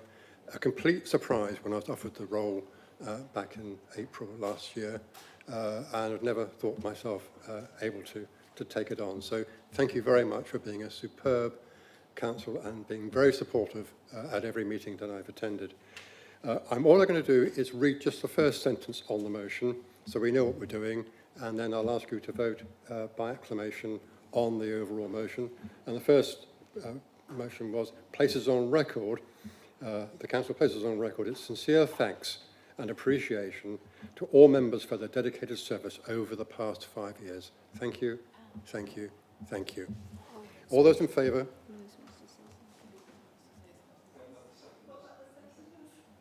A seconder? Or do they want to speak?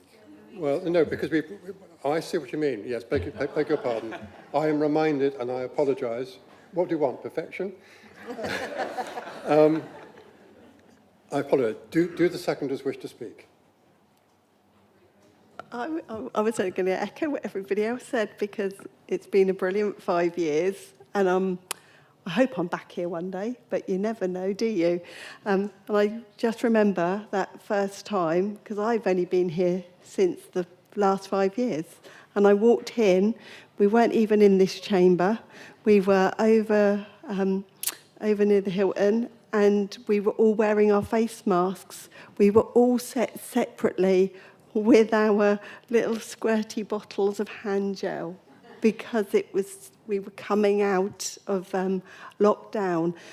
And I just want to say thank you to everybody who's helped new councillors. It does take a lot when you walk in there.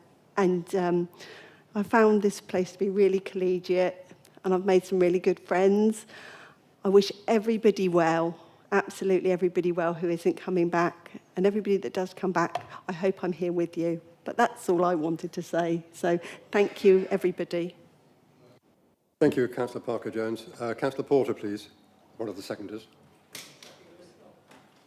Thank you. I'm preparing to second this, but just to warn you, I am coming back. I'm going to try jolly hard anyway. It's 40% of councillors leaving, but 60% are staying. So thank you for standing on. The role of a councillor seems convivial in this council. The beginning bit is never, but the end bit generally is of a council meeting. But if you stand to be a county councillor, you know it involves lots of late night meetings in your parishes, and some have dozens of parishes. Perhaps irregular meals, coming out in the darkness, repeatedly juggling the diary and the laptop to ensure that we're there to meet real people, hear their real world experiences, and volunteers who actually help those people too. I think that's important, that we all remember that while we're here is to get on and listen to the public all the time and really hear what they're saying. Becoming a councillor places you in many cases on a precipice as those first few days. You've had a whirlwind of activity right up to the point of you actually being voted in, and then your life changes completely. And all of us have been through that. Most of you have spent at least one term of service in this council, and the decision to stop being a councillor is actually a big one to make. So thank you if you've done a term and are thinking of stopping, but then actually decide that perhaps you will change your mind in a future time. Even Jonathan Glenn has decided to change his mind for a future time. Thank you for your efforts, whether it's 34, 41 or 5 years. It's greatly appreciated. For many of us expecting to re-stand in 2025, it was a disappointment and a surprise not to stand for election then. Certainly when I went home and said, we want to stand for election, my husband said, what on earth for? You must be joking. Why would you want to put yourself through that? And I said, because we believed in democracy. And actually, I think most people in this house believed in democracy and wanted to see that happen. So I'm pleased it's happening this time, but boy, is it going to be a very hard few months. So if you're standing again, thank you very much. And I can't say I hope all of you are going to get back here again, but quite a few of you, I'm sure, will. So thank you, and I second the motion. I have no further speakers. I'm going to put the motion to you. All those in favour, please show. Anybody against? Any abstentions? No, that's absolutely acclaimed. We'll move on then to part 2 matters, so don't go home yet, please. These are matters for information, and item 17 is the Hampshire and Isle of Wight Fire and Rescue Service. There have been no questions received, so we're clear on that one. Are there... Yes, I'm going to ask, yes, Councillor Vaughan, would you care to present the report, please? Thank you, Chairman. I have nothing to add to the report, but I'm happy to have questions if they want. Are there any questions for Councillor Vaughan? No? Thank you, Councillor Vaughan. You're free. And obviously no debate on the matter either. Item 18 is the annual report of the Audit Committee on pages 567 and 598. To invite Councillor Mellor. Councillor Mellor, would you please present the report as Chairman of the Audit Committee? Yes, thank you, Chair.